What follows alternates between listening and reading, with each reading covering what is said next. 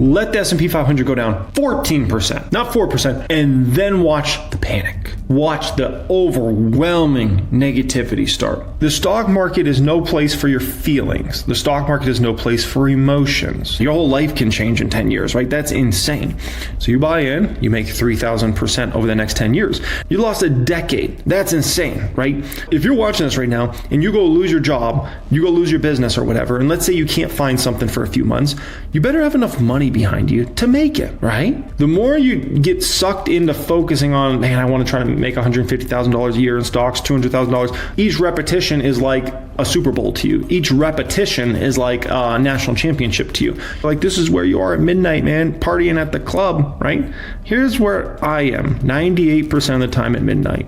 I'm right there in my bed. If I was doing that, I wouldn't have all this money. I wouldn't have all this success. I can tell you that. You gotta stay disciplined in this game. Holy smokers, this ain't no dang jokers, ladies and gentlemen. We have a market here that is completely flipped. We're gonna talk about what's going on here, why this is happening, where things are headed from here, what I'm doing. Look at the moves here today. ELF down over 10%. If you don't know ELF, it's one of the fastest growing, most exciting cosmetics companies in the world. That went down huge here today, 10% downward move. SoFi, one of the most exciting fintech banking companies with incredible growth rates. That one was down 8% here today. Shopify, the e-commerce beast, down almost 8% here today. PayPal down around 8%. AMD stock, which has been red hot, that one fell about 8% here today. Anything housing related got obliterated here today, and these stocks have gotten wrecked day after day, week after week, month after month for years now at this point in time, and they just cannot find a bottom anywhere in sight.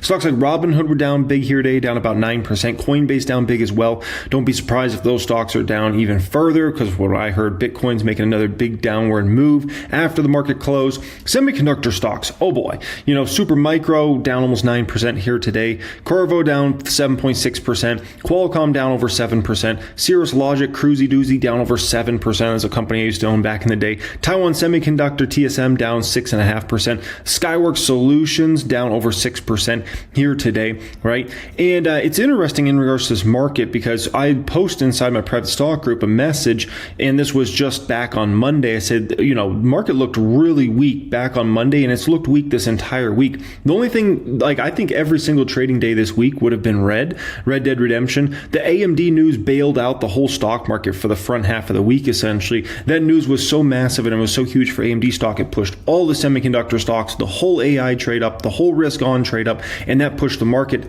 to kind of, be green at the beginning of the week. But ultimately, if it wasn't for that news, this market would have been red every single day. This market's gotten incredibly weak, incredibly fast, folks, okay? In this video here today, 3 core subjects I want to cover for you guys. First one up here, why is the market suddenly weak, okay? 2, how bad is this going to get? I think that should be on everybody's mind. How bad is this going to get? 3, what I'm doing, what moves I'm making with my money. We will cover those 3 subjects in depth here today, and I'll let you know exactly every single one of those, okay? I need one thing and one thing only from you guys. If you could please just smash the like button for me, that would mean the world. Just make that thumbs up button glow. And that's all I need from you guys. I hope you appreciate me covering these videos. I wasn't even planning on making a main channel video today. This was not in the works. But, given what happened in the market here today and those stock price moves, I'm like, I got to put out a main channel video today. So I got to work, and here we are, baby. Okay, so I just need you guys to smash that like button. And additionally, if you want to see more of my videos in the future, whether we're in a bull market, bear market, or a kangaroo market, make sure you're subscribed here to the channel, and you get to obviously hear the stocks I'm buying, selling, the moves I'm making, and all this market commentary on where things are headed from here. Pinned comment down there today, by the way. I'm going to put my Instagram, my X. If you want to follow me on Instagram or X, if you use those platforms, I'll put those as the pinned comment down there today. I post a lot on X, by the way, okay? A lot of market commentary on there. So, what's going on here? Well, the blame. The first thing is, what's the market going to tell you happened to the market today? The market's going to tell you it's Trump. It's the tariff drama, right? And that was, it's a good excuse to get the stock market to do what the stock market really wanted to do, which was a huge, massive sell-off, right? But obviously, major escalation here in regards to Trump, China, tariffs. It got even worse after hours from what I'm hearing. And so it is what it is. If you want to read through it all in depth, you can read through it all in depth here, right? Now, this also puts in jeopardy, basically Trump and President Xi were supposed to have a meeting, right? I remember hearing about this a couple of weeks ago, and it was either here on the main channel or on the Reaction channel, or maybe it was on my private stock group. I record so many videos all the time, like it's hard to know which channel I'm posting what on. But I remember, like, after I heard this news, I remember covering it in a video, and I was like, this is ridiculous. I'm like, this might not even happen. I remember hearing about that, and I was like, really? Trump and Xi are going to have a meeting? Okay, and what did I tell you guys? I said, just watch. Don't be surprised if Trump ends up pulling out of this thing, right? And sure enough, he suggests potentially canceling the meeting. I wouldn't be surprised if now, because he escalated to that, President Xi's like, you know what? Yeah, we're not having the meeting. The meeting's off. Like, I wouldn't be surprised at all, right? So this is that game that's being played. People thought, like, when they heard that news, oh my gosh, U.S. and China are going to be best friends again. I'm like, really? Okay, I don't know about that, right? Now, this whole tariff situation matters significantly. There's still a lot of Americans that don't understand when they hear Trump's rhetoric in regards to tariffs. He makes it sound like China's paying for the tariffs, right? Listen, and I hope every single person watching this video understands, China is not paying the tariff. Okay, the importing company pays a tariff. So if you're a business owner and you get some product or whatever made in China and you import it into the United States, you're the one that's going to have to pay that tariff. Okay, so it lowers business profits in the short term, and that is up until those companies can then pass on that cost to the consumer. The consumer pays in the end, right? So the initial one to pay, China never pays in this situation. The ones that pay are the business owners, and then eventually they're able to pass that down to the consumer. So I pay for it, you pay for it, we all pay for the tariff in the end, and it's basically just a big tax on you and me. Okay, that's what it ends up becoming in the end. And the strategy there's a strategy behind it. The strategy is, hey, if you hit enough companies with it, consumers with it, eventually people would be like, okay, we got to build everything in America, right? We're going to start making the socks in America. You know, I don't know. We'll see. We'll see about all that, right? But that whole show, let me be very clear, is a show for you. I tell you guys many times, the stock market is a magician, right? And as a great magician, what do you need to do? You need to get your focus off of places that, let's say, you don't want them to focus on. So, you know, if you're doing something over here, sleight of hand, you need to have them focused over here, and they don't even know what's going on, right? So you get their attention going different places and do this, do that.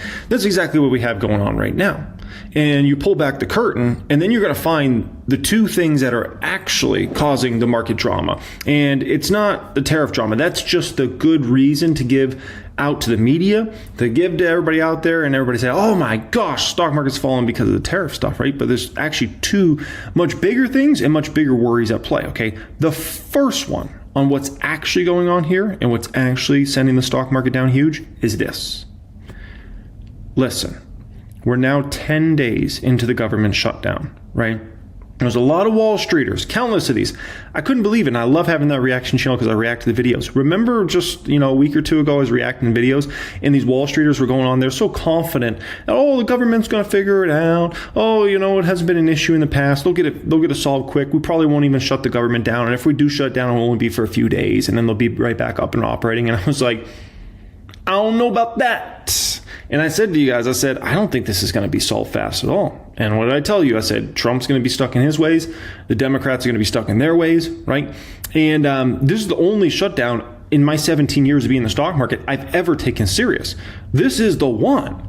This is the one that if it could go a long time, this is the one. And every single Wall Streeter I could see, they were not taking this serious. It was fascinating to me. I'm like, what are you guys looking at? Like, do you know the positioning of both sides? I don't think they actually knew it.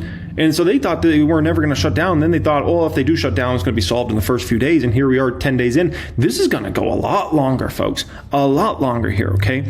Now, here's the deal, okay? Some federal employees received notices Friday telling them that they will be laid off in 60 days. CBS News has confirmed. Several agencies have announced they will cut staff, including the Treasury and Department of Homeland Security. House Speaker Mike Johnson said, we are not in a good mood. As he noted, Friday marks the first day that federal workers will not receive their full paychecks since the shutdown began October 1st.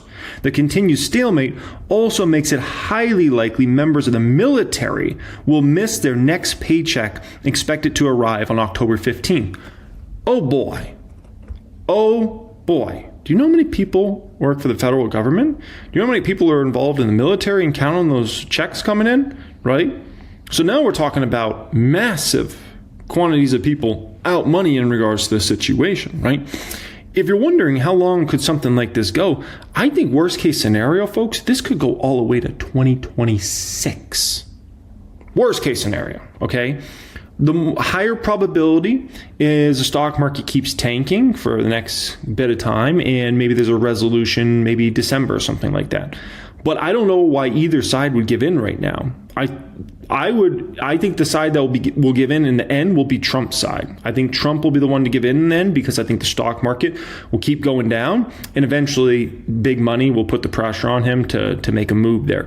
But if you're the Dems, I wouldn't make a move here. I would say, we can keep it shut down and, let the economy crash on your head. Dude, who's in office right now? Everybody's going to point to Trump. He's the one at fault, right? Obviously, people that are super on the right are going to say, no, it's the people's left fault. But at the end of the day, I think the majority of folks, and that's what matters in the end, the majority will say it's Trump's fault. That's how it always is. Whoever's in office, they blame him. If it's Biden, they would blame Biden. If it was Obama, they'd blame Obama. If it was Bush, they'd blame Bush, right?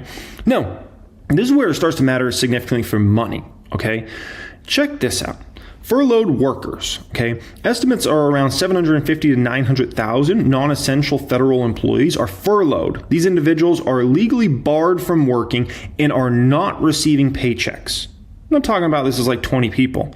This is 750 to 900,000 people.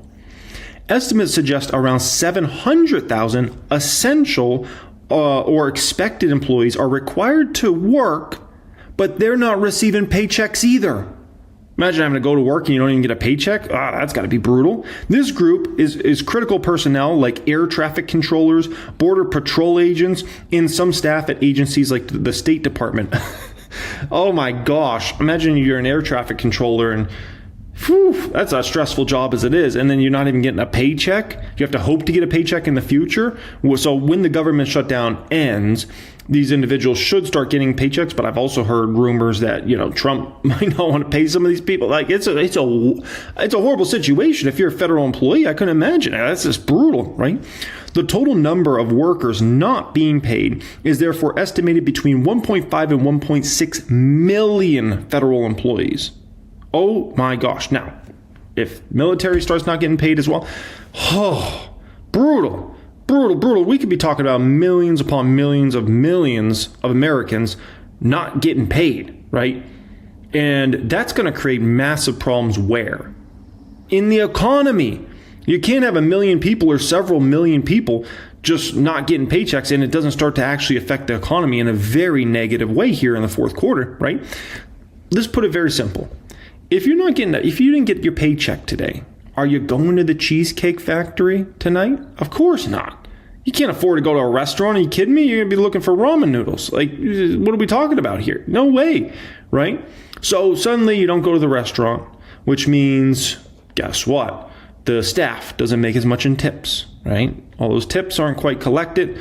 The business owner, the restaurant owner doesn't make quite as much money. And it's a whole situation, right? And then those people have less money to go out there and spend in the economy because of this, right? Are you going out there to buy a new pair of shoes this weekend if you haven't received a paycheck? Of course not. I don't know, whatever shoes I got, I'm going to make them work for now because I'm not even getting a paycheck right now. Last thing you're doing is going to the mall and going out shopping right now, right? And once again, this is, if this was 20 people got put out of work in the United States, okay, big deal. Ladies and gentlemen, we're talking about millions of people are not going to be receiving a paycheck. Imagine this goes a month, 2 months, 3 months. Imagine if this goes all the way to 26 or pushes closer to Christmas. You're going to have a disaster in the economy. There's just no other way around it. That's going to be horrible, brutal numbers for businesses that they start to report. And then businesses start to have to lay off workers. And all of a sudden you got a big unemployment crisis. And then, I think Trump thinks all these federal employees are going to go out there and just go get jobs at private businesses and things like that. Private businesses aren't really hiring that much right now. They don't need more workers right now. This is not that sort of time. 4 years ago was a different situation. Not right now. It's not like Foot Locker is desperate for workers right now, or a Cheesecake Factory, or any of these companies for that matter. And then if you slow down the economy because all these individuals aren't getting work, right, or aren't getting paid, all these federal employees, you think these businesses are going to need any workers? They're going to have way less customers than they usually do. This is not a good situation, ladies and gentlemen. Okay. Now look at a stock like Lowe's. I heard this yesterday. Lowe's stock has gone down 9 straight trading days. It started going down just before the shutdown. Why is a stock like that going down day after day after day? You got to ask yourself that, right? It's because they view like if you got a million or several million people out of work suddenly, not receiving a paycheck, you think they're going to go out and spend a bunch of money this fall to do this or do that to their house? Of course not. Oh, heck no, right? And so even, by the way, was that stock down again today? Yup. 10 straight trading days, Lowe's stock has gone down, right? Who's going to go out there and start fixing up stuff around their house? Be like, oh, let me go paint this room. Let me go do this. Let me go put some new flowers in the front yard. Oh, let me switch my grass. No, not when you're not getting a paycheck. Right? Whirlpool stock all the way down to $71 now. It's a new 5-year low after 5-year low for Whirlpool. If you're not getting your paycheck, you're going to go buy a new washer, dryer, oven right now? Microwave? Oh, heck no, right? That stock is now down 61% the past 5 years. Just an absolutely brutal crash. Look at a stock like RH. That's a high-end furniture maker, right? And even a stock like that continues to show so much weakness, down 54% the past 5 years, down another 6% here today. If this market gets hit pretty decent over this next 2 to 3 months, you're going to see RH break 100. 100, ladies and gentlemen. And this was a stock that was $700 plus at the end of 2021. Unbelievable, these moves, right? There's something screaming recession right now, screaming at the top of its lungs. And you know what it is? Oil. Oil is screaming that we are in recession right now, or we're about to go into recession, okay? Look at a 3-year chart of oil. Oil all the way down to $57. We're not even in wintertime right now. Imagine, if this economy gets worse, imagine where oil price is going to be in December.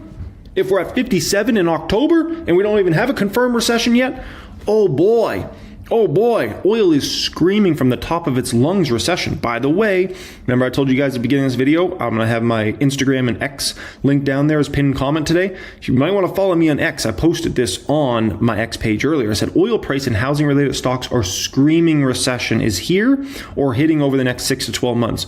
Only good news is rates should plummet the next 6 to 9 months. Get ready for fireworks. Now, when is this going to be done, this bill? Not short term. Okay, the Senate has adjourned, is not scheduled to return until Tuesday. The House of Representatives remains in recess with no plan to return next week unless the Senate passes the House-approved funding bill. Good luck at doing that, right?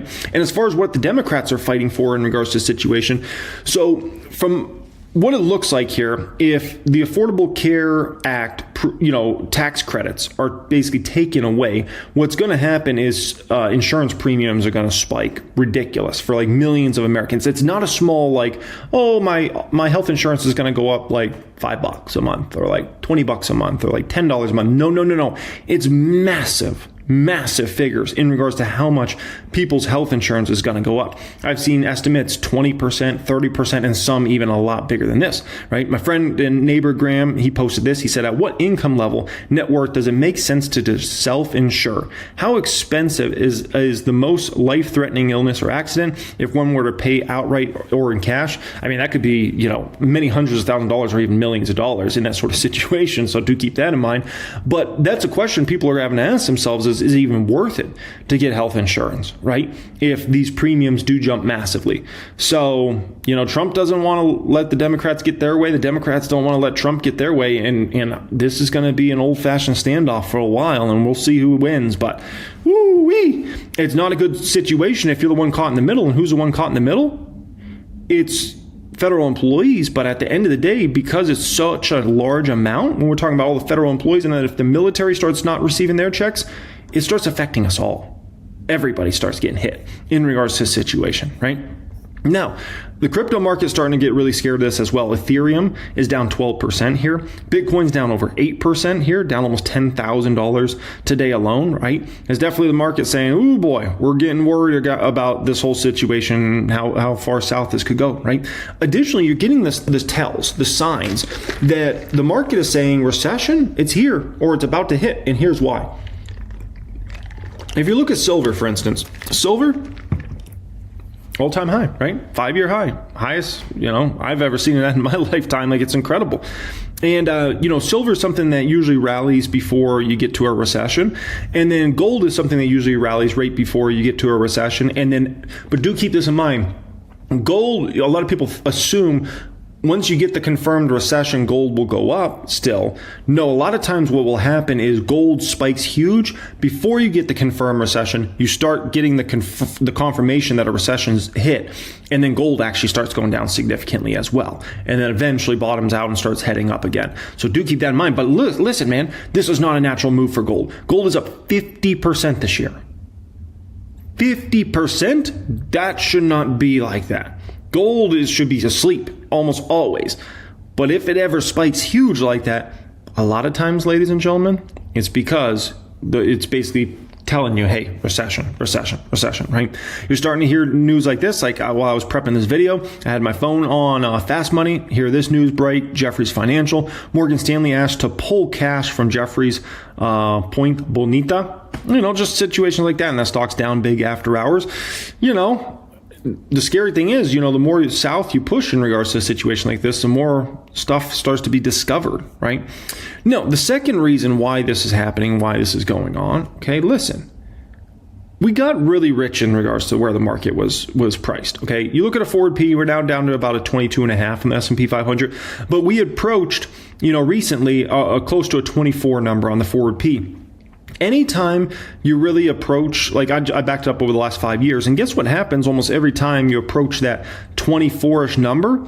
Very shortly after, you start to get a big market downtrend. We reached right around that 24 level back at the end of 2021. And what happened after that? Obviously, massive bear market, right? We reached that 24-ish level right here, right? And then what did we have shortly after that? We had a big pull down for the market, and then we had the tariff situation drama, right? So here we are in another situation where we hit 24 recently, and don't be surprised if, that number goes a lot lower, right? And you get a drama show here. So when valuations push up high enough, the market will eventually find a reason to send the market down. It's never failed. Like literally every single time valuations start to get out of whack, they get too high, the market will always find a reason to go down. Never fails. Always. And so it's just a question of what reason will it use at a particular time, right? And it's always a different reason, but I've never seen it where valuations just continue to go higher and higher and higher, and it kept up. No, eventually it breaks, right? And you get something to happen. Here, it was inflation was out of control, so what they had to do is raise interest rates significantly, and then big tech earnings crashed. So that's why you got that massive downdraft, right? This situation here, or actually this situation here, I think this was around SVB Bank, some of the regional bank problems. This situation here was the tariff drama, right? And then this will be blamed on government shutdown and a bunch of other things that we're going through now at this point in time. But it's natural, and they're going to find always a reason to do it, right? So the next question is, how bad will this get? And I think that's a fair question. And how bad do you think it will get realistically? Do you think this is it? Do you think we got another 5% down, 10%, 20%? Think about that for a moment. I'll tell you how bad it can get, okay? Listen, I've been talking to you guys about everything rhymes this year with 2018. Everything, right? So in 2018, from October 5th, 2018 to December 21st, 2018, I don't think I got exactly the high to low in regards to this matter, but it was roughly around this situation as far as the dates go. But the S&P 500 fell over 16% in a very short amount of time. Like that's way less than 3 months there. From October 5th to December 21st, that's like 2.5 months basically. And in a 2.5 month span, the S&P 500 went down about 16%. It's a huge number. If you think 16% is not a lot, it's massive, okay? Listen, even worse than that, the NASDAQ, you know how much that went down? It went down about 24% over that same amount of time, 24%. You got to understand, if you were to send the NASDAQ down 24% from here, okay, you've got to understand you're going to see stocks down 30, 40, 50, 60% across the board, all over the market. And the reason being is because some of the safer stocks, staple stocks, the super consistent business models will hold up well during the market, so they'll actually outperform. But then a lot of the riskier plays just absolutely get wrecked. And when I say riskier, I'm not even talking about like super big risk. I'm just talking about even stocks like Nvidia. Like Nvidia shouldn't be seen as a super risky stock, but at the end of the day, if that Q start trending down, like, phew, Nvidia is going to get slammed, right? And anything that in that relation, I mean, look at a day like today, look at a stock like Shopify, how big that moved down. Like anything that's seen as like risk on, woof, they get slammed in that sort of market, right? So this is just something to kind of keep in mind here. If you're wondering, like, we could go down double-digit percentage, right, from these recent highs. It wouldn't be crazy at all. It wouldn't be crazy at all. And the market's perfectly timed as far as 2018 versus now. From what I remember in 2018, that market peaked in that first like week or so, right? And here we are. It looks like we got a recent market peak. So you can't bank on it, right? But the moral of the story is here, this market could easily go down double digits. Everything points to it being possible. The valuations, where they've been trading at, the storylines, it would be nothing to send this NASDAQ down 10 to 20%, right? Keep that in mind. This was old articles that were written in December. This was December 17th, 2018. The stock market is on pace for its worst December since the Great Depression. Stock market is on track for the worst December since the Great Depression, December 18th, 2018, right? It was a whole situation we had. And as far as the market goes, this was just through that particular Monday. So this was like 18 days into the trading month in that December. The Dow and S&P 500 were both down about 8% at that particular time, which is a major, major drop. So, we got a situation here where if you're wondering, could this get to a double-digit percentage? Sure, right? Now, if you're a long-term investor, that's nothing bad for you. You're going to be able to buy great stocks at great prices, right? But there's too many people that think like a downdraft in the market is unrealistic. And I'm like, a 10 to 20% fall for the NASDAQ? Like, that'd be just like ordinary. Like that wouldn't be crazy at all. 50% to fall for the NASDAQ, that would be a different situation. But a 10, 20%? No. But the problem is a lot of people aren't even mentally prepared for that. Their portfolios aren't prepared for that. They're not mentally prepared for that. I'm like, holy smokes, man, that's where you got the issue, right? But the scariest thing that happened today, for me at least, right? So this morning after wake up, I go to my new house that's getting built right now, right? And we had to do one of those kind of like walk through dealios and look at a bunch of stuff, blah, blah, blah, right? And this like took up my whole morning. And I'm like, oh my gosh, like there's so much market drama and like I'm doing this freaking house stuff right now. But it was what it was, right? But the scariest thing that happened today is after I got done that, I got home, it was a little before noon. And I was like, I want to turn on Closing Bell. And so I wanted to watch Closing Bell while I was on my computer, my iPad, and getting caught up with everything, right? So I got Closing Bell on in the background, which is a show on CNBC, right? And I was also thinking about making a reaction channel video today because that was what I was planning on doing. But since the market went so south, I was like, let me do a main channel video, right? But I got this on in the background, and it was scary what I heard. It was downright scary. I'm listening to Wall Streeter go on there and basically be like, it's not a big deal what's going on today, buy the dip opportunity. We're going to be going right back up. Nothing I'm concerned about here. Trump's going to do this, Trump's going to do that. Trump's going to taco, blah, blah, blah. And it's just like, dang, man, like, this is scary to me. Because I was just like, they're not taking anything serious right now. Like, there's no cautiousness in their voices, these Wall Streeters. There's no bearishness. It's just, not a big deal. Buy the dip. No, we're fine. We're good, right? And I'm just like, oof, that scares me. That scares me a lot. Because that means these Wall Streeters aren't even mentally prepared for if this market keeps going down here. If they're just out there, just keep buying the dip. There's nothing going on. Whoo, boy, right? And we know these Wall Streeters, all they really care about is the short term. So they're really focused on the next 3, 6, 9 months. But could it be, if you're a Wall Streeter, you're trying to play catch up to the market, you probably maybe got leveraged into the market, you probably invested way too heavy. Now you're seeing the market go down, and you're like, got a bias to think like, no, this isn't real. Like, this is just a one-day thing or a few-day thing. We're going to go right back up, right? Would you not have a bias there, right? Like, these Wall Streeters, they got to make those year-end bonuses. You have an incentive for this market to go higher. You want this market to go higher because you're financially incentivized by this market going higher short term, right? So you're going to go on there and be, everything's fine, buy the dip. Yeah, we're going right back up. There's nothing, nothing to be concerned about here. I'm not concerned. And I'm just like, whoo-wee. when the Wall Streeters start like that freaks me out, man. Another thing that freaks me out bad that I looked at here today is, guess what? The AI investor sentiment, right? They've been doing that sentiment survey all the way since like the 1980s. You seen the latest data on that? The latest data is overwhelmingly bullish. We basically this entire year, the AI investor sentiment was overwhelmingly bearish. Overwhelmingly, like the entire year until like the last 4 weeks. And then the last 4 weeks have been overwhelming bullish. And I'm just like, they got the timing wrong again. I'm like, what are they looking at? Like you've had so long to be bullish on this market. And there's been so much money to be made the last 3 years. And it's like, now you turn bullish? Now? With like, we actually got like big problems now. Like, we've just been playing around the last 3 years. Now we actually got real problems here. And I'm like, whew, okay, that's interesting. I mean, we got a situation where tariffs could actually start to hit inflation numbers big next year, right? We got a situation where tariffs could be overruled by the Supreme Court in the next few months, and who knows what that's going to mean, right? Because there's a ton of ramifications on what that situation would be like, and if that's going to be appealed. That's a whole situation there. If it actually, the Supreme Court says, you know what, Trump, you can't actually do all these crazy tariffs you've been doing. What are we looking at there, right?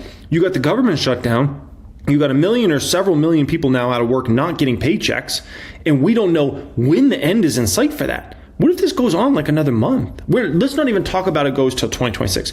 What if it just goes on another month? What does that mean for people's mortgages? What does that mean for people's auto loans? You know, a lot of these federal employees live paycheck to paycheck.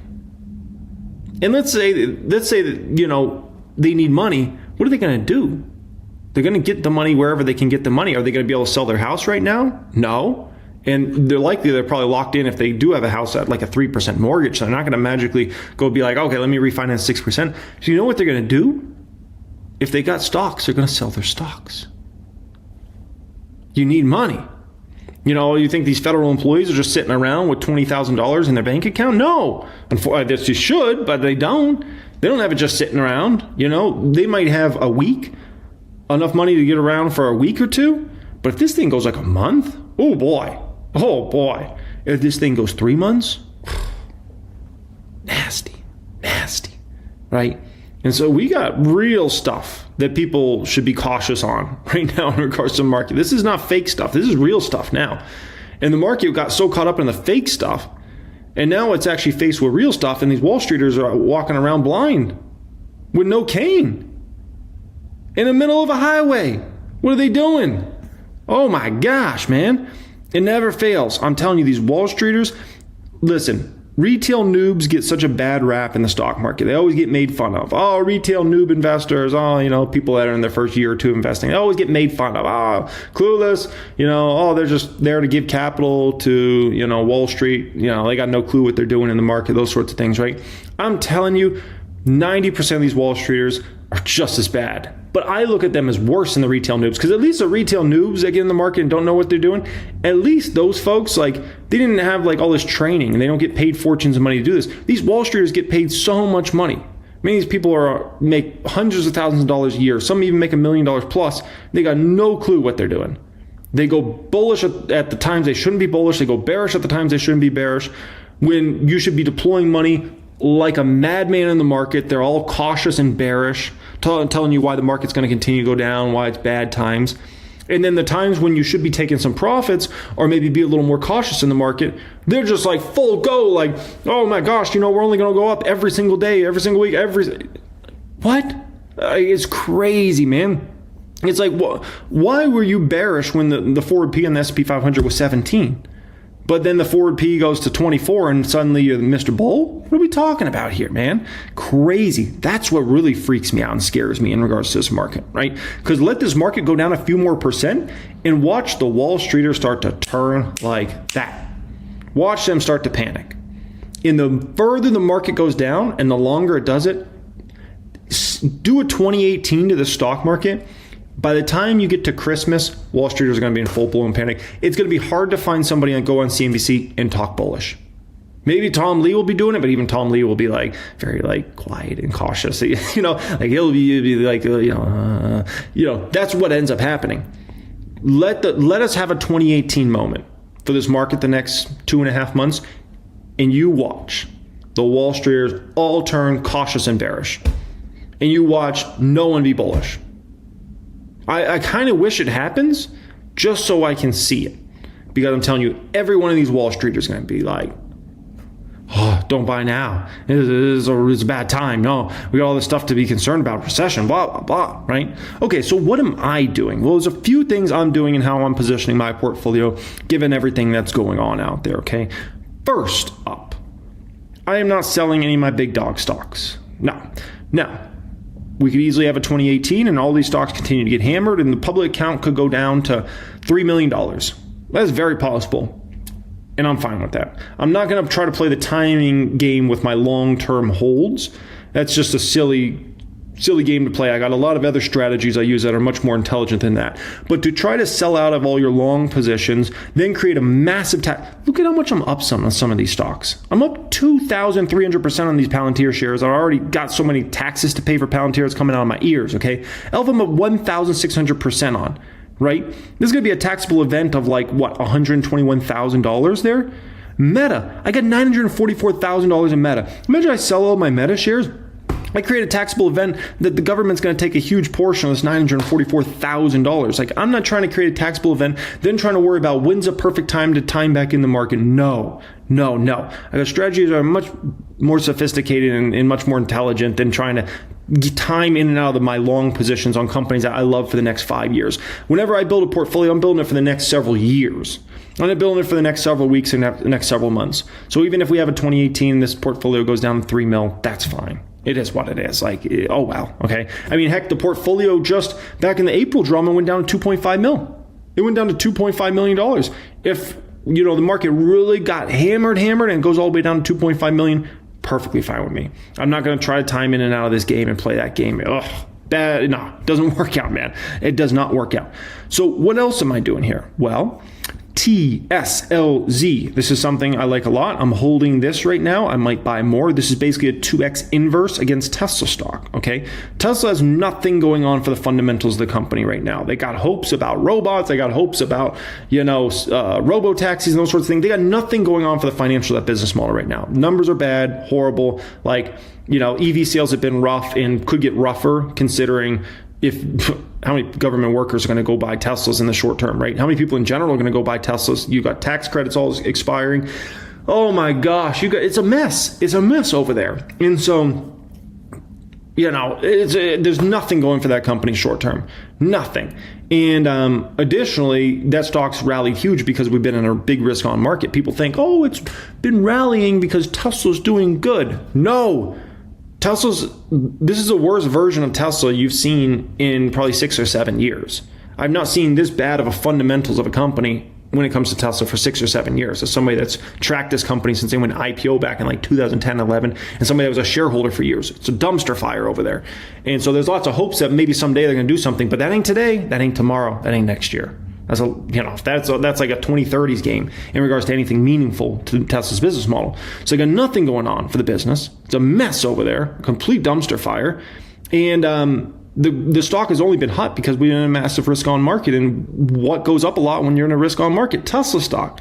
Like, it's hard. People can't see like how this works out, but it's like it never fails, right? So what happens if the market gets hit? What happens if we get a 2018? And the market goes down double-digit percentage? Tesla's going to get crushed like a souffle. This is easy peasy lemon squeezy, right? And so that's why I opened up this position here, right? If I don't have anything to worry about as far as the fundamentals of the company, right? And then we know if the market goes risk off, Tesla's getting slammed. And so this is a 2x inverse on that. And I'm already at 15% on that in a pretty short amount of time here, right? And that one I might add more to. We'll see. Palantir is another one. Now, Palantir's got a lot going for the fundamentals of it. So this one I don't like as much as going against Tesla because the fundamentals are actually phenomenal. At Palantir, the numbers are incredible. The growth rates are incredible, right? But PLTZ is another one. At the end of the day, even with the good fundamentals of the company, at the end of the day, like, if the stock market goes down big, this one's going down huge. Like, look at the market here today. You know, the S&P 500 was down, what, 2.5% or a little over 2.5%. Look at how much Palantir was down, way more than that. And so look at the day gain on just, you know, the S&P 500 being down 2.5% or a little less than 3% today, right? 10%. So now imagine we get, let's say the S&P 500 goes down another 10% from here. Like, oh my gosh, like the gains on this will probably be 40, 50, maybe even 60% by that particular time, right? So yeah, I'm holding these. And by the way, in regards to Palantir, Tesla, these sorts of stocks, watch out for margin calls. If the market starts to go lower here, right, believe me, like you'll start to see margin calls, because a lot of people that play margin, whether it's small funds, whether it's individuals and whatnot, right? A lot of the riskier crowd, they love to play stocks like Palantir and Tesla. And so those stocks attract a lot of margin. And if all of a sudden you start to get those stocks to go down in a meaningful way, like why does Tesla all of a sudden sell off 70%? We've seen it before. Why does Palantir all of a sudden sell off 70, 80%? It's not like the management team changed, right? Like look at 2022, perfect example. Tesla sells off 70%. You know, peak to trough roughly in that situation. Palantir sold off like, gosh, I think Palantir sold off 80% or 90%. It was like a ridiculous number. I think it was like 80% peak to trough in this situation. The product didn't change. The CEO didn't change. But why did they sell off that heavy, right? Why? Because we were in a risk off market. And the Qs went down, you know, 35+% peak to trough in that situation. And so that's how you got those stocks down so massively. So don't, you know, just understand, market goes down a lot. Palantir and Tesla are getting wrecked, obliterated. Maybe someday that changes. Maybe those are like stable business models, you know, 10, 20 years from now, like a Microsoft or an Apple is. But they're not today. The bottom line is stock market goes down big. Those stocks go down way more dramatic. And you got a 2x leverage against them. You're going to double up or more than that against those stocks, right? So that's what I'm doing as far as, but keep in mind, I keep these position sizes small. I know it looks like big. It's like, whoa, $21,000, $16,000, right? And I have some in another portfolio as well. At the end of the day, it's appropriate size positioning given the size of the overall portfolio. I'm not trying to risk the farm on a hedge. I'm trying to cover my bases in case this thing goes ugly. These are going to appreciate greatly. And then, you know, I could be in a situation, this is just in the public account, I have this position, right? So this $37,000, $38,000, this $38,000, you know, if this market really goes south, next thing you know, it's going to be $70,000 or $80,000. I'll sell out of these, take that $75,000 and go buy a bunch of growth stocks that are beaten down at that time. You know, I was just covering my bases, man, covering my bases in regards to that, right? Now, here's the deal, okay? If we go down double-digit percentages, what am I going to do with my cash? I built quite a bit of cash behind me, okay? If we go down double-digit percentages, that's when my big money starts to come out. I didn't deploy big money in the market today. Oh, heck no. No way. Not today. Not off this move. No. This isn't nearly enough for me to say, okay, get the rocket launcher. No. Send it down 10% plus, and then further than that, and you'll get me to start to deploy heavy in the market. But we need a lot more pain for me to start pulling out the big money. The big money only comes out when there's a lot of pain out there. And we got a lot of pain earlier this year. I put a lot of money into the market, and we've done amazing on that, right? We had a ridiculous amount of pain in 2022, and I felt that pain as well. Oh, that was brutal. And I got so low on cash, it was ridiculous. That was the most low I've been on cash in like the last probably 7 or 8 years in 2022. Dang, did I get low on cash. But that was a once in a generation buying opportunity. Meta under 100? The NASDAQ down 35+%, that almost never happens. That's like once in a generation you get that, right? Last time we'd seen the NASDAQ down as much as it was in that situation, I think it was down 37.8% peak to trough technically in that 2022 drop from the absolute intraday peak to the absolute intraday low. When's the last time you got to see that? You got to go all the way back to the not to the tech bubble. You got to go all the way back to the great financial crisis when the NASDAQ fell over 50%, right? Before that, you got to go all the way back to the tech bubble going kaboom. So you only get that maybe once every 15 years or so. That sort of insane buying opportunity. And so I'm like, I'm going to take that, right? 2018, that 2018 drop when the NASDAQ fell 24% in 2.5 months. Yeah, you better believe I was deploying money left and right. So, the further the market goes down, especially if we hit double-digit down percentages from the recent highs, that's when I start to say, okay, now we're talking. Now we start getting out the piggy bank, right? And then we start deploying heavy into the market.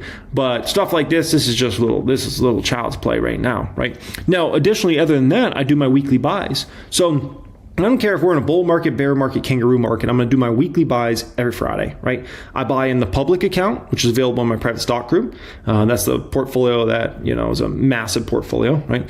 I buy every single week in my Patreon. I posted the moves I made here today. I bought 2 stocks in there here today. Both of them are growth stocks. If you want to ever join my Patreon and see the stocks I'm buying and selling each week, that's always linked in the description down there, okay? That's not my private stock group. Don't get it confused. My private stock group is like to teach you everything I have up here so you can go make hopefully great decisions for yourself, plus get access to 1000xstocks.com and all those things. My Patreon's just like really if you want to see me, what I'm buying and selling each week essentially, right? And I do have a tier that does have my Become Master of Stock Market course attached to it, my #1 course ever. But I do my weekly buys there. I did my weekly buys today in my private portfolios as well. And so weekly buys, that's normal stuff. I deploy a certain amount of money every single week. And but as far as the big money, nah. Not right now. Not right now, okay? No, there's a lot of drama in the short term. There's going to continue to be a lot of drama. Just understand that. Focus on the long term, though, in this game, right? There's going to be a lot going on here, but the focus needs to be here, making sure you're adding great stocks that you love for the next many years. Not for the next 3 months. The next 3 months is going to be a drama show, I'm telling you.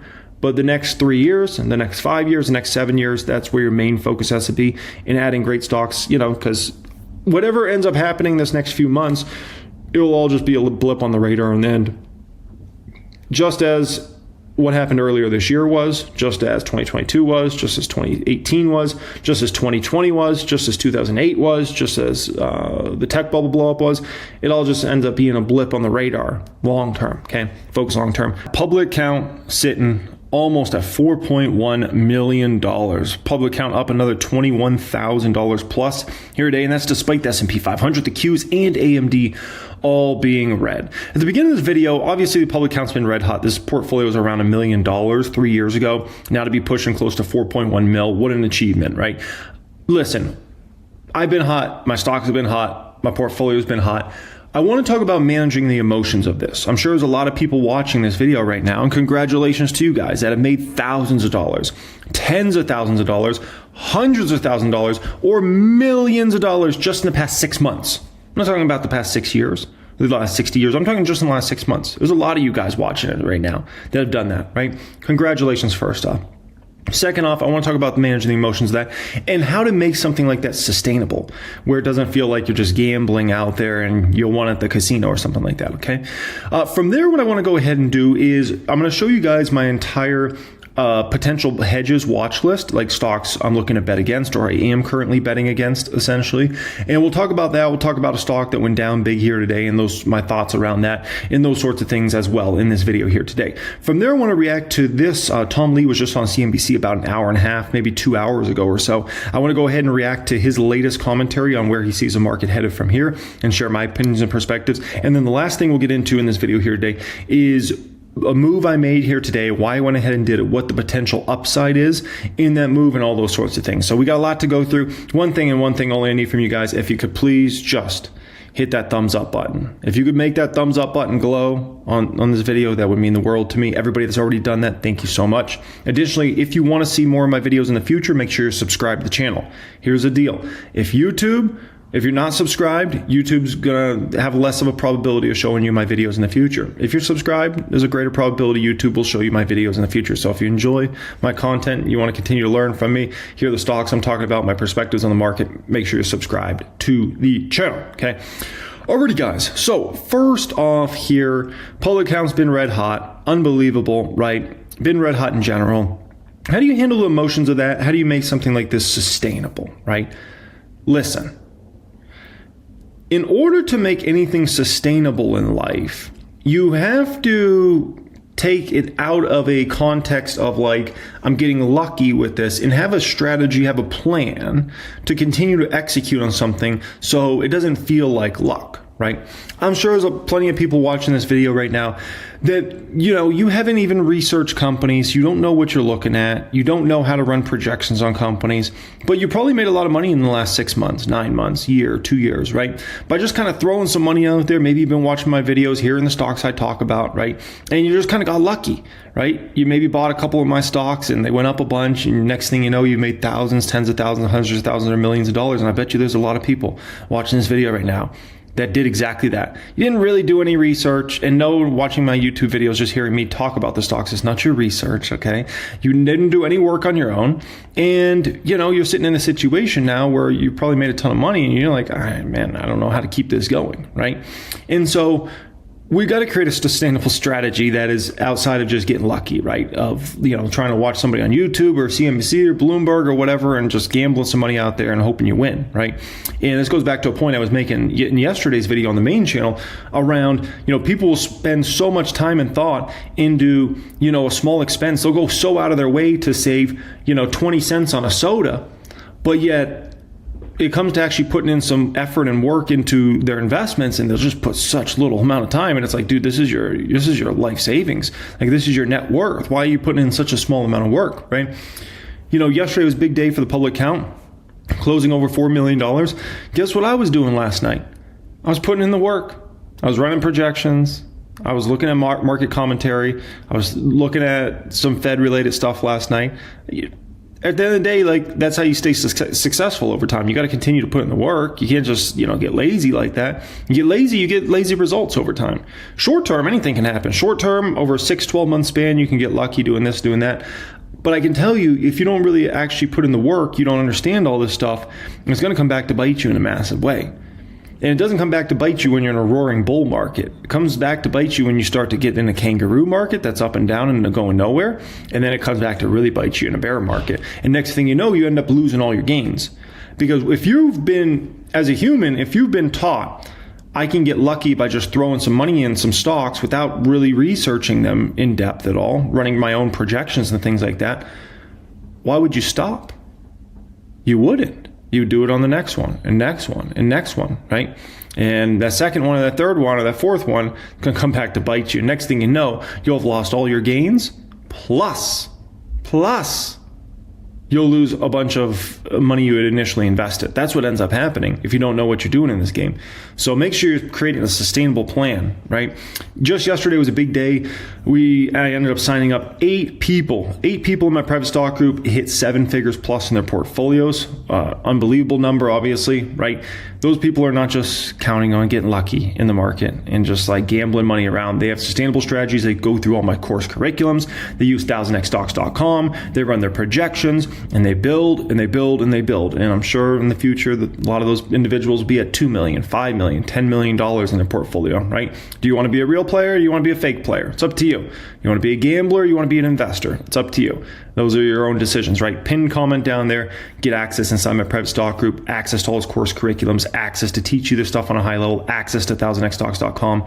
And don't let your emotions get the best of you in this game, because if you let the emotions get the best of you in this game, you just got to be stoic, play it through, understand what you're actually doing. And that allows you not to get emotional about this stuff, right? I understand in the future, there's going to be where day after day after day, the public count just goes down, right? And it's going to be a tough situation next bear market. That happens every bear market. And guess what? I'll be unfazed. Just like last night, hitting $4 million plus in the portfolio, I was unfazed. Today, the portfolio hits a new all-time high. I'm unfazed, right? I could make, $100,000, $200,000. Monday alone, I was probably up a Ferrari. Unfazed. That's just the name of the game in regards to this, right? We're not playing this for fun. We're playing this for keeps, right? Now, let's talk about my potential hedges watch list here and, some stocks I might bet against and what I've been thinking about here, okay? Listen, there's a stock that's been on my potential hedges list here for a bit that I haven't bet against. I'm very upset I haven't, and it's Ferrari. Ticker symbol RACE on this one. Now, when it comes to Ferrari, obviously we all know very successful brand, right? Incredible. But at the end of the day, the valuation on the stock has gotten very high over time. So let me go ahead and show you just how high this valuation's really gotten here recently, and why I've been thinking about betting against Ferrari, and I'm so mad I didn't, because I just missed a massive opportunity to make a lot of money. If we look at the trailing 12-month P and the forward P, gosh, 39 and 38, very high. Problem is, the 2-year forward P is roughly in that range as well, which means there's a potential here with Ferrari where they might not get a lot of profitability expansion over the next few years. So I want to go ahead, I want to show you back to the charts feature. I want to show you another issue here with Ferrari and what they're kind of working against here. So when it comes to Ferrari, this company's been firing on all cylinders, in terms of their financials for the last several years. And it's been amazing, right? They've had phenomenal growth, a lot of double-digit growth on a year-over-year basis. And you look at their numbers, they're incredible. Look at their margins, right? They've been up very nicely. Look at the earnings per share trend. This is what analysts are expecting here. But we have a problem with Ferrari. And it really has nothing to do, look at the shares outstanding been going down. This is phenomenal across the board, right? But the issue with Ferrari has nothing with what's been going on at Ferrari for the last few years. The problem with Ferrari is what might happen over the next few years. Because you got to understand, for somebody like Ferrari, they're always counting on selling the new cars to the next bunch of individuals or the same bunch of individuals, right? But the issue is, and I'm in the Ferrari community now because I bought a Ferrari last year, right? I got to tell you guys, the commentary around the new models have been horrible. This is like their new flagship car that they showed off, right? Supposed to be so exciting, the F80. Like, oh my gosh. Like, at the end of the day, like, I looked at the commentary out there around this car, and it's horrible in regards to the look of the car. Additionally, being a V6 powertrain, like, people are like, what, a V6? And this is the flagship car? Like, what are we talking about here? So people don't like the way it looks. People think it looks like a Lego car. People don't like the V6 thing, and so it just brings a lot of negativity around the brand here, okay? Additionally, just last month, they showed off their 849 Testarossa, which was a play on kind of the, very nostalgic Ferrari Testarossa that came out. I think that was back in, when did the original Testarossa come out? I think that was back in the late 80s, I want to say. Mid to late 80s, if I recall. But I remember, there was two cars when I was a little kid that were kind of like dream cars. One was a Ferrari Testarossa and the other was a Lamborghini Diablo. Those were just two, such iconic cars when I was a little kid, essentially, right? But, they showed off this car and this one didn't hit it either. A lot of people didn't like the way this one looked. They thought it looked just didn't, get you excited. You saw it and it's like, wait, this is a Testarossa? This is a play on this historic car?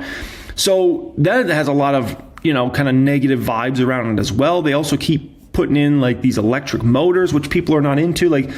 They also keep taming down how the engines sound. People want these cars to be loud. They want them to be loud and proud.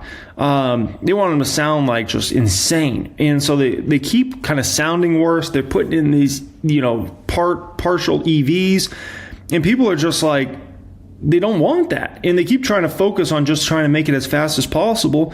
But yet people love a fast car, but it's just at some point it doesn't make that much of a difference between, going 0 to 60 in, 2.9 seconds or 2.4 seconds. It's just fast, right? So that's all going on, and it's just leading to a lot of negativity around the brand, and this is also ultimately ends up leading into sales problems, right? Where people I had a potential the within minutes of this vehicle coming out, I got a text from Ferrari Las Vegas, and listen, they want to get me down on that list, get me ready to buy one of these, right? And I looked at the car, and I'm like, I don't even know how much this is actually going to be, and I was like, no, there's actually some older Ferrari models I actually want more than this one that I would actually rather have. So at the end of the day, this leads to a potential problem coming with Ferrari sales down the road and a potential problem with growth rates, right? Now, if the stock starts going down and you start having some sales numbers be a little weaker, what's going to end up happening is you're going to start getting a lot of people talking about this on social media, a lot of YouTube videos, Instagram videos, TikTok videos, things like that, right? That's a very popular genre of people like, talking about the end of this brand and like the decline of blah, blah, blah company, right? I've seen it with every stock that goes down big. It seems like that happens nowadays, or every company that goes bankrupt or just has some financial troubles, and these things get millions of views. And so this is going to likely end up happening with Ferrari over this next bit of time. If this stock continues to trouble and then the numbers start getting a little, weakening, you'll end up being in a situation where you'll start to get so much negativity around Ferrari's brand. Ferrari's management team is going to hate that. That's going to be a whole situation to deal with. And so the moral of the story is here in regards to race, it's not looking great. The good news is for race is they always have a certain amount of customers that will buy every single new Ferrari that comes out, because they don't want to basically like go down in the list to get the special allocations. But I think because they missed so bad on this F80, that I actually think customers might not be as incentivized as in the past as far as trying to keep on those lists, because they're looking at the F80 and like, this isn't even really that special. Like, what are we like? We're spending $10 million, $20 million on Ferraris over the years, all to get a Lego car. Like, what is this, man? So that's just something to kind of keep with a V6. Like, a lot of people are not excited about that car. So that's something to keep in mind there. Now, there's a bigger problem in general out there, and this is luxury brands have been kind of struggling the last few years. Like, this is a 4.5 year chart for LVMH, Louis Vuitton, right? And what we find here in regards to Louis Vuitton is the stock in the last 4.5 years roughly is down 20+%, right? That's a very weak performance for that stock overall. I believe also Rolex prices have started to go down on the far majority of models, have gone down substantially in the past few years here, with only the very most rare models really holding value. So you've got a problem with luxury. And this gets into a bigger problem we have in general here, right? Which a bigger problem in general we have is we have gold at all-time highs, silver at all-time highs, a stock market at all-time highs. We have crypto at all-time highs. Even like international stock markets for the most part are all at all-time highs right now. And yet vehicle sales are not that great. Luxury sales in general for handbags, luxury sales for watches, things like that are having a lot of trouble here. Home sales are having trouble even on the high end. High-end furniture is having trouble. Look at RH stock for a perfect example of that. So we have a weird, very strange thing going on where the rich are richer than ever, right? The top 10% of the wealthy, right? Richer than they ever been. But yet people aren't feeling like, I want to go buy a new Rolex. I want to go buy a new Ferrari. I want to go buy a new house. I want to go buy new furniture. So we're in very strange times right now where a lot of those spending numbers are not great. So I don't know what to think, and I don't know why that is. I really don't know why that is. Like, why is it, people are richer than ever, but they're not really out there spending like it? And my guess is I think real estate matters so much to the psychology, especially in the United States of America. And I think because real estate prices have started to trend down across countless cities, across the United States now at this point in time, and real estate sales numbers have been, pretty much a great financial crisis numbers.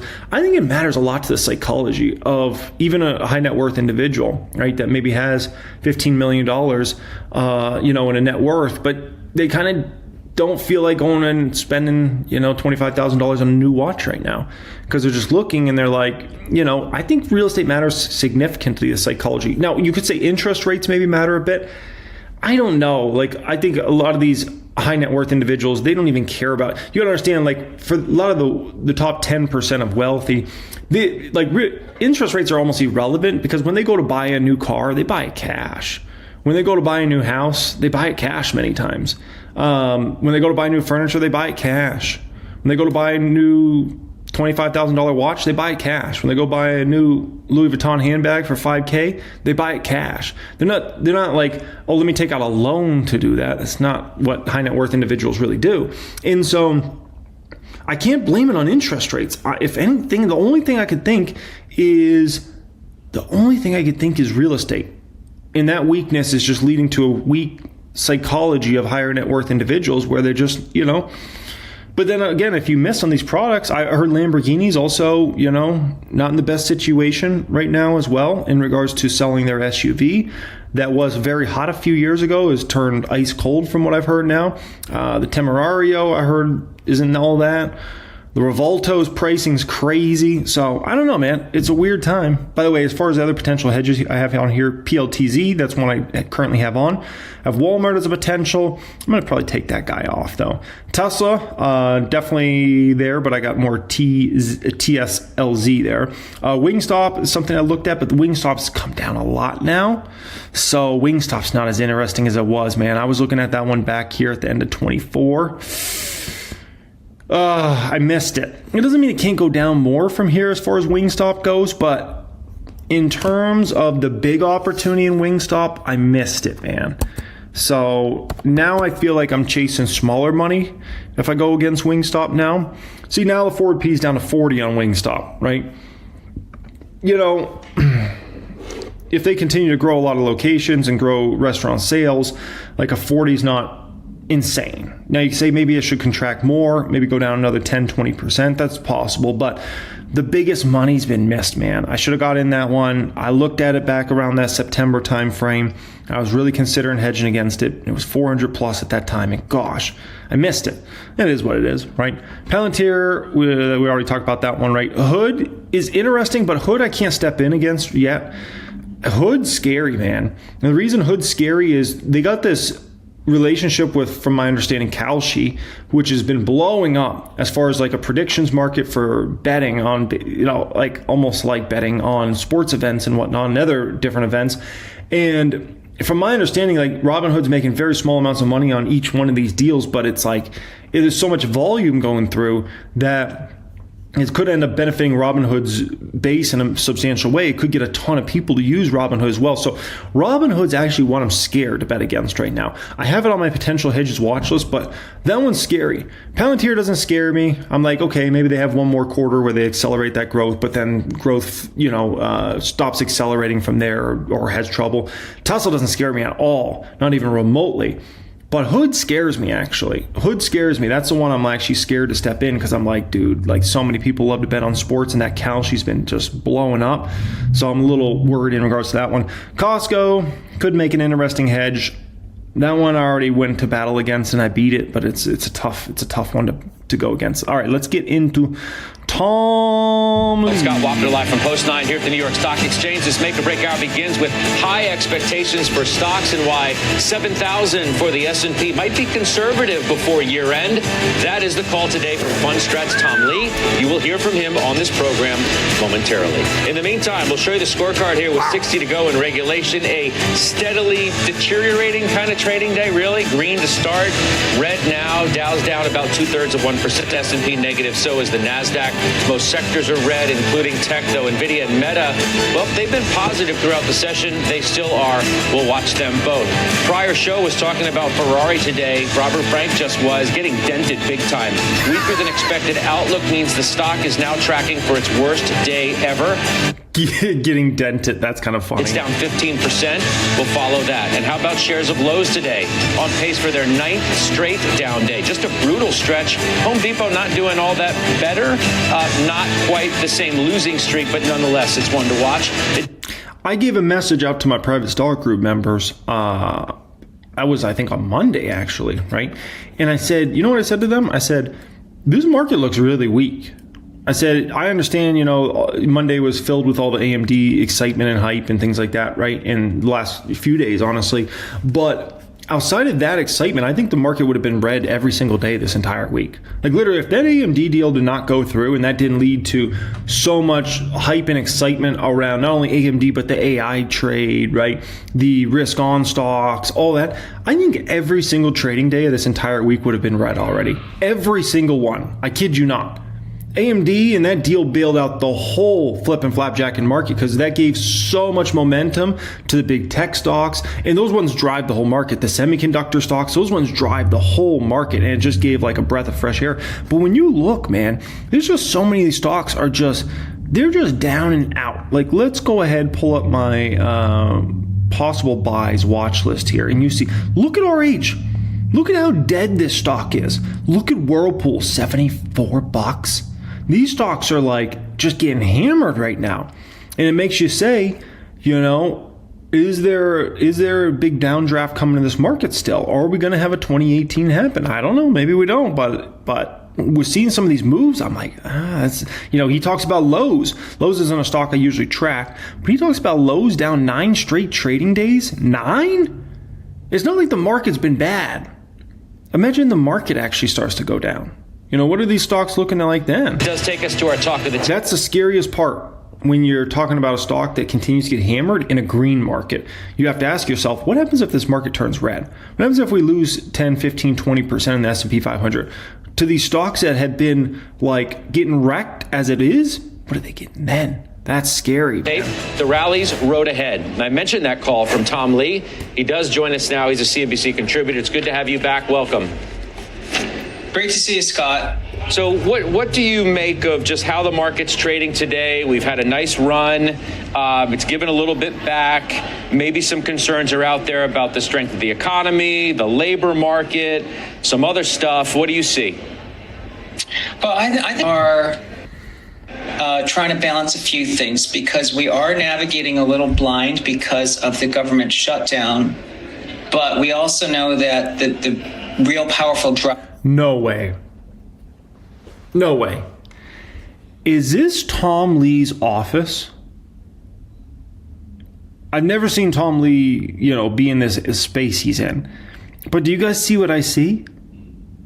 There's a bed in there. There's a bed.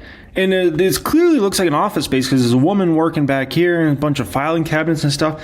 The man's got a bed in his office? What? Driver of the equity market and the economy has been AI, which is not affected by this slowdown. So I think stocks are in this sort of zigzag pattern, but given we're in that seasonal period from October. I'm not going to lie, if I was single and didn't have a family, could I sleep in my office? Shoot, I might. October to year end, and we think the S&P can get to at least 7,000. It has been, and we've seen it this week. These pullbacks get bought, so we could be weak today, and I think we could rally tomorrow. And in general, I'd still be bullish into year end. Are we whistling past the graveyard, Tom, on anything that could be concerning to you? I see a story right in front of me from Axios mentioning a Moody's analysis. 22 states are in recession or close to it. Wow. There was that Big Carlisle independent survey the other day showing the labor market is much worse than expected. Gold's been going up. Some suggest that's de-risking from... Oh, wait, before we go further here, yeah, gold, gold being so strong does kind of look like maybe that's a play that the market could get weak. But keep in mind, from what I remember in the Great Financial Crisis, I'm not calling this Great Financial Crisis, I'm just giving this as an example, okay? But in the Great Financial Crisis, from what I remember, gold rallied heavy into it. But if I recall, when the market actually started to go down significantly, gold fell as well. From my understanding, from what I remember, everything fell. And I had an accounting instructor, my best accounting instructor who took me through 3 different levels of accounting over like a year and a half span. He was a gold bug. He loved gold, but gold was getting hammered during that situation as well. But there was something else in regards to that situation that I was about to bring out here. Let me go back here. It was an important analysis. Point. 22 states are in. Oh, that's a really important point. I never really thought about that. You look at the United States in whole, or is the United States in a recession or not, right? But look on a state-by-state basis, I gotta say, listen, my state, Nevada, I can make an argument that we're in a recession right now. I don't see any good activity out there. The strip numbers have been horrible strip numbers, right? Which, we're a very tourism-based economy. We obviously have, a huge segment outside of tourism nowadays, but tourism still matters significantly to Nevada because Las Vegas and Las Vegas Strip and what that can generate, right? And so Las Vegas Strip numbers have been horrible. Housing numbers are still bad out here in regards to it seems like hardly anybody's buying homes. So I wouldn't be surprised if Nevada was actually in a recession right now, just to be quite frank. Recession or close to it. There was that Carlisle independent survey. And then the Reno area also heavily counts on tourism as well, right? It's a different type of tourism for Reno. It's not as serious as Las Vegas, obviously, but it is still people coming from other states and other areas to go to Reno. The day showing the labor market is much worse than expected. Gold's been going up. Some suggest that's de-risking from the U.S. AI bubble. You mentioned the shutdown. Are we Are we complacent towards any significant risks that we might be missing? Well, I do think markets are less skeptical than they were in April and even in August and September, and we can see this in both positioning and AAII. So I think it is fair to say that the markets have priced in more good news. So like the things you flagged can be worrisome. But what I'd point out is that I think the AI story is actually strengthening, Scott. From our conversations with both companies and investors, it actually seems like the payback for AI, whether it's applications or services or companies' actual ROI, actually has improved in the last quarter or so. So I think that's what's helping actually create demand for spending. So I think we may be underestimating the sort of profit creation coming from AI. And I think that's why there's still legs to that story. But you're right. On balance, the data is mixed and we don't really know because we don't have government data. Yeah. You gave our producers this line that you still think it's the, quote, most hated rally. And I've asked you about this every time you've been on with me. I feel like now that's a little bit far-fetched to suggest that this is still the most hated rally. I don't find anybody who comes on, certainly not on the programs that I do, that is overly negative about anything. The prevailing view, even from those who were cautious before, are like the stock market's going up. Scott, listen, in all due respect, sir, let the S&P 500 go down 4%. 4%. And watch how many people come on your program and start talking cautiously, start talking bearish. Let it just go down 4% and watch the switch. When the market hits all-time high after all-time high after all-time high, week after week after week, the people that have a bearish feeling are going to be scared to express it. The same way, at the end of 2022, people were scared to express any sort of bullish sentiment. And it seemed like just about every single person that went on CNBC and probably spoke on Scott's program, and a lot of them we reacted to, right? Guess what? They sounded bearish. They sounded negative. They sounded cautious. They sounded worried. They sounded scared. But that's because the market had been in almost a year-long downtrend. That's all it takes. And like I said, just have the market go down a few percent and watch how fast they switch. Let the S&P 500 go down 14%. Not 4%, 14%. And then watch the panic. Watch the overwhelming negativity start. Because then even the bulls start to pull back and they stop commenting as much, right? Even the Tom Lee start to talk with more cautiousness. And I've watched Tom Lee for years. All of a sudden he starts talking real quiet and, well, Scott, when we're in a raging bull market, it's very easy to talk very confidently. But let that market get hit, and I'm telling you, a lot of these guys will switch quick, right? The bulls will start being quiet, or even a little cautious, and the bears will get loud and proud. Higher. Now, it may end poorly way down the road, but it's going higher. So how can you suggest that it's still so hated? Well, there's this thing where people can make like a backhanded compliment, like they might say something positive about the market, but they're really bearish. Because when I hear people say, oh, well, this reminds me of 1999, or, they're ringing the bell on the top of AI stocks, they are maybe acknowledging that the market is strong, but then they're trying to mark the end of that rally. And yes. I think, for me, who was an analyst in the 90s, people forget that Cisco in September 98 was almost a 60 PE when the Fed made its first cut in 9 months, and then its PE went to 200. Nvidia is that stock today, and it's trading at around 27 times forward earnings. I mean, it's got a lower PE than Walmart and Costco, which are like 35 to almost 50 times. So I just think a lot of good news has been accepted by markets, but I don't think it's necessarily priced into markets. Tom, give me a sec. I'm going to come back to you in a moment. I got some breaking news I want to get to Eamon Javers with. Eamon, what are we learning here? So I don't know what Tom Lee's looking at here, because we have a forward P48 here on Nvidia. We got a 2-year forward P of 31. So, interesting.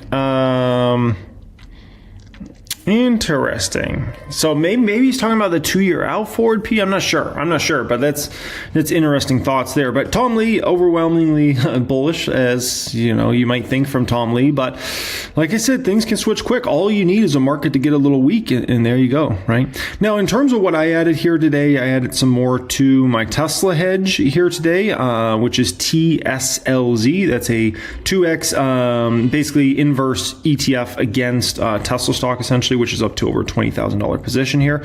So now my plan is with this, maybe add to from here and there if I see opportunities where they can continue to weaken as far as Tesla stock goes, and then that one I really like, kind of going against that one right now as a hedge, because at the end of the day, like if this market gets hit in any substantial way, we know Tesla's going to get absolutely slammed. Like, it doesn't take a lot. When you take this S&P down, 7%, I wouldn't be surprised if Tesla goes down 15 to 20%. 20% is probably more realistic. Like you send the S&P down 7%, I think Tesla probably goes down 20%. On a 2x leverage ETF against Tesla, that's probably like a 40% move there, off of a 7% downside for the S&P 500. So when people are like, why are you doing this against this stock? And, because if all it takes is my hedge is against the market in general, just in case this thing goes south, right?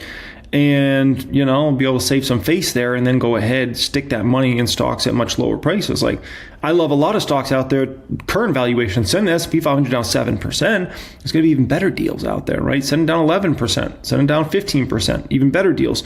And, 15% downside for the S&P 500, Tesla stock could be down 40% in that. Like, that wouldn't be crazy at all. And so you could be looking at, appreciation of 80% or so, 70, maybe to 90%, somewhere in there roughly. It's not a perfect in terms of the compounding on a daily basis and those sorts of things, the moves on a daily basis. But the moral of the story is here, I like this as a hedge. Of course, if the market just continues to go risk on, Tesla's probably going to get pulled up in that as well, which that's the risk you're willing to take when you do a hedge. And that's why I always hedge with smaller amounts of money. I'm not going to risk the farm on hedges, right? But, if the market continue to go risk on and just up, I would probably go a little heavier in regards to going against Palantir and against Tesla, and then let that game play out. But if the market gets weak, I'll cash out of these with big profits, and that'll be it. I'm not playing these because I'm like, the stock market's going to go around 50%. No, it's not happening. But could I see the market go down, 10 to 25%? Somewhere in there roughly? Yeah, sure. I could see that. And that's where these come in handy. And the moves would be dramatic in terms of the profits I would make in that sort of environment, right? The public count closed today for the first time ever over $4 million. That portfolio was started in 2018. Every single move in the history of that portfolio has been documented inside the private stock group. I'm just very, very thankful at this moment to see a portfolio at that amount, in this amount of times. Incredible. Now, the recent strength in regards to this portfolio, a lot of it's come from AMD stocks specifically. So congratulations all AMD shareholders out there. I'm sure there's a few of you guys watching this video right now. That is now the 6th stock in the public count out of the current positions that has over doubled my money. AMD sitting at 108% gain. We got Celsius at 156%, SoFi at 238%, Meta at 524%, ELF at 1,911%, and then Palantir at almost 2,400% there. Now, in terms of the public count this year, I have already booked profits in just that one portfolio of $668,000. It's been a great year. And if we add up this plus the private portfolios, it should be a 7-figure, if not multi-7-figure year in terms of profits taken out of the portfolio. So, I'm very, very thankful for that. Okay. Now, here today in this video, being that it was a big milestone for me personally, I wanted to go ahead and give my 6 best tips, steps, whatever you want to call it, for people that want to make $100,000 plus a year in the stock market. You're somebody and you have ambition to get to that sort of place where you're making $100,000 a year in profits taken, $200,000, $300,000, or, like we've done the public count alone this year, $668,000 of profits taken. So I want to give you my 6 best and take you in depth there and kind of show you, some things that hopefully can get you on the right track and get you to that sort of place. Okay. I appreciate you joining me for this one here today. I hope you enjoy this gem dropper of a video. There's one thing and one thing only I ask from you. If you could please just hit the thumbs up button on this video. That's all I need from you, okay? I hope you appreciate and enjoy my videos, and that's all I need from you. Just hit the like button, that thumbs up button, and that means the world. Everybody that's already done that before I even asked, thank you. You guys are the best. Additionally, if you want to see more of my videos in the future, make sure to subscribe to the channel. Here's the deal. YouTube's going to show you my videos more often if you're subscribed. If you're not subscribed, less of a probability. So I might come out with new videos talking about stocks, talking about giving you tips on the market, etc. You might never see those videos, right? Unless you're subscribed to the channel. Alrighty, folks, you ready for this? Number one of these 6 steps, tips, whatever you want to call it, to get to make $100,000 plus a year in the stock market is math matters. In the stock market, what doesn't matter is emotions. What doesn't matter is feelings. Emotions, feelings, great. You want to be, as a human, you want to experience emotions, happy, sad, all those sorts of things, right? Great. The stock market is no place for your feelings. The stock market is no place for emotions. The stock market, you're best to be pretty stoic. But what does matter in a tremendous way is math. Math matters in this game significantly. For instance, I'm showing you a stock right now. I'll tell you what stock it is in just a moment. But if you bought this stock in 1999, okay, and you held it all the way to 2009, you held it for a full decade, you lost money on this stock, right? Think about that for a moment. Imagine holding a stock. Imagine buying into a stock. You hold it for, 10 years or so, and you make no money on it. Now, you might say, well, it's probably some bad company, some, company that was, speculative, some company that didn't have a good business model. They probably had a bad CEO, etc. You know what company that was? Amazon, with one of the best CEOs in the history of the world, Jeff Bezos, leading that company, with Andy Jassy working right underneath him, right? And you buy into that company in 99, and a decade later, you got nothing to show for it. Absolutely nothing. And that's where math starts to matter in a significant way, right? Amazon, you could have looked at that in 1999 and been like, you know what? Amazon's got a great future. There's no doubt about it. They got this huge e-commerce opportunity. They're going to continue to expand. I could see a day when everybody's ordering something online and it's getting delivered to their apartment, to their house, to their condo, right? You could have seen that future.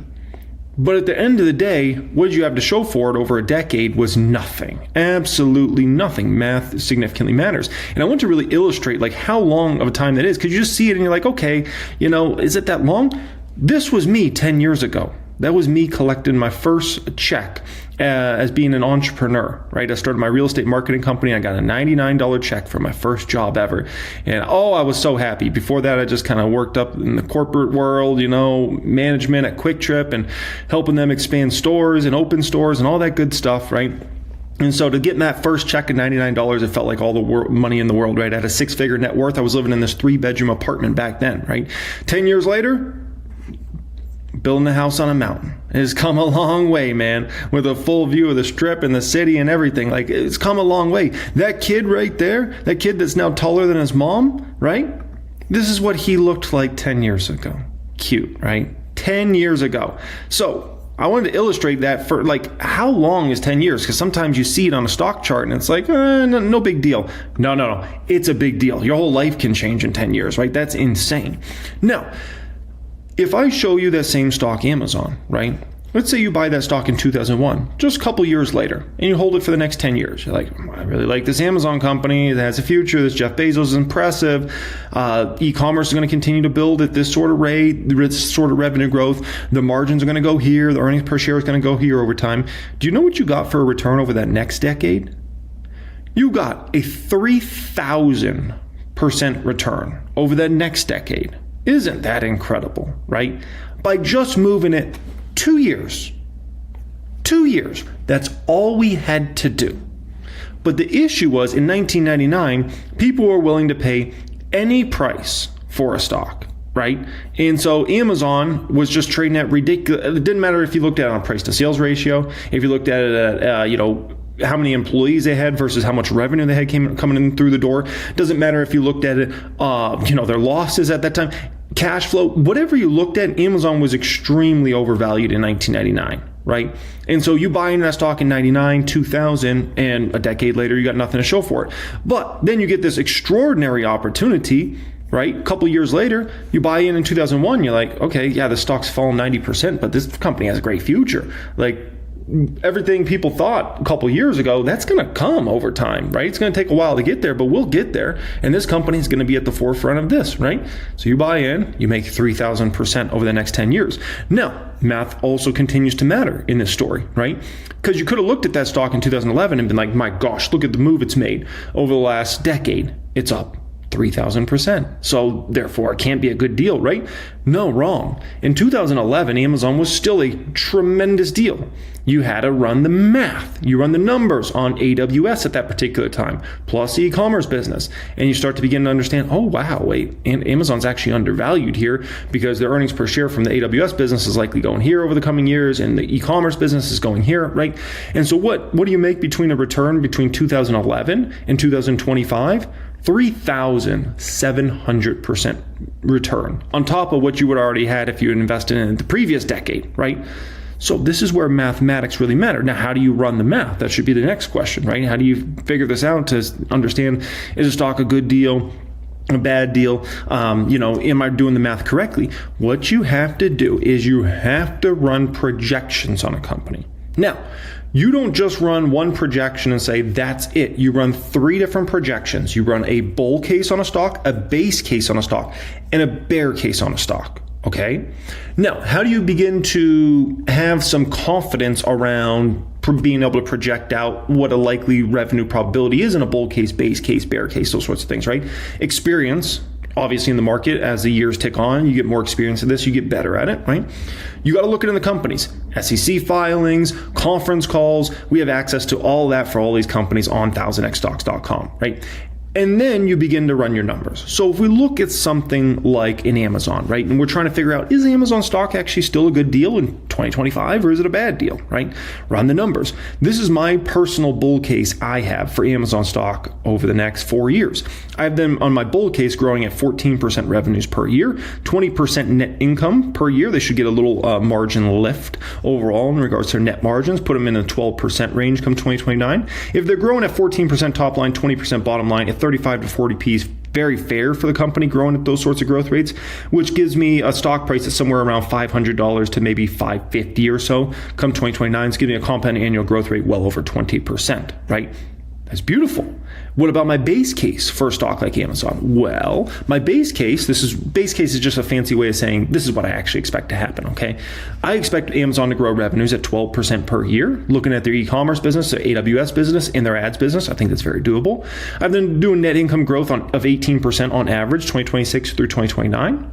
A 33 to a 38p, I think, is very fair for a company growing at those sorts of growth rates, which gives me a compound annual growth rate of, let's call it right around 20%, which if you can give me a compound annual growth rate on a great, safe company that has phenomenal income statement, balance sheet, cash flow, and business model, that's going to put up numbers regardless of the economy, regardless of who's president, regardless of who's in Congress, blah, blah, blah, I got to take that opportunity every single time, right? And then I also run my bear case on a stock. And so this is my bear case for Amazon, 10% revenue, 15% net margin or net income growth, right? A P's at 30, 35 for this sort of growth, right? That's how you play the game. That's how you do it. The math, it comes back to the math in regards to the subject. If the math doesn't check out, you can't do this. Like the bottom line, you can't do this. You're going to set yourself up for not making 6 figures a year in stocks. I can tell you that much. If you pay way too crazy of prices for stocks, you're going to set yourself up for potentially massive losses in future years, which if you have massive losses, how are you going to make 6 figures a year in stocks if you got massive losses, right? You buy at the right valuation. You buy when the math says go and the business model says go. Guess what? You make tons of money. Next thing you know, you're sitting on 1,000% return, a 500% return, 200% return, right? And you're able to take massive profits out of that stock over time. Let everybody else be emotional driven. You be math driven in this game, right? Be math driven. Now, all this is available on 1000xstocks.com as far as running these projections. If you're a pro at understanding how to build spreadsheets and things like that, do it yourself. But every single person watching this video right now, you need to be doing what I'm showing you right now. So go ahead, build your own spreadsheets, enter in all your own numbers and things like that. On 1000x, we automatically import them, and then you can just, all you have to do is worry about changing the rates, and we do the math for you in the background and everything like that. So either get access to 1000xstocks.com or do it yourself. But you need to do it. If you're watching this video and you're still not convinced, just turn off the video from here, because I don't know what to tell you. You got to do this. So this is coming from somebody that's made more money than I could have ever dreamt in the stock market. You have to do this. You have to run projections. If you don't, you will lose massive amounts of money in this game over time, or you'll make money, but it's going to be very small amounts of money. Like, there's a lot of people complacent in this market right now that have made some money in the market. Oh man, I made some money. And then we go to look at the returns, and the returns are underperforming the S&P 500. It's not good enough. It's not good enough just to make some money. If you're losing the S&P 500, you got a big, big problem here, right? Now, you might say, how so much confidence in regards to the math, right? Obviously I speak about this stuff publicly, and I'm very, very confident when I go in and make a decision on a stock. And I'm very understanding. I'll never bat 100%. I'll never get every single stock right? But I'm going to get a far majority of them right? How do I go in with so much confidence? It really comes back to the math and be able to run these numbers and these projections on stocks and saying, hey, like, this is a great deal in the stock. And here's why. The PE ratio is here. It needs to be here. The growth rates are here. Here's where they're going, right? The great movie in regards to the stock market is called Wall Street. The original Wall Street is from the 1980s, right? Gordon Gekko. He has something phenomenal he says in that movie. I just love it, right? Here's a dartboard that's in my garage. He says, the public's out there throwing darts at a dartboard sport. I think he keeps calling Bud Fox, who is Charlie Sheen. I think he keeps calling him Bud or Sport or something like that, right? The public's out there throwing darts at a dartboard. I don't throw darts at a dartboard. I bet on sure things. It's exactly what I do. Like, I'm never going to bat 100%. I won't get them all right, and that's okay. I'll get the far majority of them right. And then on those ones I get really right, they're going to be portfolio changers, life changers, right? And I'm betting on sure things. I'm not trying to just wing it out there. And I think there's a lot of people out there that just throw darts at the dartboard. They're just like gambling money out there. Like, whew, I hope I hit. Like, this isn't the casino. Like, and the problem is people will analyze, spending $1,000 on something, right? And they'll overanalyze that to the moon, or spending $1,000 or $2,000. Meanwhile, they'll risk their entire net worth of, $150,000 just throwing it around random stocks, gambling, not even knowing what they're doing, not even running projections, not even understanding what could go wrong with the stock, what could go right with the stock, the upside potential, the downside potential, what's realistic. And it's like, dude, how are you going to go analyze this crazy, if you should get guac on your burrito, but, and you're going to spend 10 minutes thinking about that and analyzing, should I spend this dollar on this guacamole or not? And you're like not putting in the work to stocks. Like, come on, man. Like, we got our priorities not focused right. You got to focus on the big money. We're going after the big money here. We're trying to make enough money that, guess what? We don't have to worry about how much the guac is. That's the goal. Do I need to explain it any simpler? The goal is to not worry about how much the freaking guacamole costs. Do you think I go in there and I'm like, how much is the guacamole? I don't know if I can afford that. No, because I was busy making six figures today. I don't have time to worry about the freaking price of the guacamole. What are we talking about here? We got the big money stuff to worry about. And this is the issue. People are with the big money, they're just gambling and no clue what they're doing, no clue what they're looking at, just gambling out there. Let me just not spend any time analyzing this. Let me just throw some money out there. And then they're like overanalyze like the smallest expenses. And I'm like, what are we doing, man? Like, priorities are backwards. And then people wonder, like, why a lot of folks are not, doing a little better for themselves, right? Those sorts of things. Just this week, we had 8 people in the private stock group hit 7 figures in their portfolio. 7 figures plus. And that's just in their stock portfolio, right? 8 people. So congratulations to those individuals. They're not throwing darts at a dartboard. They've gone through the private group. They've gone through the materials. They're using 1000X, right? They're using everything we provide them. And they're scaling up their portfolios. They're not throwing darts at a dartboard, gambling out there. When they go to make a decision, they're making a confident decision, right? And they're able to scale. We've now had well over 1,000 people go through my private stock group, get to 6 figures, multi-6 figures, 7 figures, 8 figures in their portfolios over time. It matters significantly. If you're ready to join my private stock group, get access to 1000X, that will be the pinned comment down there today. Click on that, fill out a form. Let's get you out of gambling. Let's get you to start scaling and understand the stuff on a higher level, okay? Alrighty, guys, next up here, number 2 of these 6 tips, steps, whatever we want to call it, is survive the bear markets. You gotta survive the bear markets. There's so much money to be made in the bull markets, right? But if you wreck your portfolio during a bear market, you're not going to be able to take that upside that you get in the next bull market if you're ruined, right? It's hard to make 6 figures a year in stocks if you lose all your capital in a bear market, isn't it? Yes.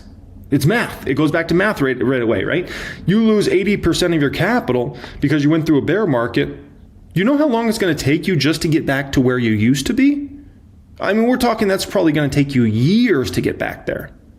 Now we're talking about once you finally get back there, now how do you get to the next level and next level? Oh my gosh, you could be talking, you lost a decade. You lost a decade. That's insane, right? So you got to make it through the bear market. So the next thing is, how do you survive a bear market? Which I think is a very fair thing to ask, right? Well, let me ask you this. How do you survive a tornado? How would you survive a tornado? Well, you say, go down to the shelter in my house, right? Well, here's the thing, okay? People think they're going to survive a tornado, but don't have the shelter built, right? And that's what happens in the stock market. Listen, if all of a sudden you start hearing, woo, woo, woo, the sirens start going off, and you're like, oh my gosh, there's a tornado coming into my house. Oh my gosh, a tornado's coming, right? You shouldn't at that time worry about, okay, quick, we got to in the next 3 minutes build some sort of a shelter to go down to. No, we're going to build a tornado shelter in the next 3 minutes. No, you got to already have it built. So the issue is people think they're going to already be in a bear market and then they're going to prepare for it. That's too late. You're done, man. Tornado's going to swallow you up. Like that's not happening at that point in time, right? So you need to prepare when you're in the bull market. You have to be preparing for the next bear market, especially when you're several years into a bull cycle. You've got to already start thinking like, okay, how do I prepare for the next bear cycle? Whether that comes in a month from now, 3 months from now, 6 months from now, 12 months from now, and you've got to always prepare for it mentally and with your portfolio. So how do you do it? There's 3 core things you got to do. One is GVD. I preach it all the time on the channel. Growth, value, dividends. You've got to have a portfolio of growth stocks, value stocks, and dividend stocks. Now, when we are in a bull market, right? A booming bull market, especially when the bull market's gone on for several years, people are like, ugh, value stocks, dividend stocks, pointless. They're not doing anything. Look at my growth stocks. They're doing amazing, right? And then when you get into a bear market, people say, ugh, growth stocks, I want no piece of those. Those look at how much they've crashed. That one's down 40%, that one's down 60%, that one's down 70%, that one's down 80%, that one just went bankrupt. I don't want a piece of growth stocks. Right? Give me my value and dividend stocks because those are looking good. No, it's not how you play this game. You've got to always be invested into growth stocks, value stocks, and dividend stocks. They serve different purposes. They serve very different purposes in your portfolio, okay? And I'll explain that more in depth here in just a moment and why this matters so much, okay? Second thing is you got to invest into companies with great balance sheets. A great balance sheet, just like you have a balance sheet in your everyday life, right? If you lost your job or lost your business tomorrow, I hope you've got a good amount of capital behind you that you wouldn't be on the street tomorrow. And if you're watching this and you don't have enough capital behind you and you would be on the street tomorrow, you better go figure out something, man. Get your income and, income up, expenses down, do something, okay? But if you're watching this right now and you go lose your job, you go lose your business or whatever, and let's say you can't find something for a few months, you better have enough money behind you to make it, right? The same exact thing with a company. If a big recession hits or something goes really bad in their business model, you're going to save yourself a lot of capital as long as that company has a great balance sheet, loads of cash behind them, low on debt, because that's a company that then is not put into some horrible situation where they have to face bankruptcy or they have to raise capital at really bad pricing because no one wants to buy the stocks, and then they have to raise capital and dilute shareholder value in a massive way. And next thing you know, there's 20%, 30% shareholder dilution just for a little bit of capital to the business. Or they have to take out a loan if a bank will even loan them money or a financial institution will even loan them money, right? They have to take it out at ridiculous interest rates because who's going to lend money to a risky business, especially if you're in a tough time? Not many. So that's why a great balance sheet is very important. Balance sheet's another thing people don't pay attention to when you're in a booming bull market year after year after year. They balance sheet, who cares? You will care. You will care. Trust me, it always ends up coming back there. And you always know you're toward the end of a bear market when everybody's talking about companies with balance sheets. They're talking about value stocks and dividend stocks. That's when you know it, right? Great dividend stocks, guess what? Great dividend stocks have stable business models. They're still going to make bank even during a recession, even during a stock market crash, and they're still going to be paying you out dividends every 3 months, which then you're going to be able to take all that money and buy more of that stock or buy, guess what? Growth stocks. that are probably down 40, 50, 60, 70, and 80%, right? Number 3, own few or no cyclical business models. Listen, cyclical business models are great when they're in that uptrend for 1 to 3 years, but man, it goes really south really quick in regards to those companies, and they're just not great businesses to own for the long term. No one's ever willing to pay up for them because they understand they're like very up and down business models. The only time you really want to buy cyclical businesses is when they're really down and out and everything looks negative for them. So that's time, if we're talking about a steel company. I mean, I would almost never want to own a steel company, but if the steel company had a good enough balance sheet and we were at a situation where steel demand was at like 20-year lows or something, okay, now it's probably time to step in, and the stock price is at 20-year lows. Okay, now we can talk about that. But for the most part, stay away from cyclical business models. They're a big problem, right? Now, if you look at the public account, I posted this on my X page here today. That's always linked in the description area of all my videos, right? I posted the public account there. You look at the public account, which is a $4 million plus portfolio there, right? Look at all those stocks. What do you see? You're going to see great growth stocks. You're going to see great value stocks, great dividend stocks across that portfolio. And everything plays a role. Nothing's there by accident. It all plays a role. The way to put it to you like this, it's football season right now, right? Every position on a football field, it plays a role, right? These guys up here, they're going to be 300 plus pound giants, right? Probably 6'3", 6'5", 6'7", these big giants up here. They're blocking the defenders, right? The running back, he needs to be built solid. He's going to be running all over the place, taking hits. These receivers, they got to be ready to fly. They got to be fast. They got to be able to catch, and the quarterback better be able to throw, right? They'll serve a purpose. Now, this is where it relates to your portfolio, right? Every stock's got to serve a purpose, and not every stock's going to serve the same purpose. You're not going to ask your left tackle to go run 50 yards downfield and go catch a pass, but you will ask your receiver to do that. Same thing with, I don't have the same expectations for AMD that I would PayPal, right? Or that I would Estee Lauder, or that I would an Honest or a Fubo or one of those sorts of stocks, right? Now imagine you have a team of all receivers. It might go well in the short term, but I can tell you that's not going to go well over the long term. You're going to have a little 190-pound receiver ready to block a 330-pound defensive tackle. He's about to, you better say a prayer, right? The same thing with your portfolio. You want to set up your portfolio full of nothing but growth stocks? It could be very fun in the short term, but you better say a prayer. You want to set up your portfolio of only value and dividend stocks? You better be ready to cry a lot of nights in that bed. You're going to be crying a whole lot while the stock market goes through a massive bull run, and you see people making life-changing money left and right because they're in great growth stocks, and you're in your value and dividend stocks looking, and you're like, when am I going to ever make money? Right? They all got to serve a purpose. In the different times, different markets, they're going to serve their purpose, and it will all make sense. It will all make sense in the end, but they all serve a purpose, okay? Number 3 of these 6, avoid the greed. Avoid the greed. And it will come. It happens to every investor. It's going to happen at least once in your investing life, maybe twice, maybe 3 times. It's always going to happen, right? If you've been in the game so long, it's almost impossible for the greed to get you. But the newer you are to the stock market, the more money you made, the more likely you are to get into the greed over time, okay? And so what do I mean by this, avoid the greed? Well, I could look at the public account right now, $4 million plus, right? I could say, man, imagine if I was loading up on call options in 2022, 2023. Imagine where the public count would be. The public count today, if I had been loading up on call options rather than buying shares straight up, I would probably be sitting on 10, 15, or maybe $20 million right now, right? That's where the greed starts to come, and you start to look, and it's like, I could have made even more if I did this thing. So you know what? Maybe I should do that thing. Right? When all along, if I had done something like that and the market didn't go my way and my stocks didn't go my way in the short term, I could have lost my whole portfolio. Instead of saying $4 million today, it could say $0. And there's a slight difference between $0 and $4 million last time I checked, right? That's where the greed comes in. Additionally, margin. Margin's another thing that gets a lot of folks where people start saying, man, if only I had even more money to invest. And they start getting into margin, right? I did it as well, especially around 2015. I'd been killing it in the market year after year after year. And I think it was around 2014, 2015, started to dabble in margin because I was like, man, if I even invest more money, right, doesn't go well. Just trust me. And it doesn't end up going well. And usually I've got a volcano here. And the reason being is usually people start looking at more things like call options, margin, when you've had a blow off top in the stock market, when it's been a raging volcano of just money being made, right?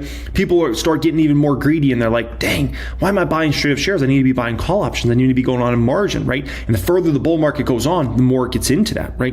And if we look here, I was just looking at margin, how much is out there on margin right now is over $1 trillion out there on margin, a 33% increase versus this time last year. It's not good. It's not good. If anything, people should avoid margin in any market, but especially when you're in a several year bull cycle. Like you gotta, avoid that stuff like the plague right now. No one right now should be buying on margin. No one. Not a good decision. You say, oh, what about the market's moving right now? We got these stocks moving. That could easily flip the other way. Next thing you got margin calls, and next thing you know, the market goes down 20%, right? Or let's not even say 20%. Let's say SP goes down 15%. People lose half their portfolios in a 15% drop for the S&P 500 because they're probably the same type of person that would do margin is probably addicted to some very speculative stocks, very growth stocks, right? They're probably down. They could go down 60 or 70%, lose 60 to 70% of their portfolio, get margin called out the you-know-what, all from a 15% drop in the S&P 500. Meanwhile, us, right? Like S&P 500 drops 15%, that's fine. Maybe the public account goes down to 3.5 mil, 3.3 mil, 3.1 mil, something like that. It's fine. Right out to the other side. Somebody else, next thing you know, they go from having, a $500,000 portfolio to, by the end of the bear cycle they go through there, they're down to 150 grand. It takes a while to climb back from 150 grand up to 500,000 again, right? That's the thing to keep in mind there. Number 4, buy heavy during and the next 6 months following after you're in a correction or crash, okay? You need to buy the whole thing. Buy the whole thing when you're in a correction or crash. The more severe it gets, the heavier you need to buy. And then you don't stop buying after the crash is over. That next 6 months, you need to be deploying as much money as you possibly can into stocks, into the best companies out there at that particular time. You have to do it. Listen, I pulled up the last 100 years, the last 100 years of the S&P 500. It's never failed. Maybe someday it does, and maybe the stock market only goes down for eternity, right? I'll take the odds on that. That's fine with me. I'll take that risk. At the end of the day, there's never been a crash or a correction where it did not make sense to buy the whole thing and then buy still very heavy that next 6 months with both hands. I don't care if we're talking the Great Depression. I don't care if we're talking about the crashes of the 70s and 80s. I don't care if we're talking about the Great Financial Crisis. I don't care if we're talking about the end of 2018 severe correction we had, the 2022 severe correction we had where the NASDAQ dropped 37%, peak to trough from where it peaked at in Q4 of 21 to where it troughed at in Q4 2022. It doesn't matter which one we look at. The tech bubble crash, every single one made sense to buy as heavy as possible during the correction and crash and over that next 6 months after the bottom, as heavy as possible. Every single one. So make sure you do that, because a lot of times the biggest money you will ever make in the market is those next few years coming out of a severe correction or crash, right? I showed you the public count. The public count 3 years ago, the public count, you know what it was? Right around $1 million. Today, $4 million. It's made so much money because guess what? It's been a booming bull market the last 3 years. And I've been in some of the best companies you could possibly be in during that time. So I got even way more upside in regards to that, okay? Number 5, cash up. The further you go over a 20 forward P during a bull market, very key, during a bull market, cash up. If you're in a bear market and the forward P goes over 20, it might be okay. Good example at the Great Financial Crisis. And the reason being is, sometimes if you're in a severe recession, a company earnings will go down dramatically. So the forward P looks like really bad for a particular time, right? But the moral of the story is, if that forward P goes over 20 and you're in a bull market, you got to start to cash up the further and further you get. So for instance, if we went to a forward P of 35, let's say the bull market continues to rage on, it gets really crazy over this next 6 months, right? There's just out of control bull market, and let's say our forward P in the S&P 500 goes to 35, right? You will see me cash massive profits on countless stocks, and I will go very heavy cash if that was to happen, right? But the further you go over a 24P, the more you want to think about, okay, let me take some profits here, where's some opportunities in my portfolio, where stocks, look like they're not going to make you much money over the next 4, 5, 6 years. And there's going to be some of that, right? Now, a few tips here. Try to never go over 30% cash. If you go over 30% cash, guess what? You're probably too bearish. You're probably way too much of a bear. You should never go over 30% cash. You're setting yourself up in a bad situation where you're all of a sudden 50% cash and you're like, gosh, when am I going to get back in this market? That happened to a lot of folks at the end of 2022 into the beginning of 2023. So many people win so heavy cash that they still haven't even been able to get back in the market. Think about that for a moment. So many people at the end of 22 into the beginning of 2023 win so heavy cash, they haven't even been able to get back in the market. Or when they did finally get back in the market would have already gone up dramatically. They missed so much of the gains because they win so heavy cash. And that's how you get the market down. Massive amounts of people taking profits, not enough buying pressure on the other side, so stock prices keep going down, down, down. Now people are like hoping someday they're going to be able to, guess what? You're never getting Meta, at least not in the next 20 years. You're not getting Meta at under $100. You're not going to get Shopify at $25 again. You're not going to get Netflix at $185 again. I hate to break it to people. That's not even happening. You're not getting Nvidia to go down 90+% from here so you can get it at the price it was at back in 2022. Ain't happening. You're not getting AMD at $55 again. Sorry. So they miss this huge opportunity. Now you're stuck and you're just sitting on the sideline year after year after year, waiting for the big crash. And then when the next crash comes, those stocks aren't even going back down to even remotely close to those levels. So maybe they'll be able to buy back in, but you know what ends up happening? Eventually, they get tired of waiting. And then they enter back in the market. And then we get the crash. And then they're like, oh my gosh, I just blew all my money in the market because I've been waiting for this crash forever. And I finally get back in the market and then it crashes. That's what always ends up happening, okay? The market will teach you a very tough lesson. People got to learn it. Another tip is, it's okay to go extremely low cash levels when you're in a crash or a major correction in the market. That's going to happen. It's happened to me countless times, including 2018. 2018 was the most hidden big correction we ever had, I think, in the history of the stock market, where a lot of the masses were not paying attention to it. But us that were in the market, we felt it heavy, man. December 2018, we were on pace to have the worst December since the Great Depression in the stock market, and not a lot of people know that. But that was brutal, and I got very low on cash during that particular bear market. 2022, whoo! I got down there, man. I got down there. By Q4, by the end of Q4 2022. I don't think people know I was very low on cash, like extremely low on cash, because I've been plowing everything I could in the market. Like, dude, how often do you get the NASDAQ to go down 35+% from a peak to trough? It almost never happens. So when that almost never happens, you better take full advantage. That was an incredible buying opportunity, right? Like, the only times I could really think the NASDAQ going down 35+% in that amount of time is really, I don't even know if we went down that far during the Rona crash. But one time it comes to mind is the Great Financial Crisis. And NASDAQ went down a little over 50% in the Great Financial Crisis. And then I think about the tech bubble. And that's it. And so you get that opportunity, you better pounce, right? And it's okay to get low on cash if you're in a correction or a crash at that particular time. Before we get to number 6 here, folks, if you're really enjoying this video, you might enjoy this video. This is in my opinion, my best video I put out of 2024. It's called 16 Years of Stock Market Advice in 52 Minutes. 16 Years of Stock Market Advice in 52 Minutes. 189,000 people have gotten to see that video so far. And like I said, that was my best video of 2024. This might be my best video of 2025, by the way, but this was my best video of 2024 in terms of dropping gems, and this might be my new favorite for 2025. Okay, I gotta at least release one of those videos each year. Okay, I give gems in every single one of my videos, but sometimes I just gotta make a straight gem dropper. Okay, alrighty, guys. Number 6 of these 6 is, don't focus on trying to make 6 figures a year from stocks. You might say, wait a minute, I want to make 6 figures plus a year from stocks. You can't focus on it. The more you get sucked into focusing on, man, I want to try to make $150,000 a year in stocks, $200,000, the more you're not going to actually achieve that, essentially. Do not make that your focus.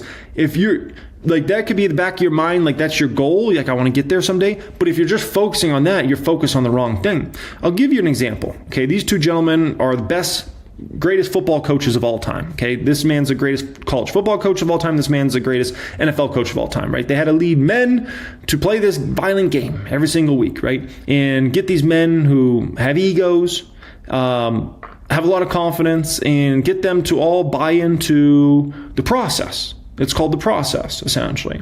In the process, not many people understand it, but these men were never focused on winning the Super Bowl. They were never focused on winning the national championship. They never said, hey guys, we're going to win the national championship this year. This is how we do it. They said they were always into the minute details of here's what we need to do on this specific play. So you basically focus on each repetition.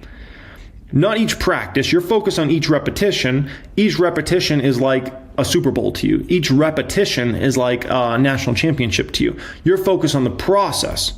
Every step of the process. You're not focused on who you're going to play in 2 weeks from now. You're focused on the rep you're doing right now. You're not even focused on who you're playing this week. You're focused on the practice rep you're doing right now, right? And by doing that, you get so good over time and your team gets so good that you're able to have tremendous success. And so when you have a goal like you want to make 6 figures a year plus from stocks, you need to be focused on the process. The process is looking into companies, listening to earnings calls, running your projections on these companies, right? Making sure you're staying disciplined. GVD, is your portfolio diversified? That's the process. And as a result of that, you can get to that place. I never, started the public account and thought about, I want to make $668,000 of profits taken in 2025. No, I was thinking about the process. What type of stocks should I be invested into? What's the specific details here? The process, the boring part. I don't think it's boring because that's where all the money's made. All the money's made in the process. People think, somebody like myself, multimillionaire investor, like this is where you are at midnight, man, partying at the club, right? Here's where I am 98% of the time at midnight. I'm right there in my bed, listening to conference calls, running projections on companies, looking at valuations, looking at my portfolios, trying to figure out, is there a move I need to make? Is there anything I need to de-risk of? Is there any risk I need to take on more? That's where I am 98% of the time. It's not some sexy, like we're at the club partying with 20 chicks every night. That ain't what's going on. If I was doing that, I wouldn't have all this money. I wouldn't have all this success. I can tell you that. You got to stay disciplined in this game. You got to stay disciplined. And then, if you want to do that stuff, you can do that stuff. But I can just tell you, if you're just into the lifestyle of having this, you're never going to actually be able to achieve the sort of money to live the lifestyle. That's the best part. And let that sink in. If you need to hear that again, rewind the video, okay? Now, my wife got done doing this. She got all the 8-figure awards ready to be shipped out here, right? And the thing you got to understand about this is it's very possible to make $100,000 plus a year in profits taken out of the stock market, right? It's not going to be easy, but it can absolutely be done, right? And, these 8 people that just hit 7 figures plus in the stock market, I bet you they all have a story. I bet you every single one of them has a story. I bet you they have ups, they have downs, they have stocks that went well, stocks that went bad. They had times in the market when they were gambling and it came back to bite them and they realized they had to focus up, right? I bet you every single one of those 8 people has a story. Every single one. And you have a story as well. And the question is, what are you going to do about that story? Are you going to focus on what you got to focus on, the process to get you to where you need to get to? Or are you going to choose to just mess around and gamble in the market, right? Mess around and gamble in the market, you're never going to get to the sort of place that we're trying to get to, which is making 6 figures plus a year in the stock market, right? AMD shareholders, we have some more big news out here today. So AMD, another nice upward move. The stock is now up 170% from those April lows. Unbelievable move. A lot of big movers out there today. SoFi shareholders, congrats to anyone out there that's watching this as a SoFi shareholder. PayPal was up very nicely here today, up about 4.5%. EL, Estee Lauder was up big. Celsius continues to run up another 3+% here today, okay? So big news came out in regards to AMD on the stock side, okay? And so I want to go ahead and react to this and explain what this means for AMD's stock price moving forward. That's a very important part we got to talk about because this is very impactful, okay? After we get done going through that, I actually want to react to two bearish clips here. One is this one, AI valuations are in a bubble. Looking forward to reacting to that, sharing my opinion and perspectives there. This one's in regards to Oracle, which Oracle was red hot stock, and it has just gone ice cold now at this point in time. Oracle shares fall on report the company is struggling to make money renting out its Nvidia chips. So since Oracle made such an insane move and given back so much of it now, I want to talk about if something like this could happen with AMD or if that's unrealistic. And, you know, moral of the story is Oracle has a very different situation going on there, okay? Edjorn Denny went on CNBC, spoke about valuations being high and where he sees the market going from here. Tom Lee went on CNBC, talked about this being the most hated V-shaped rally, and looking forward to sharing my perspective and opinions on where this market's headed based upon what Tom Lee says here. And then the last video up here is, this one was phenomenal. This was way better. Like AMD CEO and the OpenAI executive they went on CNBC yesterday, spoke about things, but this Bloomberg one, way better details on what's going on here. I got to explain everything going on there.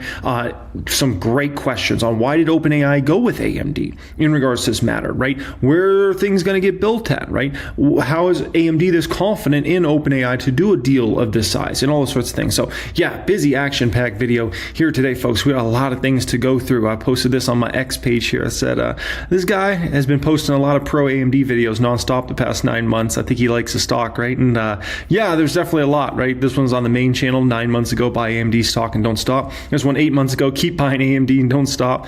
This one, buy AMD nonstop. AMD just changed everything. AMD will never be the same. Biggest development in 10 years. AMD stock, I'm all in. Here's why. I mean, yeah, it's been a fun ride, right? And you know it's big times with AMD because I never make back-to-back videos on a stock, and I'm doing that here today, okay? One thing only I need from you guys, if you could please just smash that like button. If you could just make that thumbs up button glow, that means the world to me. Additionally, if you want to see more of my videos in the future, make sure you're subscribed to the channel.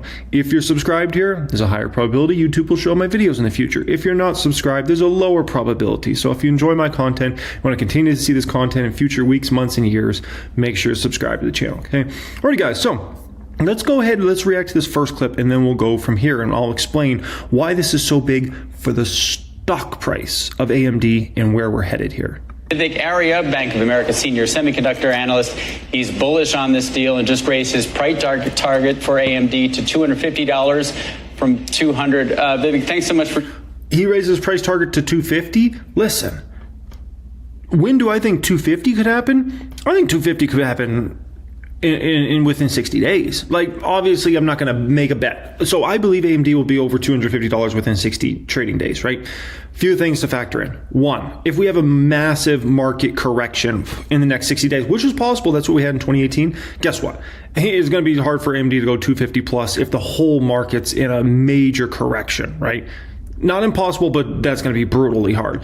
The second part to remember is just because I believe AMD is likely going there within the next 60 days does not mean I'm going to place directional bets, as in like short-term call options, because I'm like, I think it's going to this price because it has so much momentum. We got blah, blah, blah, blah. No. I'm not going to risk capital just on that. I understand there's other people that want to play that game, right? And when you get it right, it's fun, but that's a form of gambling to me. I'm not interested in that. I like to make investments for the long term on companies, and then I'll hedge my portfolios for a little bit of protection here and there.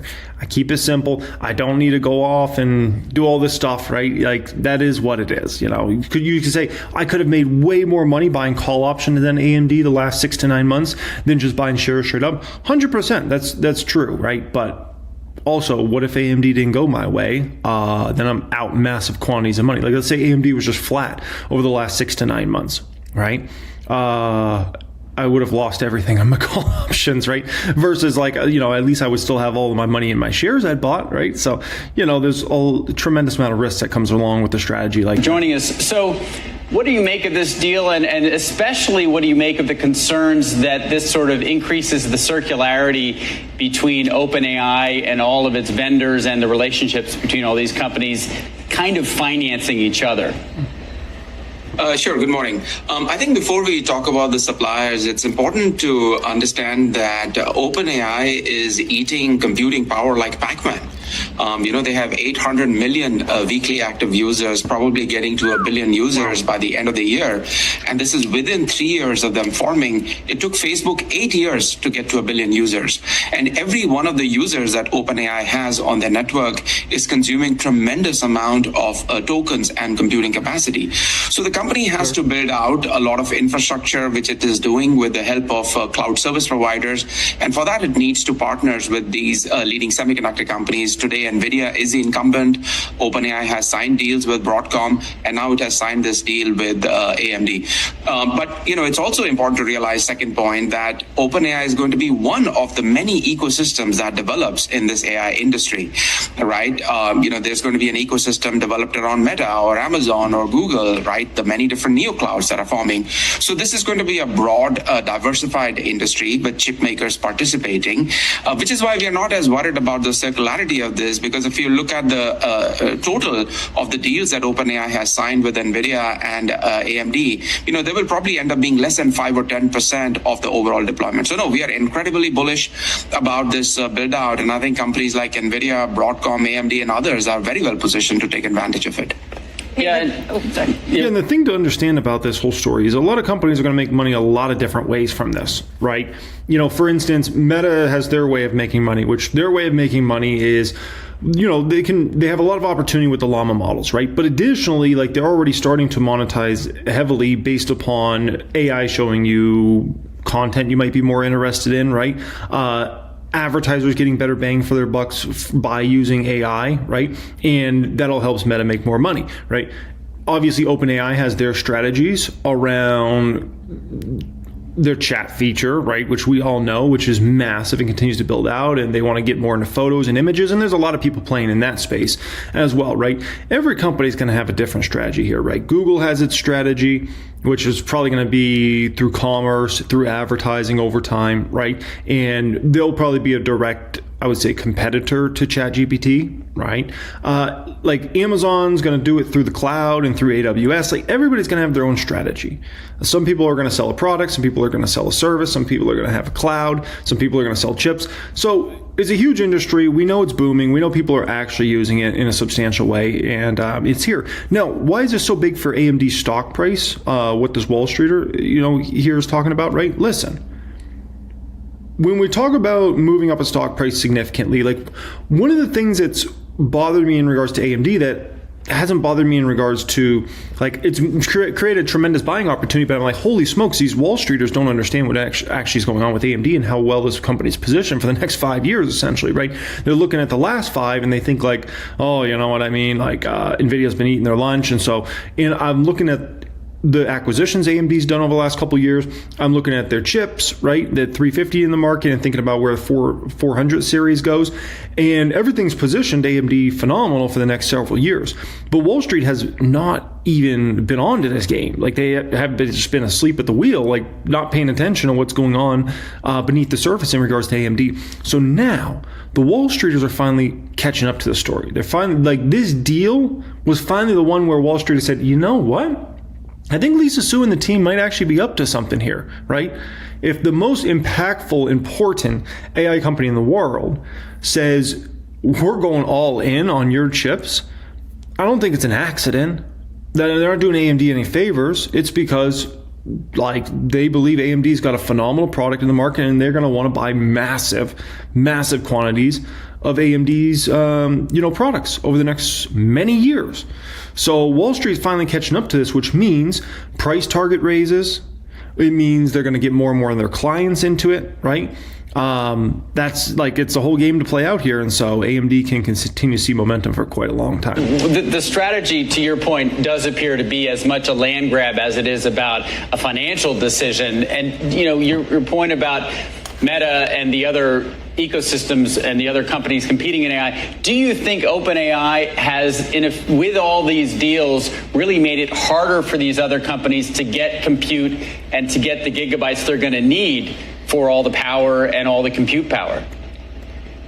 Sure.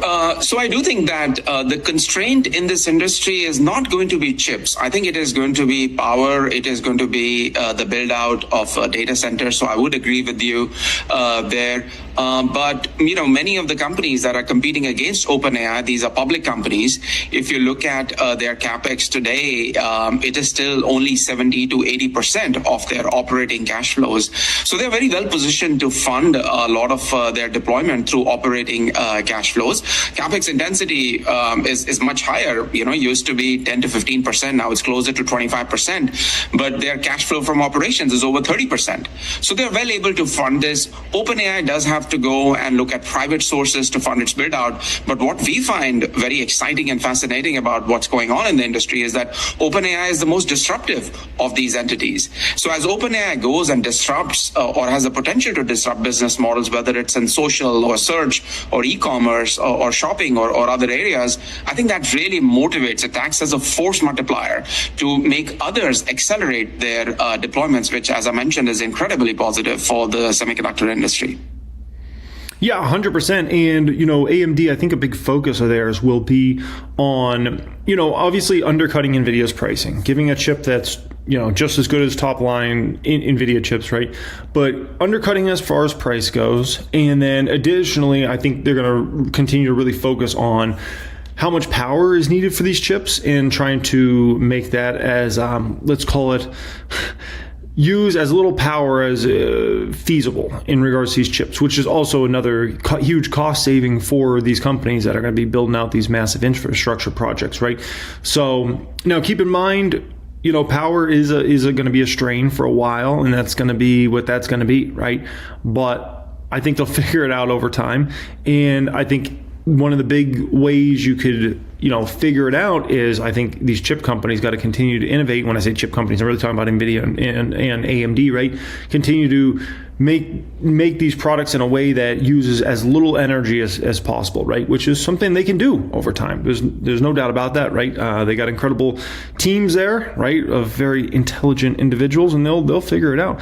Before we get into all these other videos, if you're an AMD shareholder and you want to join my private stock group, we've got massive amounts of AMD shareholders in my private stock group. These are steel membership cards we send you in the mail. To join there, that will be the pinned comment down there here today. Click on that, fill out a form, see if we can get you access in there. It's much more than just a Discord chat with a ton of AMD shareholders and other shareholders of other companies.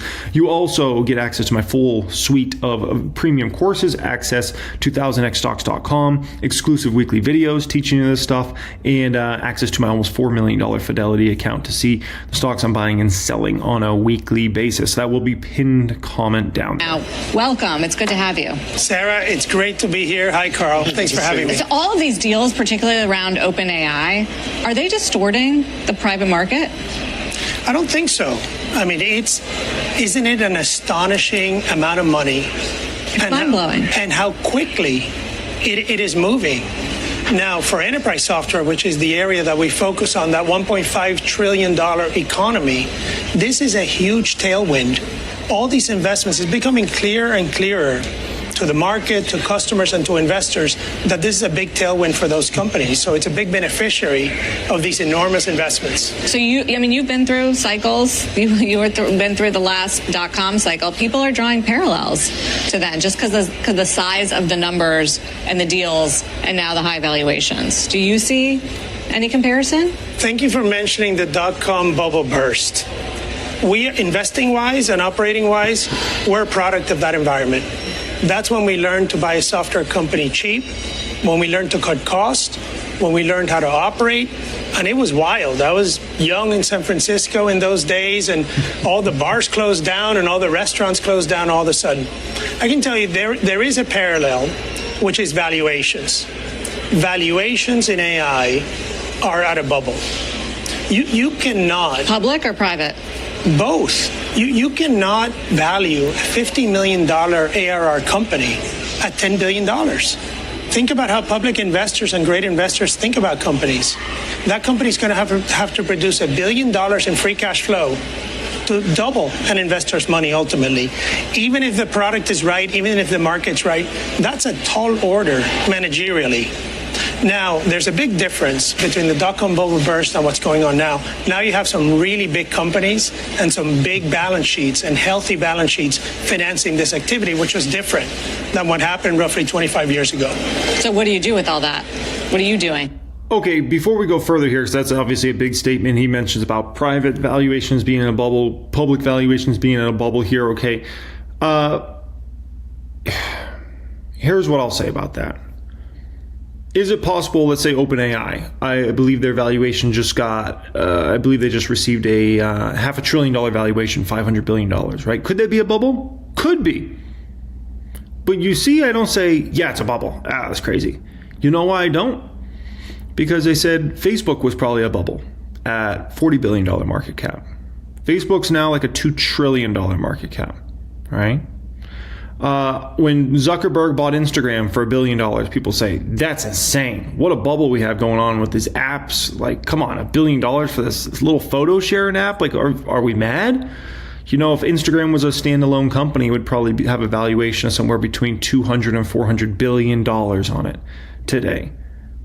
So whenever you get into the situation and people say, it's a bubble, this is a bubble, it could be, or maybe just maybe those companies are going to grow into it. Now, the issue is there's some companies that, they're going to have huge valuations on them right now, and they're not going to be the ones. They might have a $10 billion valuation on it now. 5 years from now, they have a $1 billion valuation on it, right? 90% value lost. That's very possible. That happens every single cycle. But to chalk them all up as these are all crazy, the other thing I'll push back on is public valuations and bubble times and those sorts of things. Listen, I went through the numbers. I believe it was in AMD's video yesterday because we reacted to some other stuff, and I went through like Meta, Google. A lot of these companies they're not in bubble territory at all in regards to their stock prices, in regards to their valuations on how you value these companies.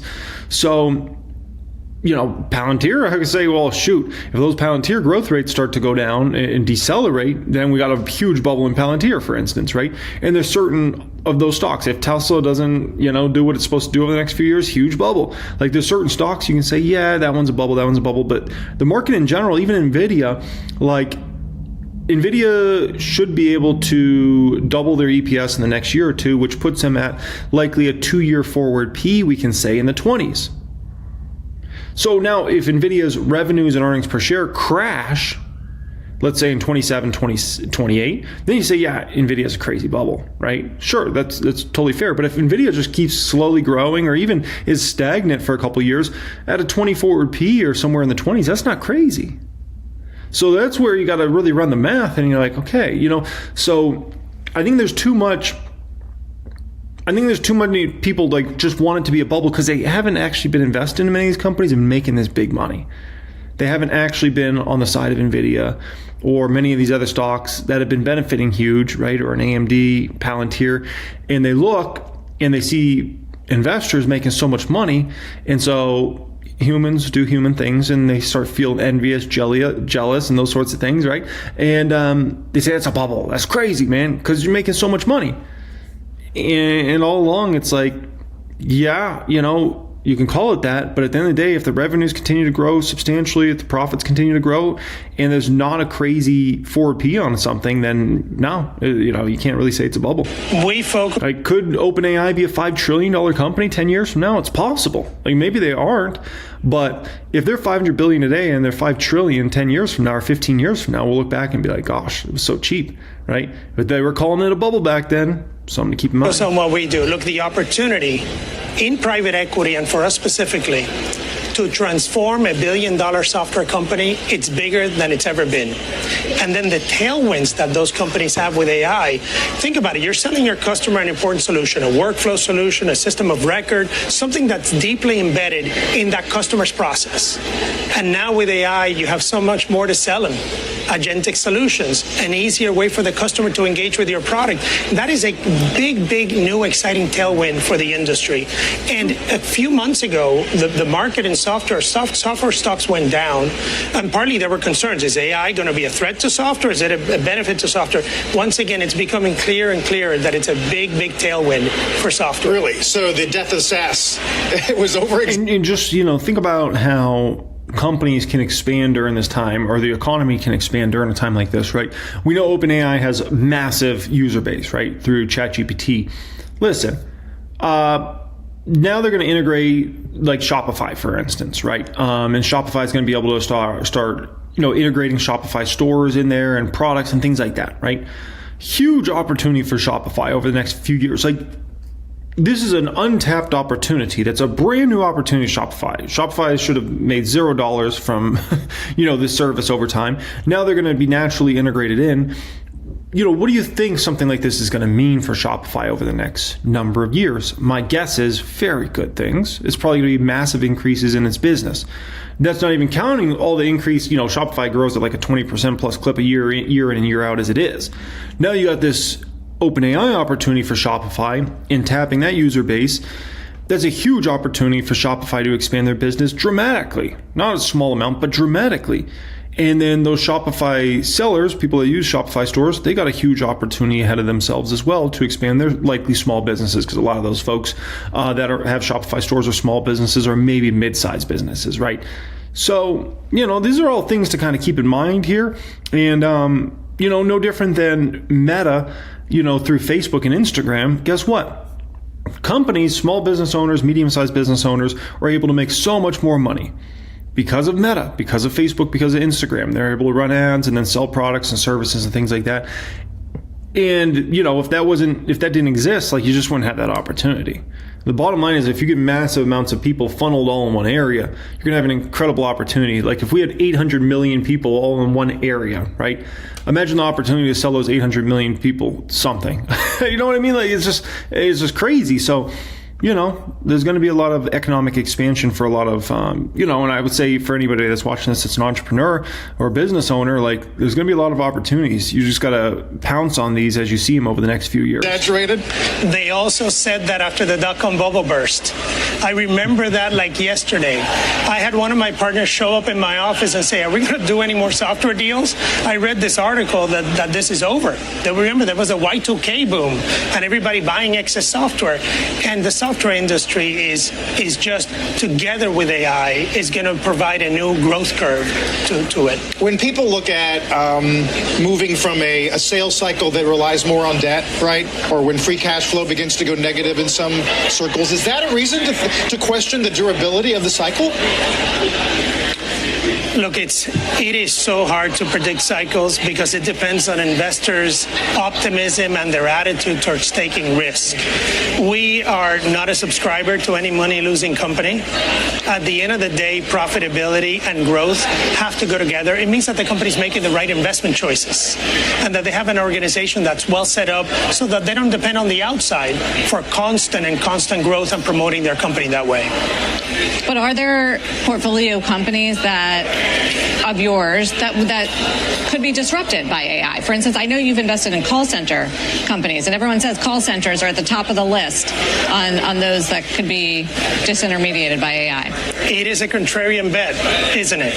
That you're buying, and you're merging two of your call centers. I think. Yeah. Oh, so Oracle. So I was showing Oracle here. Since those highs it reached, a little less than a month ago, stock's down about 17%. So obviously it's been a harder space. Let's get into this. See, a little while ago, these shares took a dip by about 5%. The information is out with a story today, which says the following. I'm quoting directly from this story, and this is the reason why the stock is lower.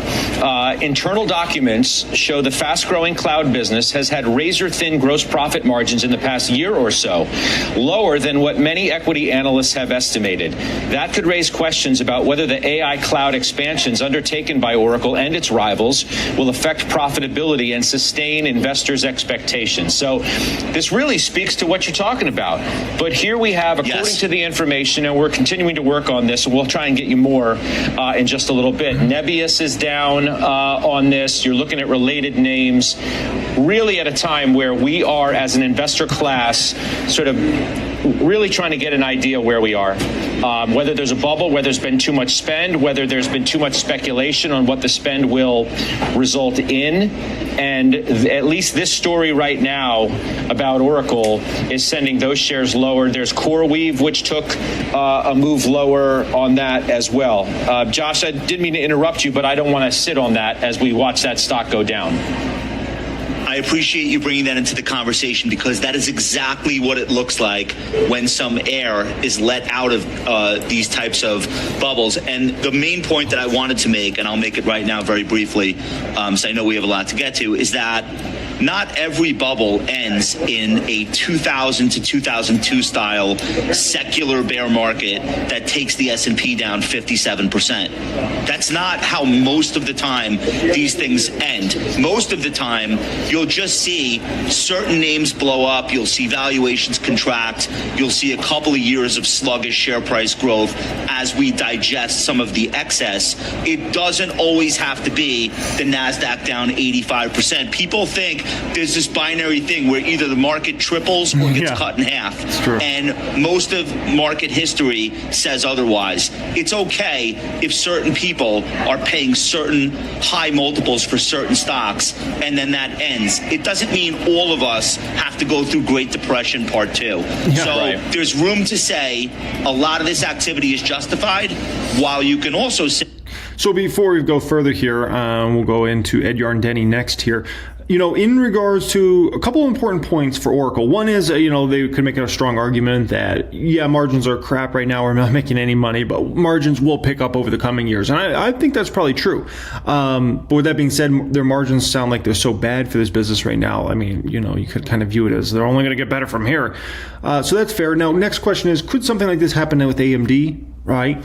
Where they're in a situation where they're making bad margins or something? The answer is absolutely not. This is a whole different situation. When you're somebody like an AMD and you sell chips, right? AMD is going to see massive margin acceleration for the next several years. And that's on a gross margin front, that's on a net margin front.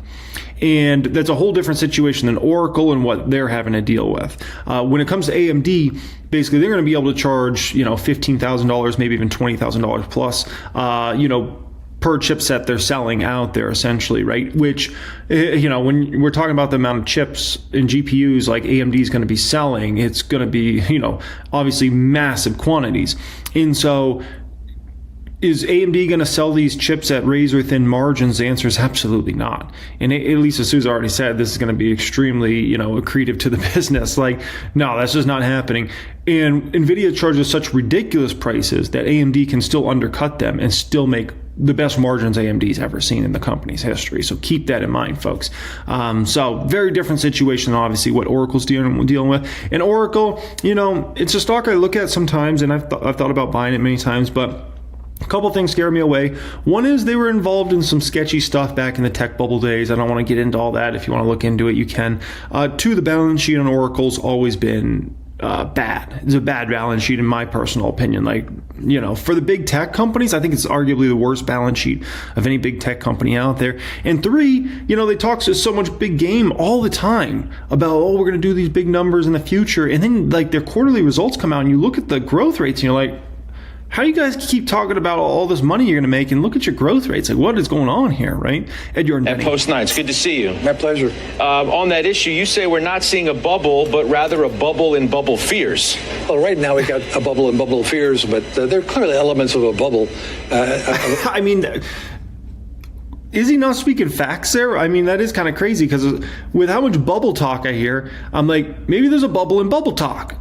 I mean, it's just like literally like, oh, you know, I have CNBC on in the background all the time, right? Or Bloomberg, and my gosh, the amount of times a bubble. I got people texting me left and right, you know, friends or family members, whoever, like, oh, you know, we in a bubble, you know, in regards to this AI thing, like, you know, holy smokes. Oh, I'm thinking about doing this. Oh, I'm thinking about, you know, selling out of the market. Oh, I'm thinking about going short stocks. Oh, I'm thinking about buying put options.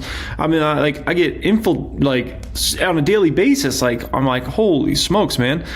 And the craziest part is usually when you're in a bubble, no one's talking about it. That's the crazy part, right? Like, it's not like before the tech bubble blew up, it's not like everybody was out there and their grandmas all saying, we're in a bubble, short the NASDAQ, short all these tech stocks. No, that wasn't going on. before the great financial crisis, blew up, obviously. It's not like everybody was like, oh my gosh, we're in a massive bubble in regards to real estate prices. Now we look back and we're like, oh yeah, that was an issue, like, in those sorts of things. But at the time, no one said that, and if you did, you were Michael Burry and you got books and movies made about you, right? A real bubble. I mean, the forward PE of the S&P 500 is about 23 right now. And back during the tech bubble of the late 1990s, early 2000s, we got to 25. The Buffett ratio is at an all-time record high. So valuation is definitely high. But we've also had some really remarkably strong earnings. And I think that that's what's going to continue to drive the market and maybe keep valuations up here. I think the market's discounting a very resilient economy.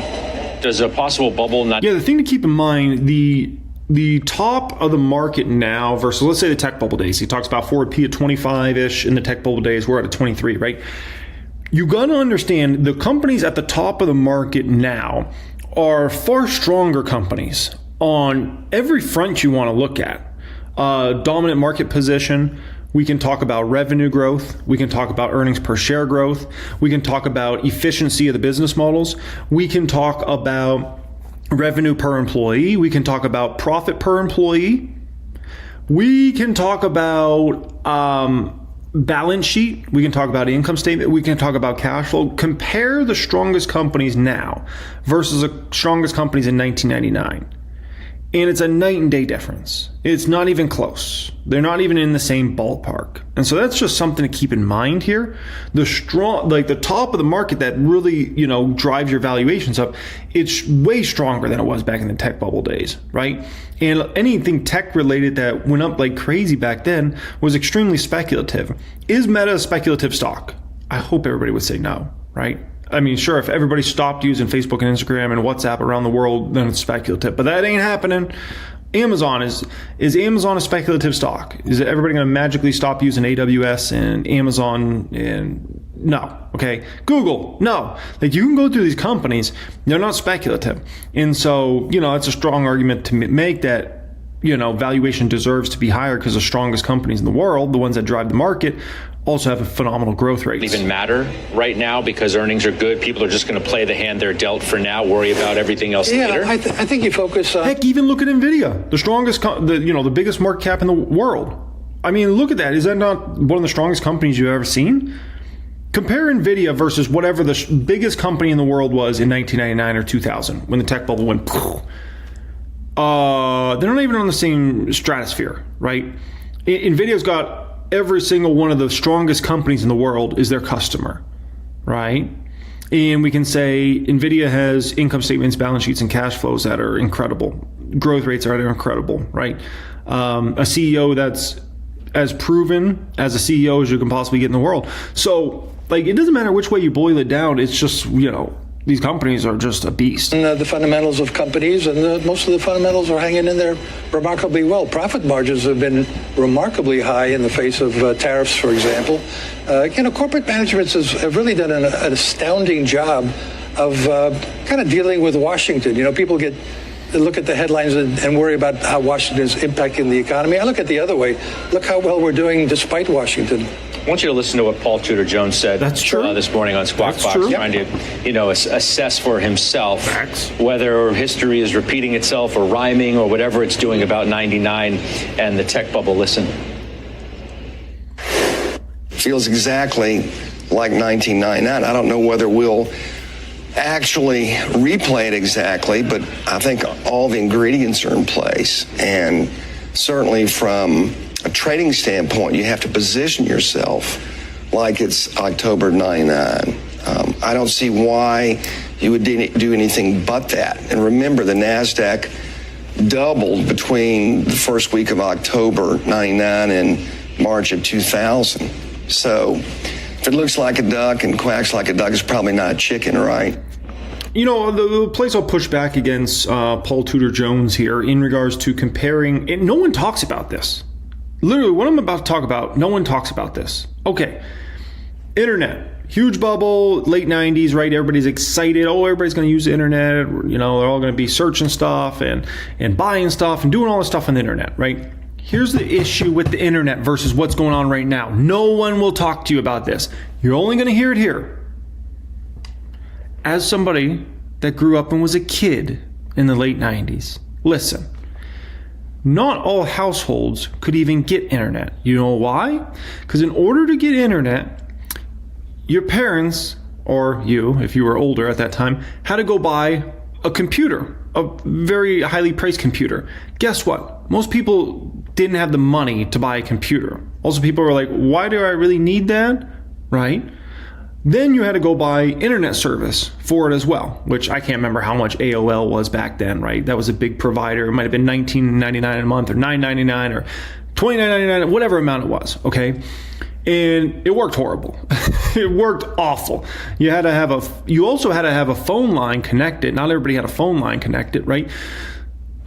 The big difference between this, what we're going through now, is everybody can use AI right now. Because basically everybody has access to the internet nowadays, right?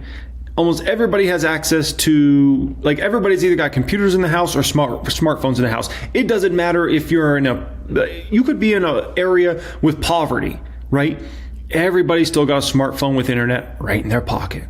Even in a poverty area, the United States of America, every single middle-class household, so I would say, maybe if they're Amish or something, but basically every single household in the United States of America all has a bunch of internet-enabled devices, which means you can use AI right now. Everybody can use it right now. That was very different than the internet age. The internet age was a slower build out because people had to go spend $1,000 plus on a PC, if not $2,000. And then they had to pay for internet and figure out how all this stuff works. Like, it doesn't take rocket science to go to ChatGPT right now, or go to Google Gemini, or go on X and use Grok. Like, anybody can do it right now. Right now.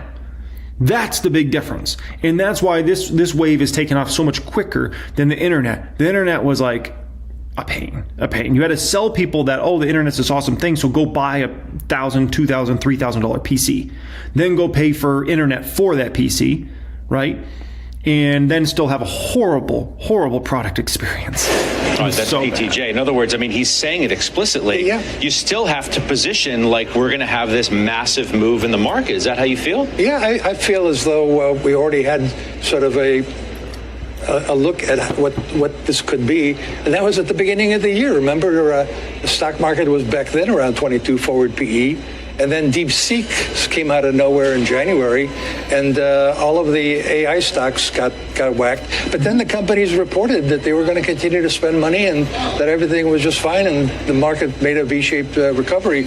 So, if we have a correction, it'll be a buying opportunity just the way it was at the beginning of the year. But the amount of money that these companies are spending is so ginormous now relative to what was announced even back when you're talking about.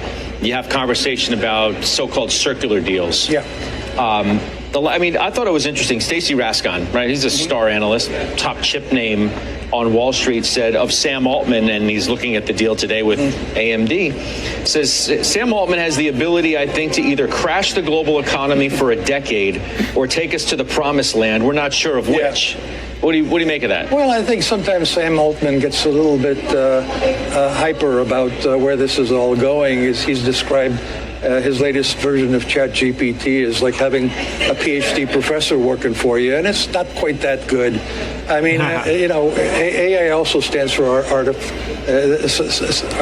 stands for the fact that it's artificial, but it's not intelligent. It's a probabilistic model, and I think it's very, very good at some routine tasks, and it's already being used, I think, to increase productivity. But look, I use it all the time as a research assistant, but I don't trust it. I always wind up checking it because it makes mistakes. But are we in an either-or world when it comes to all this? It's either going to crash the global economy for a decade, all of this money that's going to be going towards nothing, like was promised, or we're going to, in fact, get to the promised land? It's not going toward nothing, right? Like, we're already seeing companies build out substantial revenues, right? We're already seeing massive amounts of users use these products. So it's not, you can't say it's going toward nothing. Like, it's already in the real world actually being a success, right? All right, Tom Lee. Seem to be shrugging off the shutdown, valuation concerns. What do you think is going on? Why do investors just continue to feel confidence? Well, Frank, I think there's two underlying fundamental drivers for the economy. One is that we know there's a tremendous CapEx tailwind from AI. Yep. And the second is that the Fed's been on hold for 9 months, and it's kept the ISM below 50 for now 31 months, and the Fed's dovish. So that's the rest of the economy getting basically a lifeline. Those are going to be powerful tailwinds that even a government shutdown doesn't really change the story around. And now that we're in the seasonally strong fourth quarter, and valuations, I just don't think are that demanding because, Nvidia is still at 26 times earnings. I mean, I think stocks still have a lot of upside into year end. All right, really quick. You're talking about 26 times forward, by the way. Manufacturing, right? Still in contraction. You're saying the Federal Reserve rate cuts, if we stay on this path, that boosts the manufacturing sector. Is that the point you're trying to get to? Yes, that's right. Okay. So the manufacturing sector has been cautious for 31 months, the longest stretch below 50 in history. And, that's business confidence. It's highly correlated with earnings growth. So I think once that moves above 50, that means we're back in expansion mode, and it's good for financials and small caps, and the tech trade continues. So I think it's a broad-based rally. I think a lot of people think it would be good for transports, energy prices. I think, as you mentioned, it would have impacts across the board if we see a boost in U.S. manufacturing. Okay, I want to get to your word of the day. It's dovish. Now, this is interesting. Your word's dovish, and you're dovish because the Fed didn't get the jobs report and might not get... Okay. I can't hear any more dang Fed talk. It's been so much debate around the Fed. And it's also, a huge moment for the AI industry because, when you get to the right down to it, you need more AI compute. I mean, that's where we are today. Compute is the foundation for all of the intelligence we can get from AI. And, we are a compute provider. We have spent years on our roadmap. We've spent years working with OpenAI and the team. And, together now we're embarking on, a massive build out of 6 gigawatts of AI compute. And it's a big deal for us, for our shareholders, for our teams, and for really, the partnership and the overall AI ecosystem. Greg, I said at the top, the focus is inference. I think that's really important to be specific about what you will do with this capacity. So literally explain that part. And I swear, I should just put a camera in front of my house and just have a live feed constantly, just so you can see how ridiculous people drive in my neighborhood. They treat it like it's a racetrack.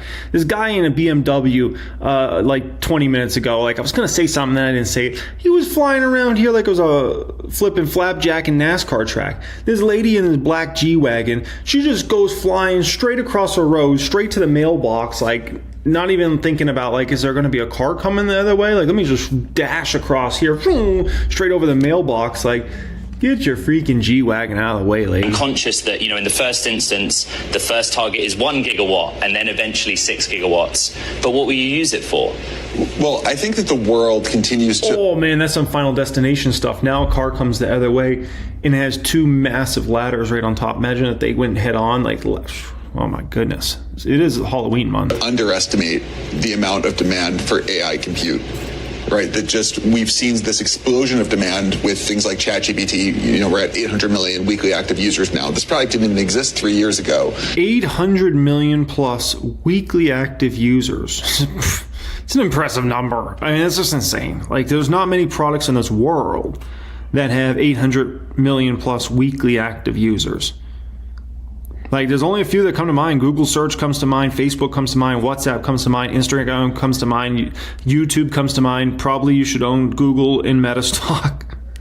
There's not that many products that have 800 million plus weekly active users. That's insane. And we're in a position where we cannot launch features. We cannot launch new products simply because of lack of computational power.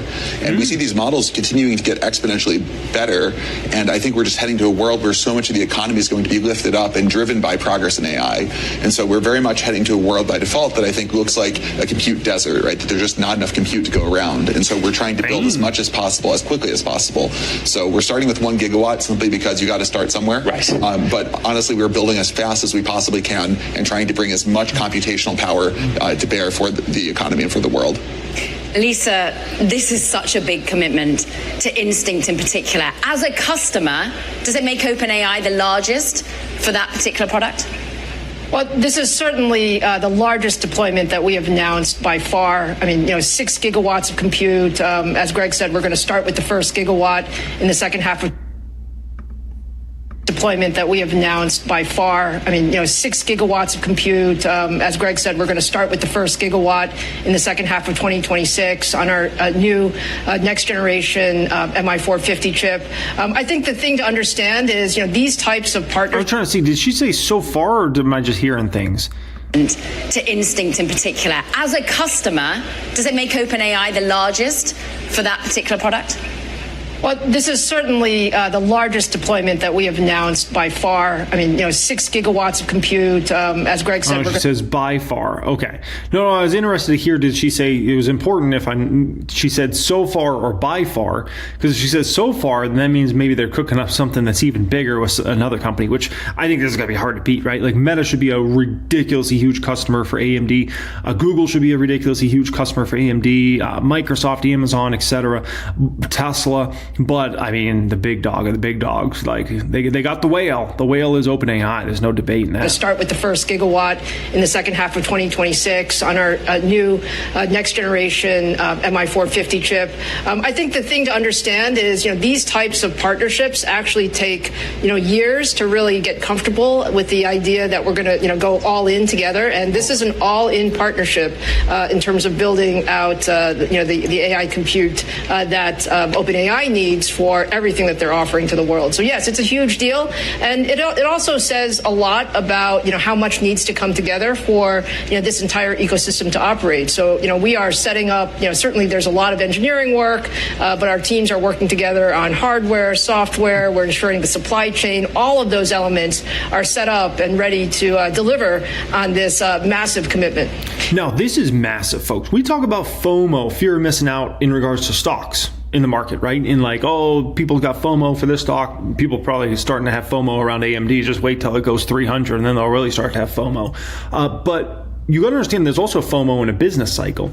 And what has happened now between OpenAI and AMD is now creating massive FOMO in the business cycle. What do I mean by that? So now if you're Meta, Google, Microsoft, Amazon, Tesla, smaller players, go down the list. You're looking, you're like, oh my gosh, like OpenAI is going to buy so many AMD chips over the next several years. Are we even going to be able to get allocations to that? So you start trying to fight for your allocations. So the same exact thing that's happened with Nvidia over the past few years, where everybody's been bowing down to Jensen, like, please, Jensen, give us chips, give us more chips. Now it's all starting to play out with AMD. And this is just a start. So now Meta, Google, go down the whole list of them, right? All the big spenders. They're going to be trying to get as tight as they possibly can with AMD, get their orders in, make sure they're not forgotten in regards to allocations over the next several years, because they're like, crap, OpenAI alone is going to take so much demand of AMD's, supply out there. It's ridiculous. So these are all things to keep in mind. Greg, talk us through a little bit about the players that you need to also lean on. This has been years in the making, as you say, with AMD, but what other cloud providers are involved? How are you thinking about this working with an Oracle or others out there? Yeah, we really think of this as an industry-wide effort. And in general, we think that compute is something that does require the entire supply chain to really wake up and to really to start building much more than people were planning on. I think this starts from energy to try to get far more power to be built. Things like nuclear, I think, are going to be very important to come online. The cloud providers are an important part of this as well. So we're going to be deploying AMD in our own data centers. We'll be deploying them together with cloud providers. We have a deal with Oracle, lots of other cloud providers out there. You can really see that we're very much in we just want compute, as much compute as possible. We think this is important for the economy. We think this is important for the nation. We think this is important for humanity. And so really we're working with everyone in this whole industry in order to get as much compute power online as quickly as we can. Lisa, I'm sorry, specifics. Where is this data center going to be? Is it one single site? Is it Oracle? That will partner with you on this? Well, actually, what this really is an announcement of what AMD and OpenAI are going to do together. OpenAI has a lot of partners in terms of where they deploy. I imagine a lot of it will be in cloud service providers. It's really up to OpenAI and Greg and Sam and the team. But the way to think about it is for this amount of compute, it's going to have to be in a lot of different places. I mean, it's a massive amount. Multiple locations. Multiple locations. Right. I would imagine, multiple providers to really get this online as fast as possible. Greg, there is a lot of focus on where OpenAI is going to get the money from to fund all of this. Sam Altman's big... Just wait for the flip. Check back a year from now and watch the flip. Picture commitment is well documented, right? And the numbers are, to his mind, are in the trillions. But have you specifically thought about debt financing for this relationship with AMD? Have you thought about doing a specific equity raise? You are very committed across multiple projects. Yeah, look, these are great questions. This is a banger of an interview. Phenomenal question after question. The way that I would look at this is that AI revenue is growing faster than I think almost any product in history, and that ultimately, at the end of the day, the reason this compute power is so important, is so worthwhile for everyone to build, is because the revenue ultimately will be there. Now, as a company that is trying to move as fast as we can, we look at everything, right? We look at equity, debt, we look at trying to find creative ways of financing all of this. That's been actually a huge focus of us for the past couple of years, is thinking about how can we possibly build the amount of compute that is required in order to really transform this whole economy into an AI-powered economy. And so I think you'll see lots of creative ideas, but fundamentally, I think at the end of the day, it is because we believe that I'm sorry to jump in and interrupt, and Caro, just forgive me on this one. The condition of AMD issuing the stock to OpenAI requires you to spend money, basically, because you have to deliver that gigawatt of capacity first. Lisa, I have to ask you if you have assurances that OpenAI is good for it. Well, let me be clear. I mean, this deal is a win for AMD, it's a win for OpenAI, and it's a win for our shareholders. And that's kind of the way we put this together. I have full confidence in, OpenAI, Sam, Greg, Sarah. I mean, this is a massive opportunity for us. Right now, right here, it's about who has the most compute and how fast can we get it online. And we're committing to doing this together. And the fact is, as OpenAI buys chips, that's great for AMD. Our revenue goes up, our earnings go up. We expect that it will also be very, very accretive to our shareholders from day one. And as we do that, we're very happy to have OpenAI as a deep partner, and we win together. So it's like a virtuous, positive cycle in how we build out, this big vision for having all this compute out there. Right. And yet we still question, as you were just talking about, Greg, some of the other supply chain elements. You're talking about the need for nuclear, for power. What's really interesting is are you feeling confident enough about the rest of the compute, the supply chain is there? Is this going to be US manufactured from your perspective, or are you looking at also building out internationally with AMD?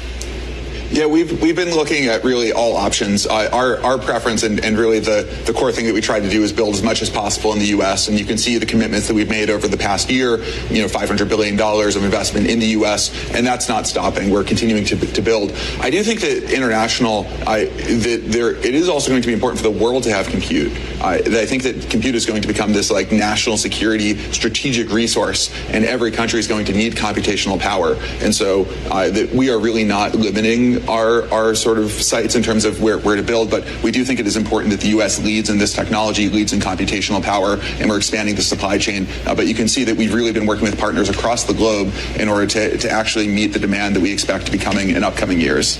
Lisa, the bottom line is, when you're a business and you see massive demand coming, you've got to spend. If I'll give you a perfect example of a company that's now one of the biggest companies in the world, and they had a lot of questions they had to face over the past 20 years about their spend. You know what that is? Amazon. So many questions about the e-commerce spend over the years. I'm talking about the last 20 years, right? The AWS spend. I mean, just so many questions about that. But at the end of the day, Amazon thought like, hey, we got this massive opportunity in e-commerce. We've got this massive opportunity with AWS that we're going to spend on these businesses aggressively. And now you look at AWS, and AWS would be arguably a $1 trillion plus valuation just as a standalone business. And yeah, they spent a fortune of money to get there, but it was worth it, right? And so same thing with the e-commerce side. Like, it ends up being worth it in the end. Factoring. As long as you actually execute, right? Not everybody's going to execute. That's where you got to pick the winners and the losers. Will you look to Intel at all for it, do you think, in the future? Well, as you know, the supply chain is something that we work on, very meticulously. I think we have a very strong supply chain. We're certainly deeply partnered with, TSMC across the supply chain. Just to that earlier question, we're absolutely prioritizing building in the United States because I think that's super important. This is the U.S. AI stack. We want to have as much of it in the U.S. as possible, and we continue to really look at how do we ensure that there will be a strong supply chain, going forward. Greg, Sam posted on X that this deal with AMD is incremental to what's already being done with Nvidia. But as Lisa knows, I've spent quite a lot of time looking at the MI family and the newer generations of products to come. Is there a very clear, specific benefit to using AMD technology for inference relative to the capabilities of Nvidia? Or do you just see it broadly as some sort of diversifying factor? Well, I would look at it this way, that there's a huge fixed cost to getting AI models running on any platform. And so that when we look at what's out there, that actually getting AI training to work is a huge amount of lift. That's something we've really only done the work for NVIDIA. But for inference, that's something that's much more, that there's a easier barrier to entry there. And one thing we found is that I think that the work that Lisa and team have been doing on the MI450 series, it's looking like it's going to be a really incredible chip. I think that there's the way that these things work is there's niches for different balances of memory and computational power. And so as we have a diversity of workloads, we're finding that having a diversity of chips also really accelerates what we're able to do. Lisa, at the beginning of this conversation, I said there are both. He said inference. That's what Lisa Su's been talking about for the last, year or two about she's positioned the company, in a great way for inference. And it's exactly what he's talking about. So Lisa Su continues to execute. Would you expect anything different? This stock's a $200+ stock today. When, shortly after she took over this company 10 years ago, it was a $2 chuck. $2 a share. Will we expect anything but great execution from her? No. And financial milestones to be met, and Greg explained you got to start somewhere. So in the first instance, 1 gigawatt. But would you just sort of draw out the pathway to that first gigawatt? It seems like you're prepared to move quickly here. Yeah, absolutely. And maybe, Ed, if I can just build on something that Greg said, I think he's absolutely right. We're a believer in there's a diversity of workloads, and there will be a diversity of workloads across customers, models, use cases, and from that standpoint. We feel really good about how we're positioned. We love the work here because, frankly, OpenAI is the ultimate power user of our chips and tests us in very good ways. So I think that's what gives us confidence that, the technology is there. And then to your point about milestones, yes, I mean, this is, clearly a case where we are tied to each other. The first gigawatt of deployment is super important. We're going to start that. AMD stock exploding to the upside here today, well over 25%. That stock is now up over 150% from where it was back in the springtime. Unbelievable move in regards to AMD. This is an absolute money printer of a stock. Now, let me be very crystal clear. AMD's entire future has been changed forever. And I need to take you through what this means for AMD, for their financials, for their stock price, everything like that. A massive day. Congratulations to every single person that's watching this that's an AMD shareholder. And if you're not an AMD shareholder yet, I got some things to show you and talk about here today in this video, okay? But look at this. AMD here today in the public account up $112,000 on the stock here today. Unbelievable move there. Additionally, this is in one of my private portfolios up $88,000 on AMD. I've been loading AMD stock this entire year, essentially, especially back in the springtime when all that drama was going on. Additionally, do you want to know what the biggest position for me is in the Patreon portfolio? Guess what it is? AMD. Oh my gosh, okay. Yes, AMD is a very, very important stock to me. So we're going to go through what is going on here with AMD. Why is this such a big deal? Like, why are people willing to just, bid this stock up 25+% here today? Okay, I'm going to take you through exactly what's going on here, why this is occurring, okay? I'm also going to share with you a message I gave to my private stock group that's very important to understand where AMD is going in the future here in regards to big tech companies and things like that, okay? Additionally, I have to move my bull case in my base case for AMD. I'm going to do it live in this video. I'm going to adjust my numbers upwards for AMD when it comes to the bull case and base case based upon this deal here today, and I'll share with you exactly what my new numbers are moving to here. And let's just say it's pleasantly surprising, okay? Additionally, since we're on the reaction channel, I want to go ahead and react to two videos here. One is obviously Lisa Su went on CNBC, spoke about the deal here today, so looking forward to getting in that one. And then I want to react to this one. Is AI mania a bubble? Let's listen to what the Wall Streeters have to say, and I'll give my opinions and perspectives. One thing and one thing only I need from you guys, if you could please just hit that thumbs up button for me. If you already did that, you are the best. Thank you for that. If you haven't done so, please just hit the like button. I hope you guys enjoy all these videos I put out for you, trying to teach you guys all this stuff about the market and, you know, where opportunities are and stuff. And I hope you enjoy it. I hope you appreciate it. And the way you can show me you appreciate it is just smash that thumbs up button, okay? Additionally, if you want to see more of my videos in the future, make sure you're subscribed to the channel. If you're subscribed to the channel, there's a higher likelihood YouTube will show my videos in the future. If you're not subscribed, there's less of a probability, okay? So yeah, all that good stuff. All right. So listen, AMD. Here's the deal, okay? Obviously, the big deal came out here today in regards to OpenAI. Now, a lot of people don't understand what's actually going on here, what it means for AMD's financial future, what it means for AMD's position in the market, and what it means for AMD's stock price moving forward. I need to break this all down as simple as possible, right? AMD and OpenAI today announced 6 gigawatt agreement to power OpenAI's next generation of AI infrastructure across multiple generations. That's the first key there, across multiple generations of AMD Instinct GPUs. This is not just some one-off deal. We're talking about this is going to be over multiple generations of AMD chips in the future here. The first 1 gigawatt deployment of AMD Instinct MI450 GPUs is set to begin in the second half of 2026. Now, what have I told you guys in regards to 350 series and above? The 350 series, like that was a huge step where AMD's finally like, oh, they're starting to like really position themselves to get into this fight with Nvidia and actually be a serious competitor. The 450 series is like, we're here. We're here. We're ready to take you head on, right?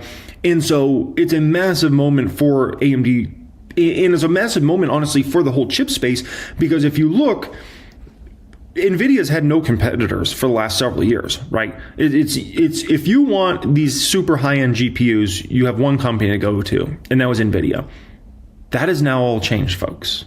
And this has changed everything forever for the future of both these companies, right? AMD's strong leadership in high-performance computing and OpenAI's pioneer in research in advancements in generative AI places the two companies at the forefront of this important and pivotal time for AI. Under this definitive agreement, OpenAI will work with AMD as a core strategic compute partner to drive large-scale deployments of AMD technology, starting with the AMD Instinct MI450 series and rack-scale AI solutions.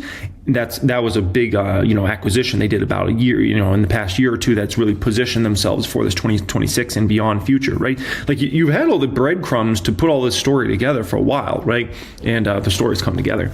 And extending to future generations. By sharing technical expertise to optimize their product roadmap, AMD and OpenAI are deepening their multi-generational hardware and software collaboration that will begin that began with the MI300X and continue with the MI350X series. The MI350 is the one that just scaled like in the past couple months here. We can say the past 2 or 3 months that you're going to actually start to see in this upcoming quarters numbers, and you'll see that in the guidance as well. Okay, so do keep in mind, like AMD's numbers in the very short term, as in this quarter they're about to report next, and then the next few quarters are still going to be really exciting growth rates. But like I told you guys a million times, we knocked the doors off in 2026 when the 400 series hits. This partnership creates a true win-win for both companies, enabling very large-scale AI deployments and advancing the entire ecosystem. As part of the agreement to further align strategic interest, now this is where it starts to matter significantly. Like this is why it matters so much for the financials of AMD, okay, and the positioning of AMD. But this next part is what matters so much for the stock price. Okay, listen to this. AMD has issued OpenAI a warrant for up to 160 million shares of AMD stock, structured to vest as strategic milestones are achieved. The first tranche vests with the initial 1 gigawatt deployment, with additional tranches vesting as purchases scale up to 6 gigawatts. Vesting is further tied to AMD achieving certain share price targets and OpenAI achieving the technical and commercial milestones required to enable AMD's deployments at scale. Listen, ladies and gentlemen, okay? How do I break this down as simple as possible, okay? Okay, the first thing I would say is now OpenAI is extremely incentivized to buy as many AMD chips over the next several years as possible. Because if AMD's stock price goes to certain levels, then OpenAI is going to basically unlock massive quantities of AMD shares that then they can hold those shares or they can sell them off over time, whatever they want to do, right? So it is definitely in the best interest for OpenAI that AMD stock price goes up significantly over the next few years. Now, additionally, if you believe OpenAI is really the next, trillion-dollar or multi-trillion-dollar company, right, then they should be able to continue to raise capital for years and years to go in the future, which then would mean all the shares they get from AMD, if AMD hits certain stock prices, right, OpenAI would then be in a position where they could be easily a long-term investor in AMD. And it's not like they're going to get these shares and just sell them off right away. Now, if OpenAI is in a tough financial situation at that particular time, there's a possibility they could get shares, right, and then sell them right off. But I would say if OpenAI is investing aggressively in these AMD chips, right, then that means AMD stock price is probably doing tremendous, which means the whole AI movement is still doing phenomenal at that time. So I don't think OpenAI would be in a situation where they'd like to just ditch those shares anytime soon, right? So this is a deal that's structured very differently than the Nvidia deal, where Nvidia was more of an investment in, right? This is more like OpenAI wants AMD stock to do very well over the next few years. So if anything, OpenAI is going to want to buy as many chips as possible from AMD, right? So then AMD's numbers are as high as possible, and this unlocks, obviously massive financial ownership and financial win for OpenAI. Where then you could say, let's say OpenAI spends tens of billions of dollars, which is very doable, just them. It's very possible OpenAI spends tens of billions of dollars with AMD over the next 4, 5, 6 years, right? It's very possible. If AMD stock price explodes over the next few years, OpenAI could end up getting back a lot of that because AMD's stock price and market cap would go up so much. So it's actually kind of brilliant. I gotta say, it's brilliant from both sides. Like, both sides, huge W here. Like, there's no one takes an L here. AMD, this is genius on their part. Like, OpenAI is the company that's gonna spend the most likely on these chips for the next, at least 5 years, right? Who knows, 10 years from now, 20 years from now, but at least the next 5 years, we know OpenAI is going to spend likely the most money of everybody, right? And they got that Microsoft backing. So you want to be in with those guys. And so the fact that now OpenAI has a financial interest, a significant financial interest at that with AMD, listen, if you want to know where AMD stock could go, like, I think OpenAI would love it if AMD stock was a $500 stock or a $1,000 stock a few years from now. Would they not? How do they get there? Explode AMD's revenues, right? Now remember, OpenAI is just one customer of AMD. And that's going to get into a bigger part that we'll speak about in just a moment.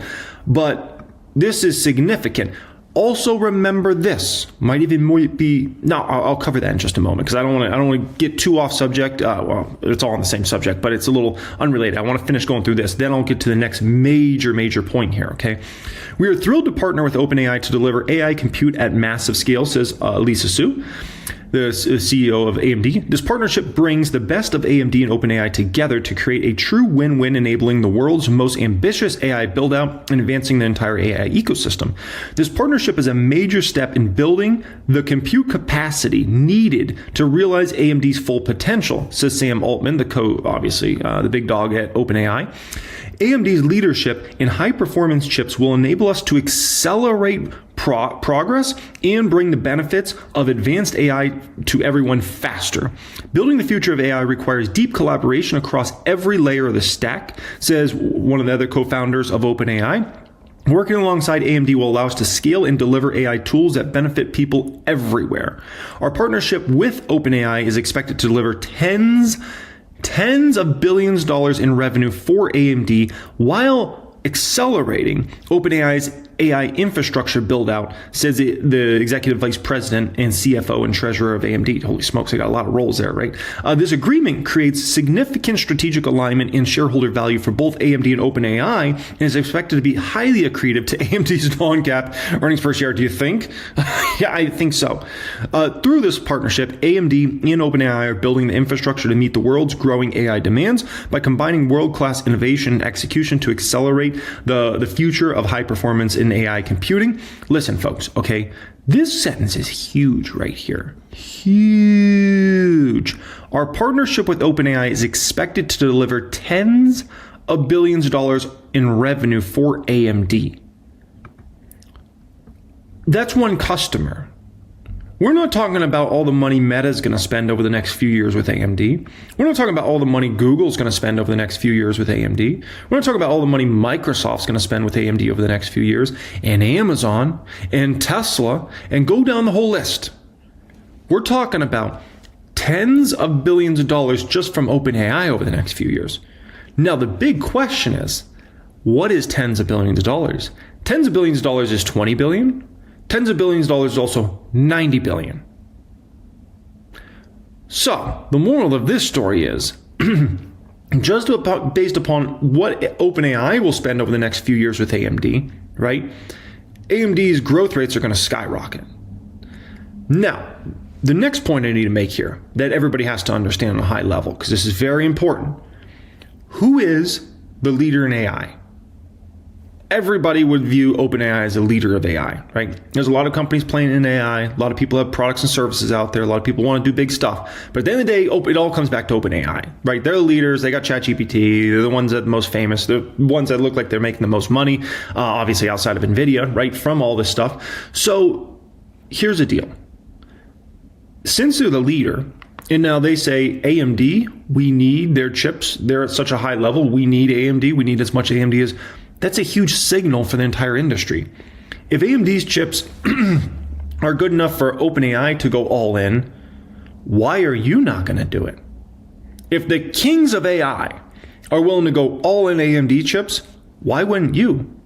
So then you get all the players underneath OpenAI, all the smaller players, right, to all say, looks like AMD's got something here, right?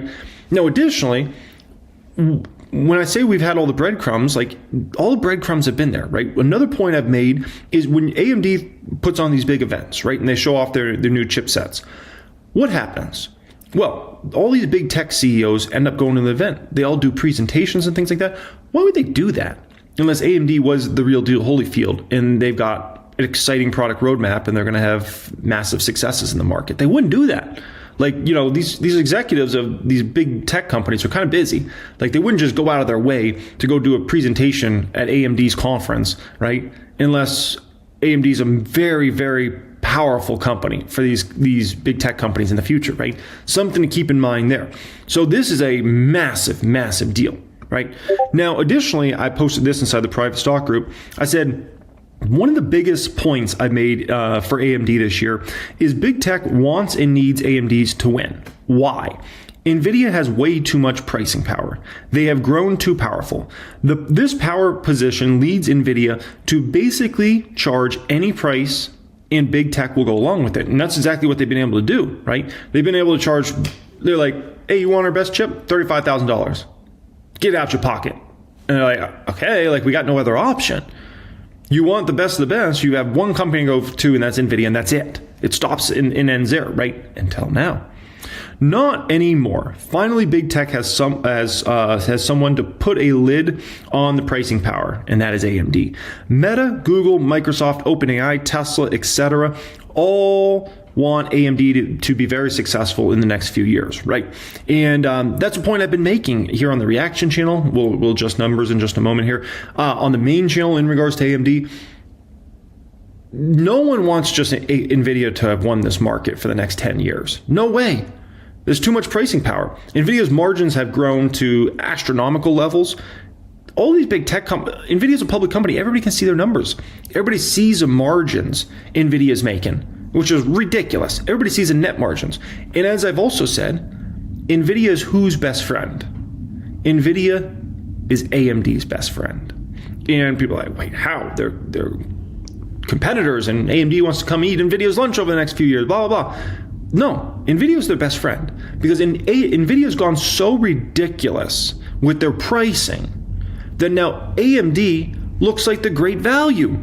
AMD could come in and say, you know what, it's going to be $25,000 for this chip, and companies like, oh, what a steal deal! This is amazing. Only $25,000. Whoa! Oh my gosh! This is amazing. Because AMD is charging something similar for $30,000 or $35,000 or something like that, right? And for a chip that might be $25,000 from Nvidia, if AMD comes in and charges $15,000, the AMD looks like the greatest deal ever, right? So now the market's going to get a whole lot more competitive for Nvidia moving forward, right? And that does not mean Nvidia is not going to put up numbers. Nvidia is still going to put up great numbers in 2026, great numbers. But they're not going to be great numbers like AMD numbers are great. AMD's growth rates, NVIDIA is going to continue to grow at a bigger absolute number than AMD over the next few years. But NVIDIA's revenue growth rates is not even going to be in the same ballpark, in my opinion, in regards to what AMD is going to put up year after year after the next several years. And remember, a lot of this OpenAI revenue is not going to really start to hit until we're talking about like the back half of 2026, right? So now keep in mind that NVIDIA's numbers are still going to be great over the next year, but in terms of the big numbers, we're going to start to see that like a year from now. And then that doesn't slow down. If anything, that's going to accelerate in 27, 28, right? So there's big numbers coming for a long time for AMD. So I need to update my cases here, right? I loaded up here on 1000xstocks.com. I loaded up my bull case, my base case, and bear case. So we need to make these adjustments. By the way, if you want access to 1000xstocks.com, the entire premium software system, essentially, that will be access to that is inside my private stock group. Now we bundle it all together, and you also get access to my Discord channel. Put that as a pinned comment down there today. Access to all my course curriculums and all that good stuff. You got to be part of either my Patreon or you got to be part of my private stock group, right? If you got $50,000 plus in your portfolio, you're getting more serious about investing, join my private stock group. That's the one you need to be part of, right? We got literally like 1,000 plus people that have 6 figures, 7 figures, or 8 figures in a portfolio. Like, you need to be around successful individuals, right? If you got $10,000 to your name, $5,000 portfolio, $2,000, join my Patreon, see exactly what stocks I'm buying and selling each week, exactly how I build out a portfolio. That's where you need to be in regards to that, right? Like, there's a reason that Patreon, I think we're up to either the 5th or the 6th most popular Patreon in the whole financial space in the world. And there's a reason, because people love to see me, how I'm building out positions, how I'm running the portfolio, all that good stuff, okay? Alrighty, so my bull case, what are my numbers going to here? Well, I'm taking my bull case up to 40% revenue growth, given this OpenAI deal now at this point in time. That's 40% on average. Now, keep in mind, some years are going to be way over 40%. So there's a potential that 26 or 27 numbers are actually much faster than 40%. Do keep that in mind. But I am doing 40% on average, right?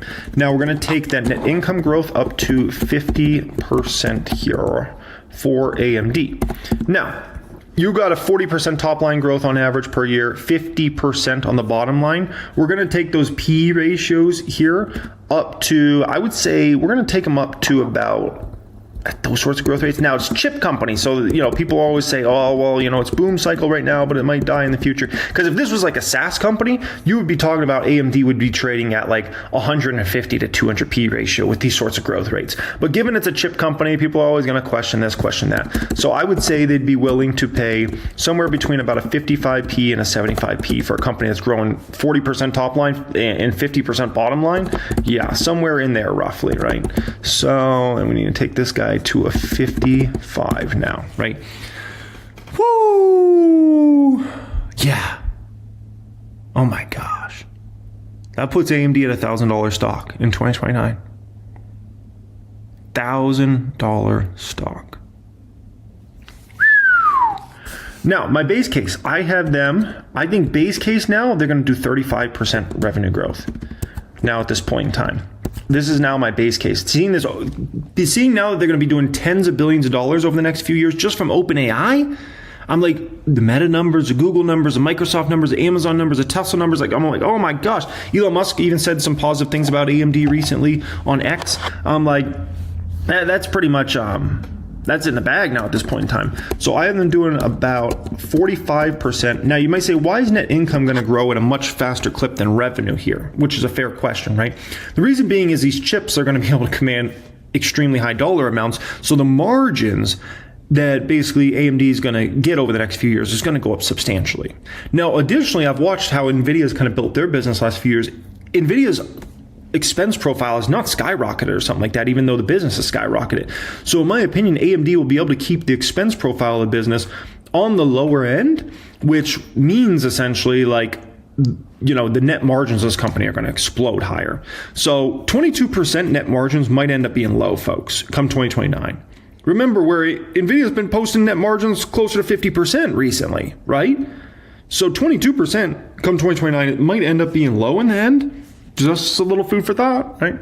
Now, 35% top line, 45% bottom line. Holy smokes, man. I would say anywhere between, we'll go a little conservative here. We'll go 50 to 60 PE here, right? Which is not high for a company growing 35% top line, 45% bottom line. Like a 50 to 60 PE is like kind of sleepy, actually, for a company with those sorts of growth rates, right? If they were growing revenue 3% and bottom line 4%, then you wouldn't command these P's. You'd be at a 20, right? Or 15 or something like that. But these growth rates, yeah, you're going to command way higher than that. It puts a stock $700 to $900. Oh my gosh. Oh my gosh. And that's at a net income margin of only 22%.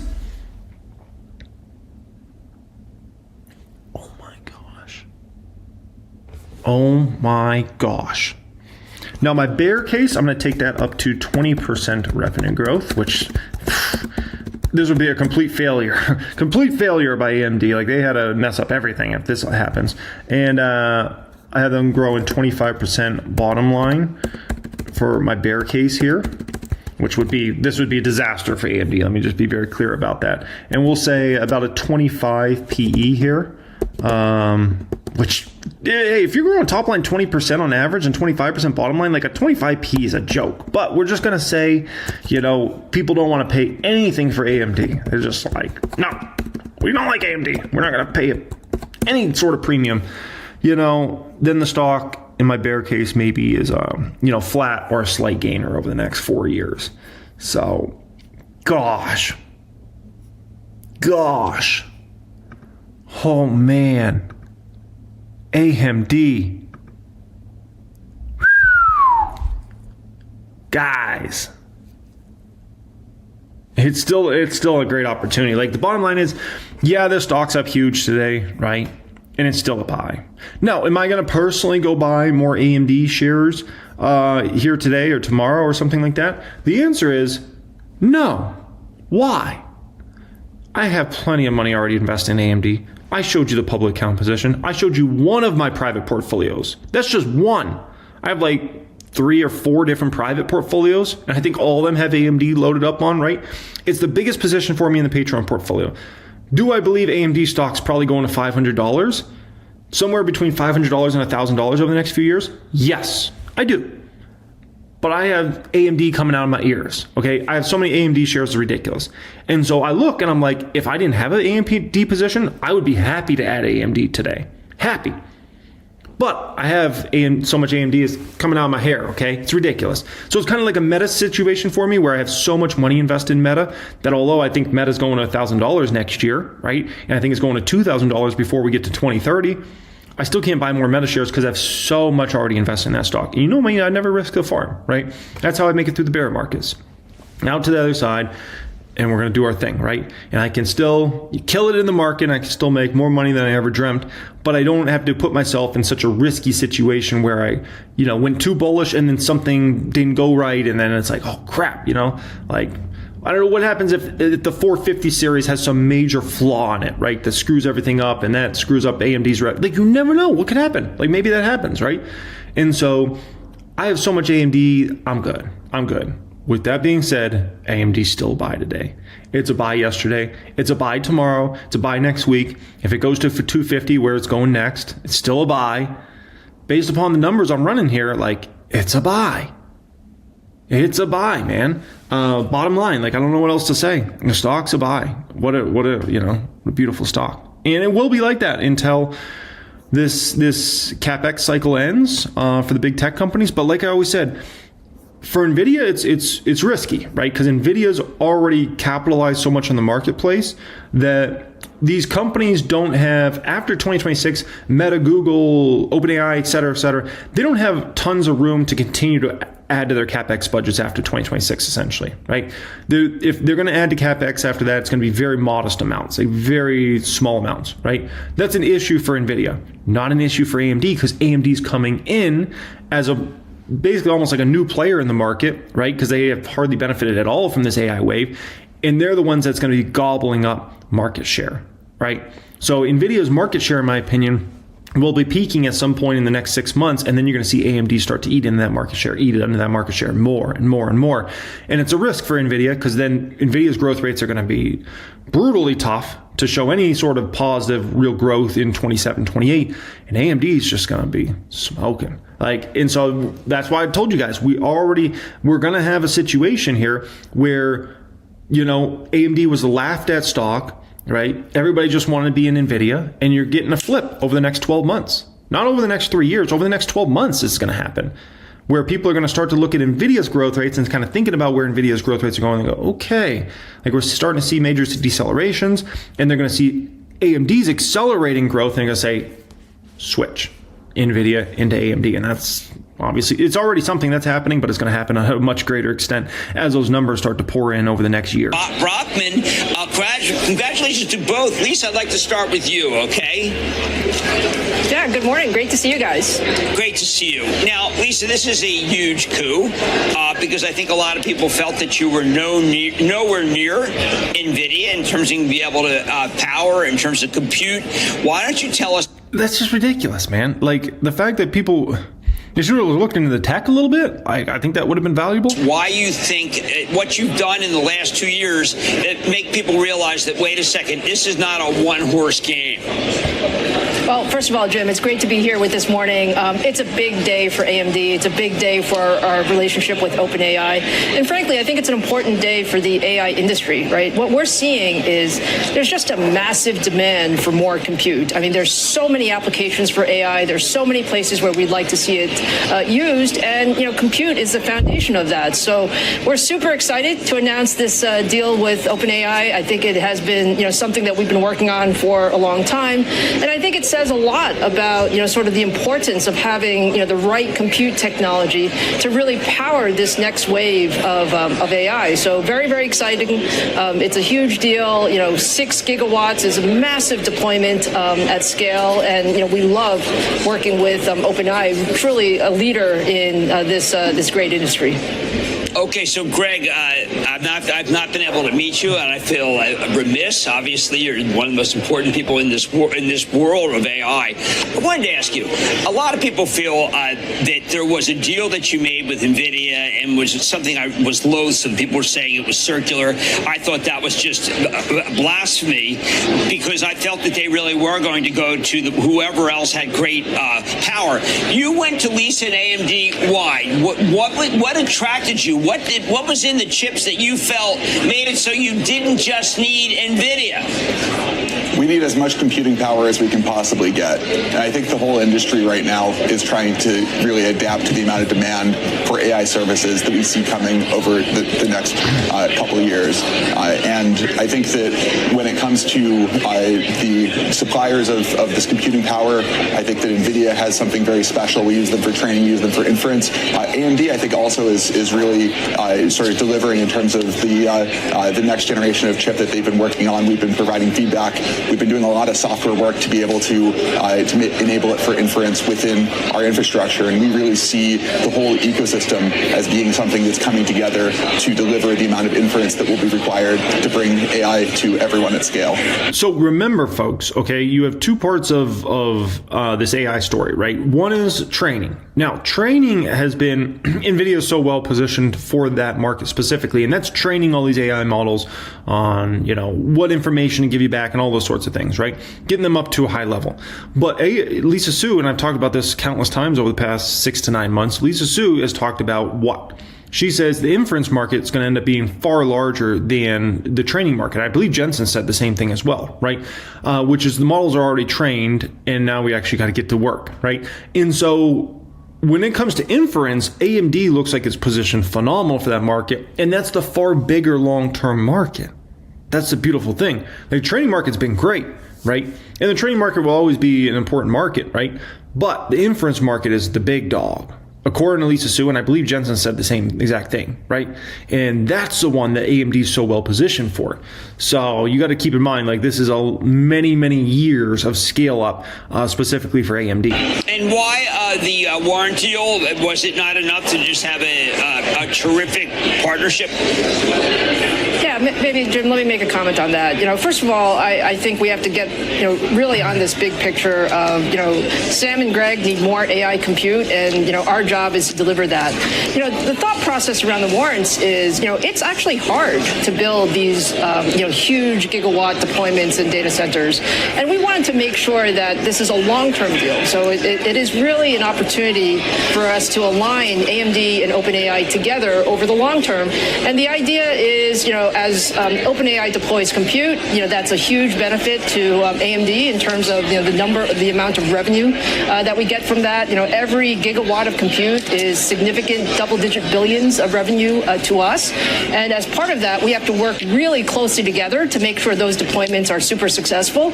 And as we do that, OpenAI gets to benefit, from some of the success of our work together. So it really is, the best in terms of tying performance to each other. And, I want OpenAI to be extraordinarily successful. And, this gives OpenAI a reason to want us to be successful as well. Yeah, it's a genius deal.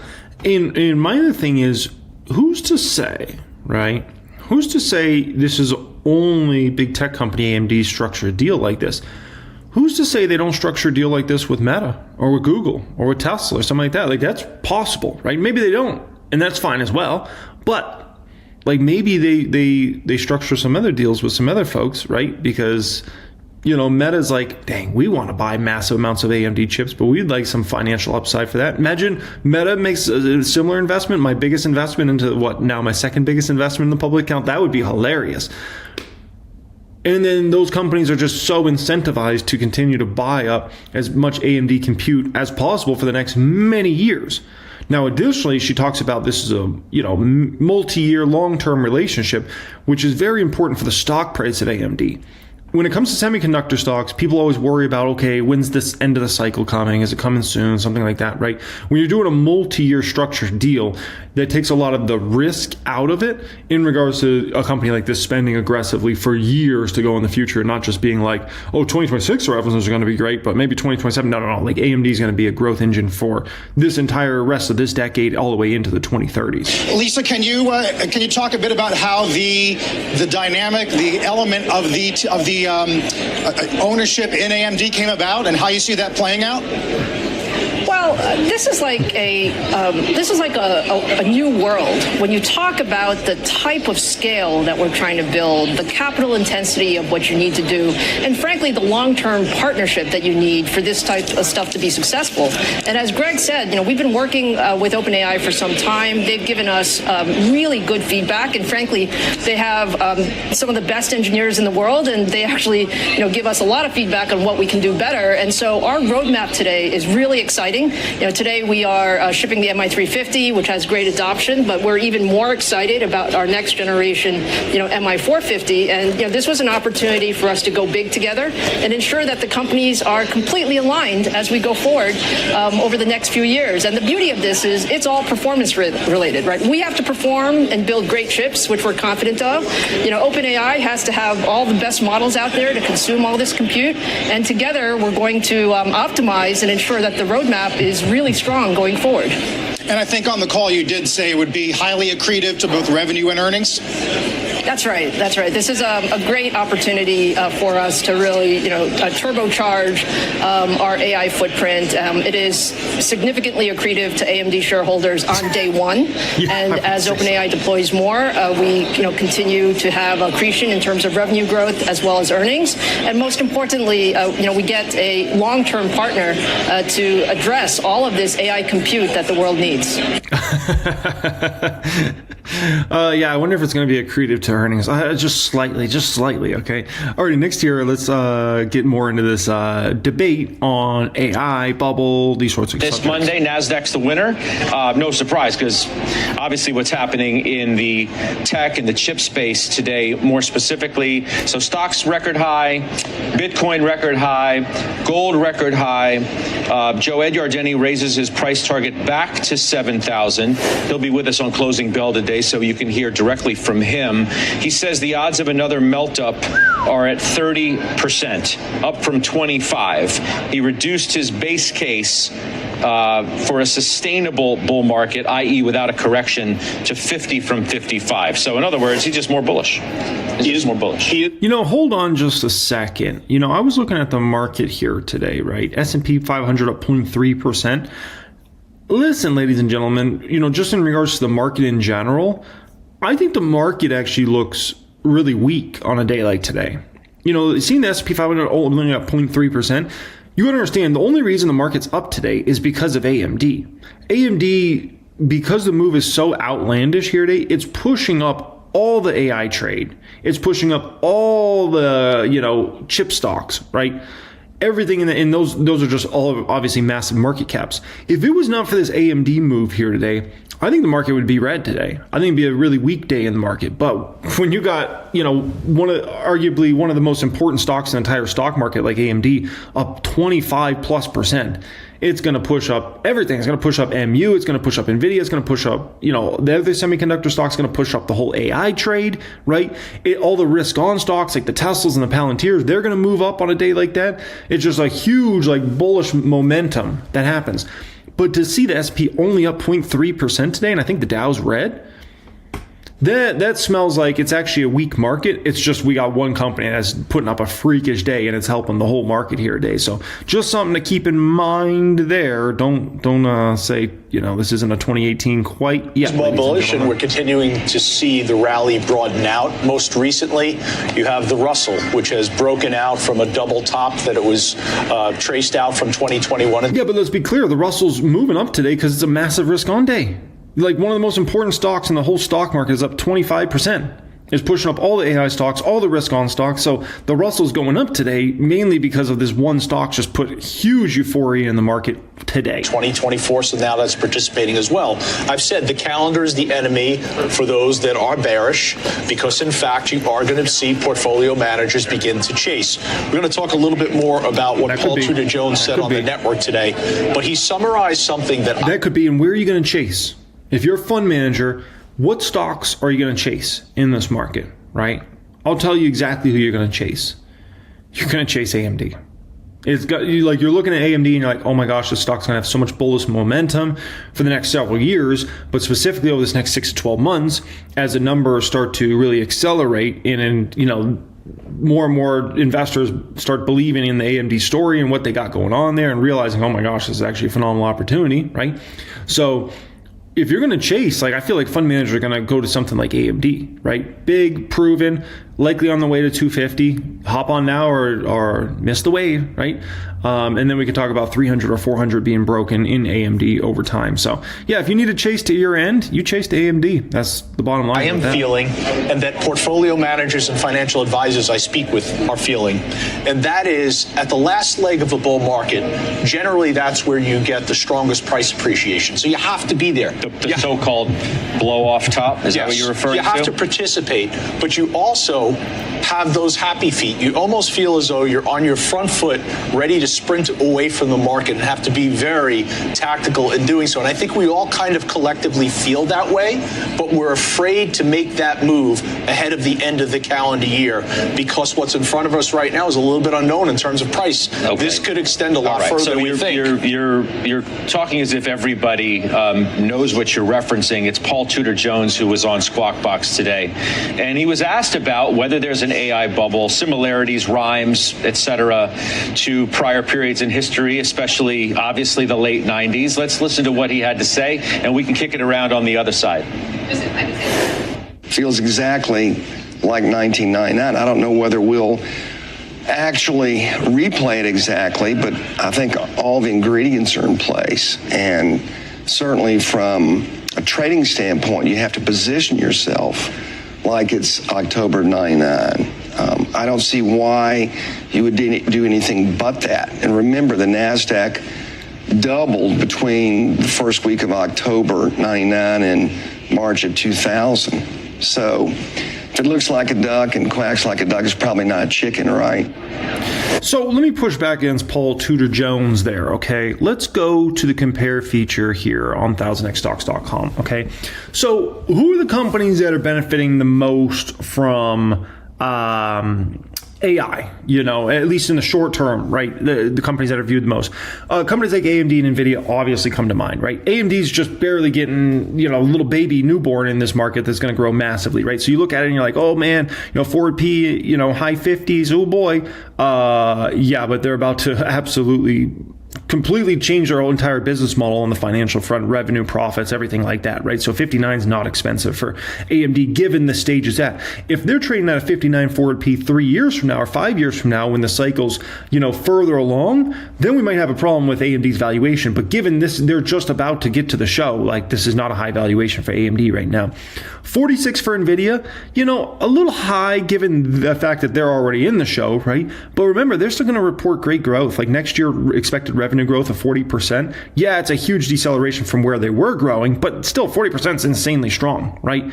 And so if they can grow revenue of 40% again next year, right, a 46 forward P is not high for that stock. Now, Palantir, Tesla, those are different stories. Obviously, those ones trade ridiculously rich, okay? So let's put Tesla and Palantir aside. Now, who are the other companies that are, supposed to be benefiting massively from AI? They're Meta, they're Amazon, right? Companies like Google. So let's go ahead and let's pull up these stocks. So Meta's trading at a forward P of 24 with double-digit revenue growth and double-digit bottom line growth. That's not high. That's low.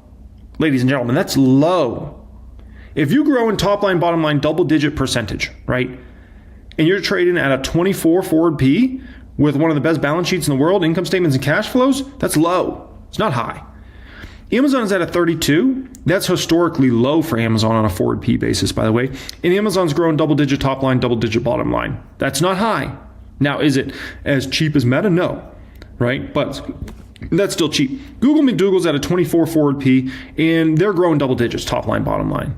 Those are all cheap.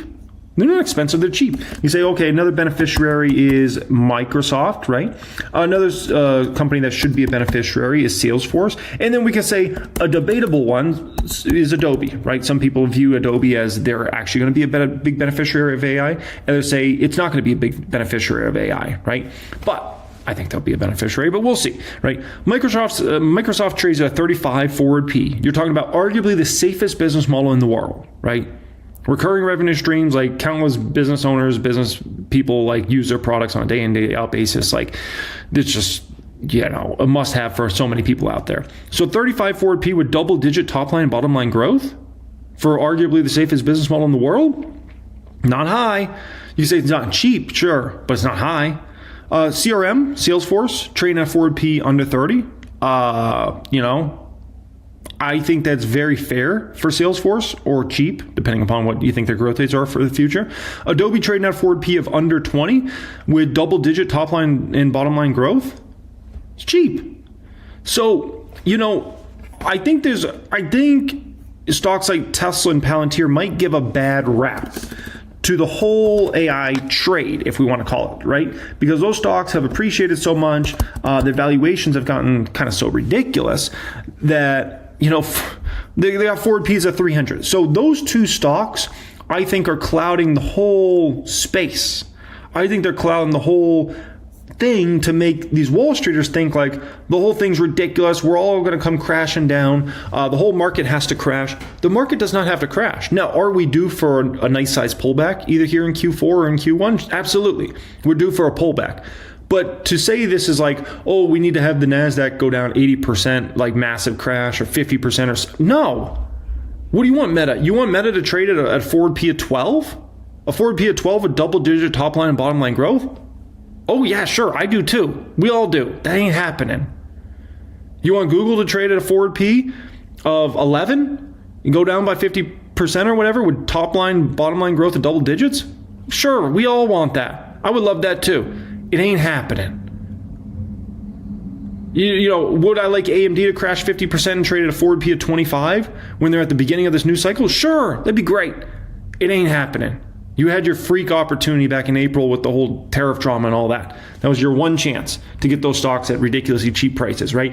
So to look at the market and be like, this whole thing feels like 1999, we need to have a massive crash, blah, blah, blah. It's just not looking at the math. You're looking at your feelings. You're looking at your opinion. You're looking at Palantir and Tesla and thinking that's the whole stock market, so it all needs to crash because Palantir and Tesla are trading ridiculous. No! Just because Palantir and Tesla are trading at forward P's of 300 does not mean Meta needs to crash and Google needs to crash and Microsoft needs to crash and Amazon. No, they don't.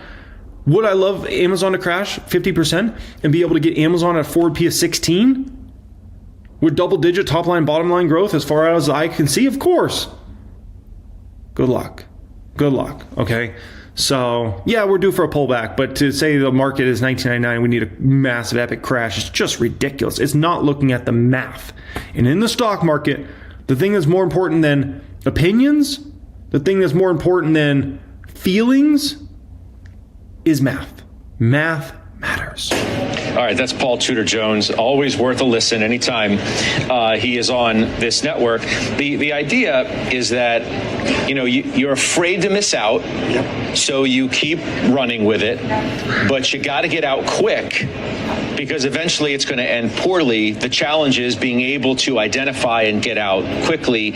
Even if today it's going to end badly, you still don't want to miss out. As he references, we doubled in the NASDAQ from October 99 until everything ended in not too, late 2000. Yeah. Let me be crystal clear about this. The best thing actually for the AI trade is all this worry about the AI trade. The fact that you have so many people worried and, debating it, I don't know, these stocks might crash, they might crash. This is the best thing. Because that's what actually keeps the momentum going and keeps these stocks actually priced, reasonable. Outside of, once again, Palantir and Tesla. But the rest of the moves, that's what keeps these stocks actually reasonable and not going to some insane valuations. You can make an argument that AMD today should have been up 40 or 50% and not only 25%. So you're really trying to pick that point in time when FOMO, the fear of missing out, turns into JOMO, the joy of missing out, when the market declines. Do you think we're in the FOMO period now? I do. Have we really entered that yet? Oh, I think we've been here for a while, but here's the difference between 90... I don't think we've entered that outside of, once again, Palantir and Tesla. Please put those two stocks aside. Outside of those two, I do not think we're in a FOMO moment for the whole stock market. I just showed you the math. The math says all these stocks are actually undervalued right now or fairly valued, right? if you're in a FOMO market, all these stocks would be trading at ridiculous forward Ps, right? You'd have Meta trading at a 45 forward P right now, or Google trading at a 45 forward P, or Amazon trading at a 60 or 70 forward P, right? Nvidia, you would see them trading at a forward P of like 100, right? Given the growth rates they have. And then you say, oh boy, if that slows big time, that forward P of 100 ain't gonna last. That would make me say, you know what? Yeah, we're in a FOMO market. But how can I say we're in a FOMO market when we got stocks like Meta and Google trading at forward Ps, in the low to mid 20s? I can't say that, right? There's no way. I think it's going to end the same way, but the reason why this will extend longer than that October to March period that he's referencing is that you can go into business just by hanging a sign out and taking advantage of the internet. And it really didn't take much capital to do that. Here, you actually need capital to play, and you need real engineering talent, which is human capital. So sure, you've got some small companies in the private markets that just aren't going to have any business model ever. But when we're talking about the larger companies in the private markets, they're real assets. So what you're talking about is not sustainability of the business model, but valuation of the business model. So there'll be plenty that go bankrupt and belly up, as I said, but overall, I just don't see the bubble bursting while you still have this major spending cycle. Well, that's the thing. CapEx going on. That's the thing. It's as long as the CapEx music is playing, so to speak, people are going to continue to dance to it. Yeah. And there's no indication at this point that it's going to stop anytime soon. And many notes are talking about the fact that, look, CapEx is good. Okay, let's take it to the most, sometimes in the stock market, it's best to take it to the most insane situation, okay? Let's say Meta, Google, Amazon, these companies, right? They all stop this crazy CapEx spending, right? They all like, we're not going to buy nearly as many Nvidia chips. We're not going to buy nearly as many AMD chips, right? That would suck for AMD and Nvidia stock. Wouldn't that suck for Meta, Google, Amazon, et cetera, et cetera? No. Then you can say, well, now they're going to take all that extra money. They're going to spend $50 billion on chips, blah, blah, blah this year, right? And infrastructure for AI-related stuff. And they're not going to spend that now. So what are they going to do with that money? Probably massive share buybacks, which then increases their earnings per share massively because their net income keeps going up. So you bring down the share count a ton, your earnings per share explodes even higher at even a faster clip. That's the worst case scenario. That's completely ridiculous and completely unrealistic. But that's the worst case scenario. If anything, you could say maybe Meta and Google would probably go up in that situation, right? Because then they'd turn into a massive buyer of their own stock. Sometimes playing out the worst case scenario, you realize it's not as scary as it seems. It's going to remain robust, and then that's still going to be the thing that carries it. Wells Fargo today, don't underestimate the CapEx cycle. Expect it to continue. Eric Sheridan, he's the tech analyst at Goldman Sachs today on the question of a bubble. We see some reasons to reference the late 90s, but don't yet see all the alignment for a market dynamic that would result in a dramatic and negative re-rating. That seems to be the prevailing view. What about you? That's right, Scott. I think the key word in there is yet. So we have to think about the CapEx announcements that we're getting in terms of the demand growth that we're expecting. And if we look at data centers, for example, today there's something like 82 gigawatts of data center capacity demand, and that's projected to go to 119 over the next several years. So all the announcements that you're getting are in order for us to get to that build out of data centers.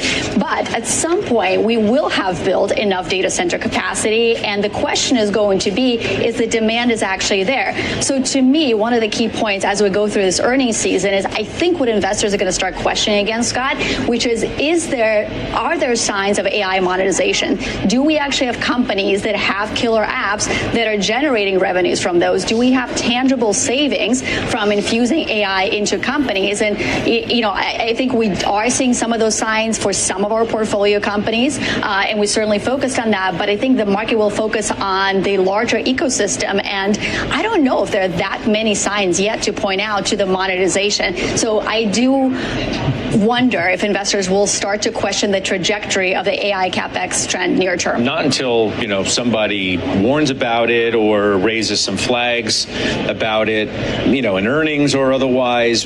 Greg Brockman, OpenAI, he told Carl and Jim earlier, quote, "We need as much computing power as we can get." Lisa Su of AMD AMD. AI compute is needed everywhere. So everybody's talking the same game, that there's just not enough compute. You're not going to need less. You're going to need more. And you have to spend. You'd rather err on the side of spending too much than too little, because that's the environment that you're in. There is these, so-called circular deals, vendor financed deals, so to speak, that makes people a little bit nervous. But like I said, companies are making it awfully clear. They're saying it publicly, and I'm sure privately, they're just going to spend, and they're going to err on that side for now. Scott, we're relying a lot on OpenAI, aren't we, in that spending? And we're relying on OpenAI to spend trillions of dollars, and I think the question becomes, where's this capital coming from? You can make the argument it's coming from venture capital, debt markets, some unique type of financing. Yeah, they keep raising money. They're at a $500 billion valuation in the private market. And I've said I think they're headed towards $1 trillion when they ultimately IPO. But this spending that we seem reliant on from OpenAI, obviously it benefits Nvidia. You asked at the top of the show, what does the deal with AMD mean? Not very much. Nvidia is down 40 basis points on the day. It's barely down. No, whenever I go through these stocks like we're going to do here today, okay, it's important that it's not just about the stocks I'm sharing with you, but the thought process on how I get there, the projections I run. I don't just throw darts at a dartboard hoping things work out for companies. I'm actually running numbers on them, showing you the math behind it and why this stock is going to explode to the upside over the next 3 years, 5 years, those sorts of things. Okay, so we'll be going through all that in this video here today. I understand it's been a banger of the last 3 years. Public count 3.8 mil plus. If we go back 3 years ago, the public count was right around $1 million. So it's been incredible to see the growth there, but there's a lot of opportunity still out there for long-term investors. There's short-term drama, I know, but for long-term investors, there's incredible opportunities, and we're going to go through 7 of those opportunities in this video here today, okay? I've prepared 91 slides for you guys. 91. This is a 2-day prep for this video. The only thing I ask in return for all this work I put in for you here today is if you could please just hit that like button. If you could just make that thumbs up button glow, that would mean the world to me. Additionally, if you want to see more of my videos in the future, make sure you are subscribed here to the channel. YouTube's more likely to show you my videos in the future if you're subscribed here, okay? Appreciate each and every one of you for being here. If you're an investor that wants to take things up to a much higher level, let's say you're in your first year or two of investing, and you're like, okay, I like this stock thing, I'm like making some money, I want to take things up to the next level. I want to learn everything Jeremy can possibly teach me, be a mentor. That is my private stock group. Pinned comment down there. Click on that, fill out a form. You get access to all of my premium courses, access to my private Discord chat, exclusive weekly videos from me, all that good stuff, okay? Alrighty, folks. Number 1 of these 7 stocks up here today is HNST, the Honest Company. This company has only gone up 1%. The stock has only gone up 1% in the past year. It does not reflect the reality of the business model, in my opinion. Now, Honest sells diapers, wipes, lotions, soaps, skincare products, things like that, okay? It might not seem like the most exciting business, but I'm in this game to make money. I don't need to always be in the most exciting business, because many times the most exciting businesses are actually stocks where you'll lose 50 or 80% of your capital over time, or 100% of your capital. This is a boring business, but it's not going to be a boring stock or give boring stock market returns over the years, okay? No. Does this look like a business that should only be up 1% in the past year as far as the stock price goes? Absolutely not, in my opinion. Looking at 1000xstocks.com here, looking at the charts feature, right? Clear trajectory of growth. Companies should continue to grow in future years. Look at the margins. This company's gross margins bottomed out here in the mid-20s. And over the last several quarters, they've been able to bring their gross margins up to 40% plus, ladies and gentlemen. 40% plus. This company was able to take their net margins from deep in the red to now positive net margins on this company as well, okay? Look at the earnings per share. This company was a dumpster fire a few years ago. I mean, an absolute dumpster fire. They were losing fortunes of money on the bottom line, and they have now flipped over to profitability, and I expect this company to be profitable from here on out. And now the name of the game for them is just building that profitability higher and higher and higher year in and year out, okay? Look at the shareholder equity of Honest. It has obviously exploded to the upside for this company. And for a very small market cap, keep in mind the market cap of Honest is around $400 million. The company is loaded to the sky with cash. We're talking $70 million plus of cash. And remember, like I said, this company's a market cap of 400 mil. And they've got 70 mil plus just in cash. sitting on the balance sheet. Absolutely incredible amount of cash, right? So we got a growing company, growing revenues, right? Earnings per share that's now positive. We got margins exploding to the upside from the mid-20s just a few years ago to now 40 plus, right? And showing continued growth. We've got a company that is loaded to the sky with cash on the balance sheet. And we've got a CEO here in Carla Vernon who's done an amazing job running this company. You know, I was skeptical when she first took over the role, but she's done nothing but be a great CEO. I can say that, man. The numbers are, at the end of the day, it comes down to math. And if you look at every possible thing you want to look at in this company, since she took over this company a couple years ago, it's all up and to the right. The margins, bottom line, top line, the revenue growth, the earnings per share growth is insane, okay? Now, as far as Honest, where's the stock going? I think this is going to a $1 to $2 billion market cap before we get to the 2030s. Right now, it's a $400 million market cap. So this is a type of stock that I think can 3x or maybe even more than 3x over, let's call it the next 4 years, essentially. So as long as Carla keeps running this show like she's been running it, man, we got a long way to climb here. So that's why I featured it number one here today. An incredible opportunity. And by the way, if small cap stocks catch a bid over this next few years, small cap stocks in general have been laggers for years. If those ones actually start to begin to catch a bid over this next several years, that will just be more, let's call it rocket fuel behind Honest over the next several years. Okay. Alrighty, guys. Stock number 2 of these 7 stocks up here is Salesforce. Ticker symbol CRM on this one. This is a $240 stock right now. The stock has done nothing the past 5 years. It's down 5% in the past 5 years, but the next 5 years will not look like the past 5 years. You can never look at a stock and say, well, you know, it's done bad in the past 5 years. I mean, it's going to do bad in the future 5 years. Same way you can't look at a stock and say, well, it's done amazing the last 5 years. It'll do amazing in the next 5. It doesn't work like that, okay?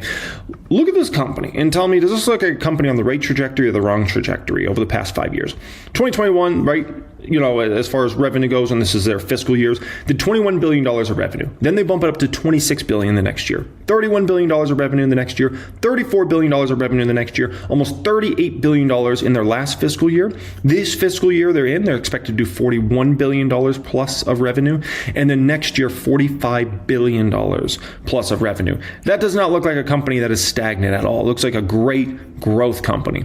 Additionally, you want to see it in a charts feature. This is looking at our 1000xstocks.com charts feature. Look at that growth. It's unbelievable, right? And this is where the company is expected to continue to grow here. Now, when it comes to CRM, we're talking about a company that's accelerated their gross margins, right? From kind of the low, let's call it low 70s to the very high 70s, almost pushing up to 80% gross margins here recently. If you look at their net margins are now right around that 20% level or maybe slightly under. Keep in mind, I believe Salesforce, looking at kind of peer companies, there are a lot of the competitors and whatnot, stocks in this space. I think CRM over the next 5 years could get to basically net margins approaching a 30% level. So there's a long way to grow in regards to their net margins for this company. Looking at the earnings per share of this company, this is where we're at right now on a trailing 12-month basis for earnings per share. This is where the company's earnings per share is expected to go to. Now, how's the math work around this, right? That explosion of earnings per share, how's that going to happen? Well, they've got revenue growth. The profit growth is at a much faster clip, right? And then you can buy back massive amounts of shares. And that's how you get an earnings per share growth that will be exploding over the next several years. Look at the operating income of this company on a trailing 12-month basis, right? Very, very nice. This is not going to stop or slow down. This is just going to continue to accelerate. So they're throwing off incredible operating income. And then they're able to bring down the share count. So you think a tech company like Salesforce, you think what? They must be diluting shareholder value because they're probably always giving their employees a bunch of shares, right? Look at them bringing down that share amount, quarter in and quarter out. It's beautiful. That's a beautiful trend and a very important thing to keep in mind in the future when you're looking at stocks. Are they diluting your shareholder value? So shares outstanding is going up massively, or is it going down? Salesforce is at a stage in their company, much more mature company, right? They're bringing those shares outstanding down. If we look at the balance sheet, cash, marketable securities to the sky in regards to this company, their major product that is their big opportunity over the next 36 months as far as a sales opportunity is what's called Agent Force. This Agent Force is their take on AI and basically having companies have these AI agents that can reason, plan, execute complex business tasks within a Salesforce environment. So their goal at Salesforce is basically, and they're not called Salesforce for no reason. It's because they're amazing at sales. So understand this. It's very important everybody understands what I'm about to say right now. So you can understand why Salesforce is going to be a great stock over the next number of years, in my opinion. Listen, when it comes to Agentforce, in my opinion, over this next 36 months, they're going to end up selling this product and getting it to, let's call it a massive amount of their customer base. Now, when they get this product into their customer base, it's not necessarily about making a ton of money right initially from this. This is just about getting their customer base all signed up for this product, so then it can show its value over the coming years, and then Salesforce can really start to monetize this in a major way after that, essentially. So this next 36 months is key. Get everybody to use the product that's in their customer base, love the product, need the product, want the product, and then we can talk about making fortunes of money from this down the road, right? So this is a major growth vector for the company for the next several years. Now, keep in mind, this product is relatively new. It hasn't even been out a full year yet. As far as big availability, it's kind of toward the end of October 2024. So it hasn't even been available for a full year yet. I mean, there's just an incredible opportunity here, right? Now, Mark Benioff, listen, if you want to look at one of the GOAT CEOs in the past, I would say 20 to 30 years running business, look at Mark Benioff. Remember, whenever you go to make an investment, what is the most important thing over everything? I'm talking over the revenue, over the earnings per share, over blah, blah, blah. What's the number one thing when you go put your hard-earned money into an investment? It's trust. Trust is the most important thing. So when we're looking at a company to invest into, we've got to trust that the CEO is going to do a great job. Does that CEO have a great track record of running that business over the past 10, 20, 30 years, right? And if you look at Mark Benioff's track record, the man's a one of one. He's incredible. He's done a one of one job running this company, and he deserves as many billions of dollars he has in net worth because he's built a great company. And so I would not bet against Benioff over the long term, right? Obviously, the company had a very rich valuation on it many years ago, and that valuation's come down now. It's very, very reasonable on this company when you look at a forward P basis. So I feel very comfortable investing into Salesforce. Number 3 of these 7 stocks up here that I will be buying is Adobe. Adobe stock, ADBE. This one's had a brutal past 5 years. Down 30%, the stock price has gone down the past 5 years. I do not believe it's going to go down 30% the next 5 years. I believe this is going to be quite a very attractive stock in regards to reward potential here. Adobe has a multitude of different businesses, but just understand this. If you're a business owner, high probability you would sign up for Adobe's products. If you're a marketing professional, high probability you're going to sign up for Adobe's suite of products. And if you're a creative, somebody that posts on YouTube, Instagram, TikTok, Facebook, social media in general, high probability you're going to use Adobe's product suite, okay? So they've got that covered. Incredible company, one of the strongest companies in the world just on a mathematical basis, right? This is what Adobe's revenues have done over the last number of years. They went from $12 billion of revenue to $15 billion of revenue to $17 billion of revenue, $19 billion of revenue, $21.5 billion of revenue, right? In double-digit growth year in and year out. Now, when we look at what they're expected to do in the fiscal year that's about to finish up here, $23.6 billion. Next year, $25.8 billion. So this is a company that is very consistent. They're just going to put up their numbers quarter in and quarter out. That's going to say, good job, Adobe. Like, well done, right? Now, this is a masterpiece of revenue growth. I mean, is it more like if you were trying to draw the most beautiful revenue growth chart for a company, that's exactly how you would draw it, right? Up and to the right and just continually growing and growing and growing those numbers. So that's beautiful. Now, if we look at Adobe on a margin front, this is a company that is a freak, okay? Listen.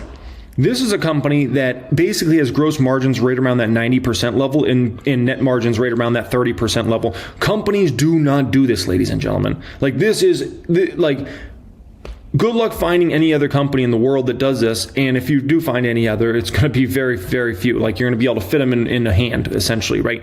When you're pushing gross margins 90% and bottom line margins 30%, unbelievable, okay?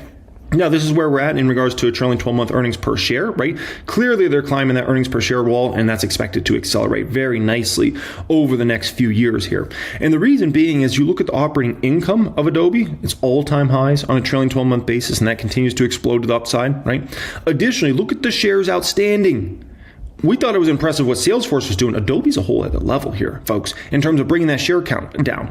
So when you've got revenue growth, and you've got as high a margins as Adobe has here, right? And you're able to run your organization lean, and you're able to buy back tons of shares, your earnings per share is going to explode upward, right? Which is phenomenal. So, you know, the great thing for companies like Salesforce and Adobe that are doing big buybacks right now is they're able to buy these shares at very cheap prices, which means you can buy even more shares, right? No, my base case for Adobe stock, here it is. I have this company in terms of where this stock price is going between now and 2029. I have this company doing revenue growth on average 8% per year. Is that a crazy number? No, absolutely not. Adobe's been a double-digit revenue growth company for the longest time. And I have them only doing 8% revenue growth for my base case. Very conservative. I have them doing 10% net income growth on average per year over the next 4 years essentially, right? A 23 to 28 P ratio is very fair for a company growing high single digits revenue, and it's called very low double digits net income. That gives me a compound annual growth rate between 15 and 20%. This is a very conservative base case for Adobe stock. Like that's why the stock's a buy. Now, in regards to CEO, remember we talked about trust earlier, right? You got to trust when you put your money into stock. You got to trust the big dog who's running the show. And the CEO's done an incredible job. He's led this company since 2007, which means he got the company through what? He got the company through the great financial crisis, which is, if you got your company through that and got it out to the other side, it's impressive, right? Additionally, he was able to do with Adobe what not everybody was able to do, which is take this company from a kind of let's sell a product one time into a subscription-based revenue model, right? And using the cloud for their products and do it in an amazing fashion. And he's able to build this company into one of the most profitable companies in the world, right? One of those companies that's kind of a one-off in regards to their margin profile. And so when you think about now they're transitioning into this AI future, you have to think, can the current CEO do that? And the current engineering team, the current workforce at this company, can they execute on that? And I have no doubts that they'll be able to execute on that. So I believe Adobe is very well positioned here for the next number of years. And the valuation on the stock set, if you look at the P ratios on the stock, the P ratio on the stock and the forward P on the stock is about the lowest you'll find in at any point in the last 10, 15, 20 years for the stock. It's incredibly low right now. And so I think this company deserves a much higher P ratio on forward P than it's at because it's one of the safest business models you're going to find out there. They put up great growth quarter in and quarter out. People stay signed up for their suite of products. And I understand there's competition maybe in this space, that space. People have a lot of work to do before they really compete with Adobe's product suite in any sort of substantial way, right? And remember, Adobe's not going to just sit still. They're going to continue. Like they don't pay that fortunes, those billions of dollars a year on that, that incredible team that continues to build out their products. They don't pay that for nothing, right?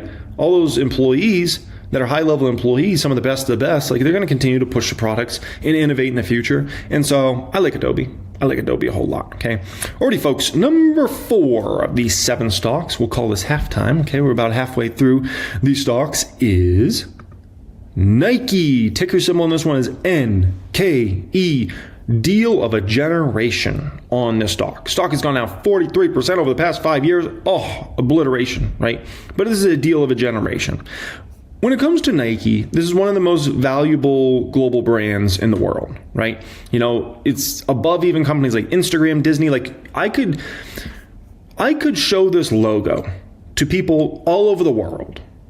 And people all over the world, doesn't matter if I'm in Alabama or if I'm in Los Angeles or if I'm in Shanghai or if I'm in some part of Brazil, doesn't matter if I'm in Mexico, doesn't matter if I'm in Canada, doesn't really matter almost where I am in the world. If I just show that logo, people are already going to know, oh, that's Nike. They're already going to think about all the great athletes that wear Nike products and the success and all those sorts of things, right? Without ever saying a letter, right? Without ever saying a word, just show them that. and they'll know it across the world. That's valuable, very, very valuable, right? Now, in regards to Nike, there's been a few times throughout its history that you've gotten kind of like generational buying opportunities where the stock crashed, right? Everybody was worried about competition or this or that, whatever they were worried about at that particular time, right? And it was like a generational buying opportunity. So for instance, on a split adjusted basis, back in October 1984, the stock fell to 12 cents. In 1993, stock went through a major crash and bottomed out at about $1.50 in 1993. In 2009, in the great financial crisis, stock bottomed out right around $11 in early 2009, right? So you every once in a while, you get this like generational buying opportunity in regards to Nike where people are so scared of the business model and what's going on and this and that, right? And the numbers are like not as good as they were or something like that, right? And then in 2025, this is a generational buying opportunity in regards to Nike. The stock has been trading this year anywhere between $50 or $80. And I think it's going to be a long time before we see those sorts of pricing again, right? Now, you've got to understand what's happened historically with Nike and what's happened recently. Phil Knight, visionary CEO, right? Builds his company from nothing into a giant company, right? And he's just amazing. Like he's the one that thought about signing Michael Jordan, right? And risked a lot of the company on Michael Jordan and the success of that and the Jordan line and building this into a global brand, right? And really understanding to not just take the profits back out of the business, but reinvest billions of dollars every year back into athletes, back into sports leagues. So you're like, basically you form a business that no one can compete with because no one can put that sort of money back into their business, and no one's willing to put that sort of money back into business because everybody always gets greedy. They want to take more out.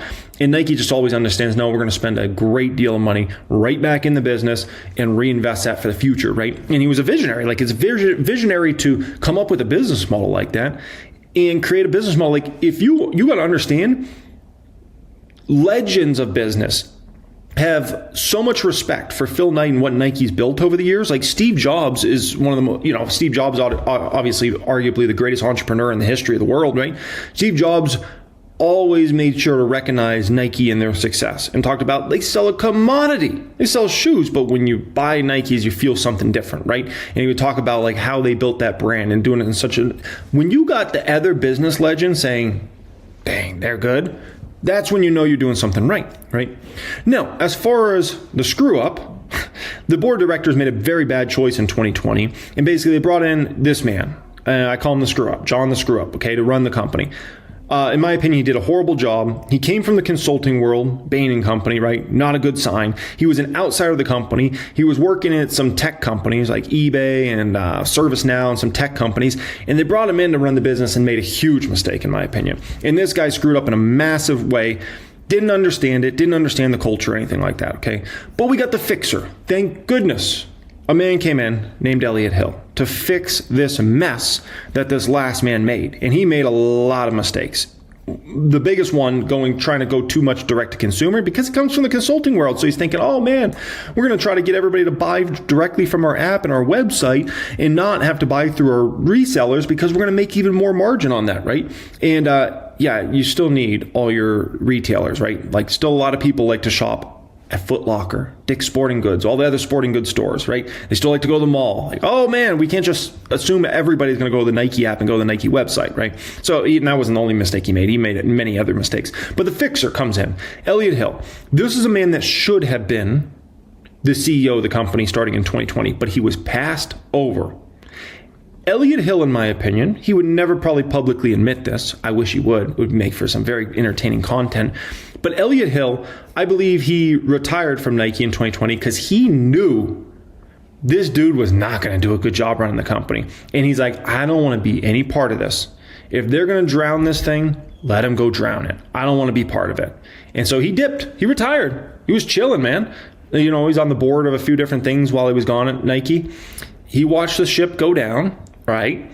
From my understanding, he kept in contact with a lot of high-ranking people at Nike. From rumors I hear out there, things were not good. People didn't like John. They knew he was running things into the ground. And the board of directors realized we got to get John out of here. And we've got to get Elliott Hill into this company. And they brought Elliott Hill back, and right away, morale at the company, from my understanding, took off. Right? They understood, like, we've got Elliott Hill been working at Nike since the 1980s. He'd seen this whole thing through from like this little brand to becoming a global icon around the world. And he was passed over. Like his success at the company was a 101. Like it was crazy. The board of directors made such a horrible decision. But it's all in the past. They brought Elliott Hill back in, and he's fixing the mess. But the craziest thing about this whole story that not a lot of people know is this is not the first time Nike made a mistake just like this. Back in 2004, they brought in this gentleman, William Perez, to run the company. He was an outsider. He wasn't a Nike person. He was an outsider. And they brought him in. He was at SC Johnson. He only lasted 13 months. So at least Nike back then realized we needed to move on faster. They let John on for way too long, and that's why the stock crashed and everything like that. But they realized, like, we screwed up. We brought in the wrong guy. And, my hope is if like Nike's a stock I would love to own for the next 10, 20, 30 years. My hope is the board of directors doesn't ever screw up like this again and try to bring an outsider into the company to run the show, because it's shown like it doesn't work. Okay, it does not work. Now look at this. Look at the screw-ups numbers and look at Elliott Hill. Oh my gosh, what a turn, right?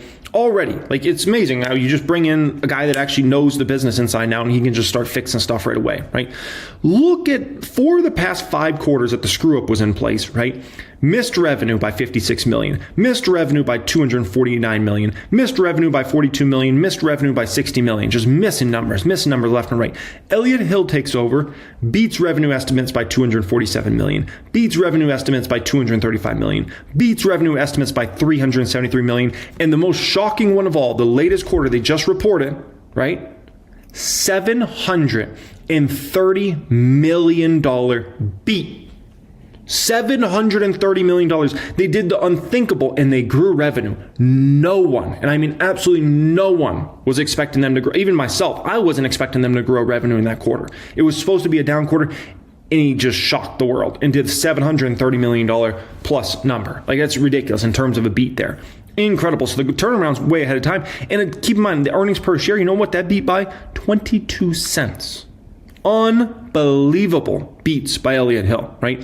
Now, on 1000xstocks.com, we have 3 different features for earnings call, where you can listen to earnings call straight up, right? And then we have AI transcripts. So we'll try to go through the most important parts of the conference call and kind of give you a summary of what happened there, right? And then we have a transcript feature. I want to show you guys a couple things on how great of a CEO Elliott Hill is here on the transcript, right? So right here, this is very important. He says, this just shows you the level of detail that Elliott Hill's, at, right? They basically surveyed their customer base and found that runners want 3 things he's talking about in running shoes. They want big cushioning, stability, and an everyday shoe that returns energy, right? He says, in response to that, we moved with a sense of urgency and completely redesigned their Vomero shoe, right? The structure for Pegasus, that solves these 3 insights. That's the type of stuff I'm talking about. Like, you think Mr. Bain and Company, Mr. Consultant from the tech world, was thinking about, okay, what type of shoe do runners really want? No, come on, man. That guy's, a bean counter. What are we talking about here, right? He talks about the early results. He's talking about basically, retailers in regards to running still. We'll get into the retailer stuff in just a moment. He talks about the early results have been positive. Nike Running growing over 20% in the quarter. Their latest quarter, they grew Nike Running 20%. That business had been dumpster fire for a while, right? They were getting their lunch eaten by Hoka and On and those companies. Nike's coming to take that right back. You're done, baby. You're done. On and Hoka, watch out. I would not want to go against Nike this next few years here. That's going to be a brutal matchup. With Converse, he says, with Converse, we put in a new leadership team in place. I bet you that last leadership team was put in by Johnny Boy, right? And that Converse business was, has been a dumpster fire over the last, bit of time here. Numbers have been horrible. So he says, those guys are out. We brought in a new leadership team that's taken aggressive actions to better position the company for profitable growth in regards to the Converse business. He says, of the priority of now actions, elevating full marketplace is in the early innings. The positive is that in North America, where we invested first, some of the big steps forward in the quarter, the team continues to give more consumers access to the brand in more premium environments. We reset over 1,300 running spaces in the quarter, from Dick's Sporting Goods to Nordstrom to Heartbreak Hill. And we are also pleased with the launch of our brand store on Amazon. They've launched a brand store on Amazon. He says, we're driving driving stronger engagement and sales than anticipated on Amazon, right? This is what I'm talking about, man. You got to be in the nitty gritty, man. You got to be able to walk retailer stores and be like, this isn't the right assortment. This isn't the right look. This isn't the right branding, right? We need to make switches here. Elliott Hill just understands on a very high level of what needs to be done here in the business model, right? And there's a sort of insights you only have from some man that's been working at the company since the 1980s. He saw the business grow from this little thing in this massive Goliath. I mean, when he left the company was on top, right? And so as far as Nike goes, the glory days will be back. I mean, this stock reached a peak around $170. Back in 2021, right, before John got to put all the stuff in place that really ran the company down the tubes, in my opinion, right? And so I think a return to glory is happening in this next 24 to 36 months, and we'll see the stock go to the $150 to $200 level.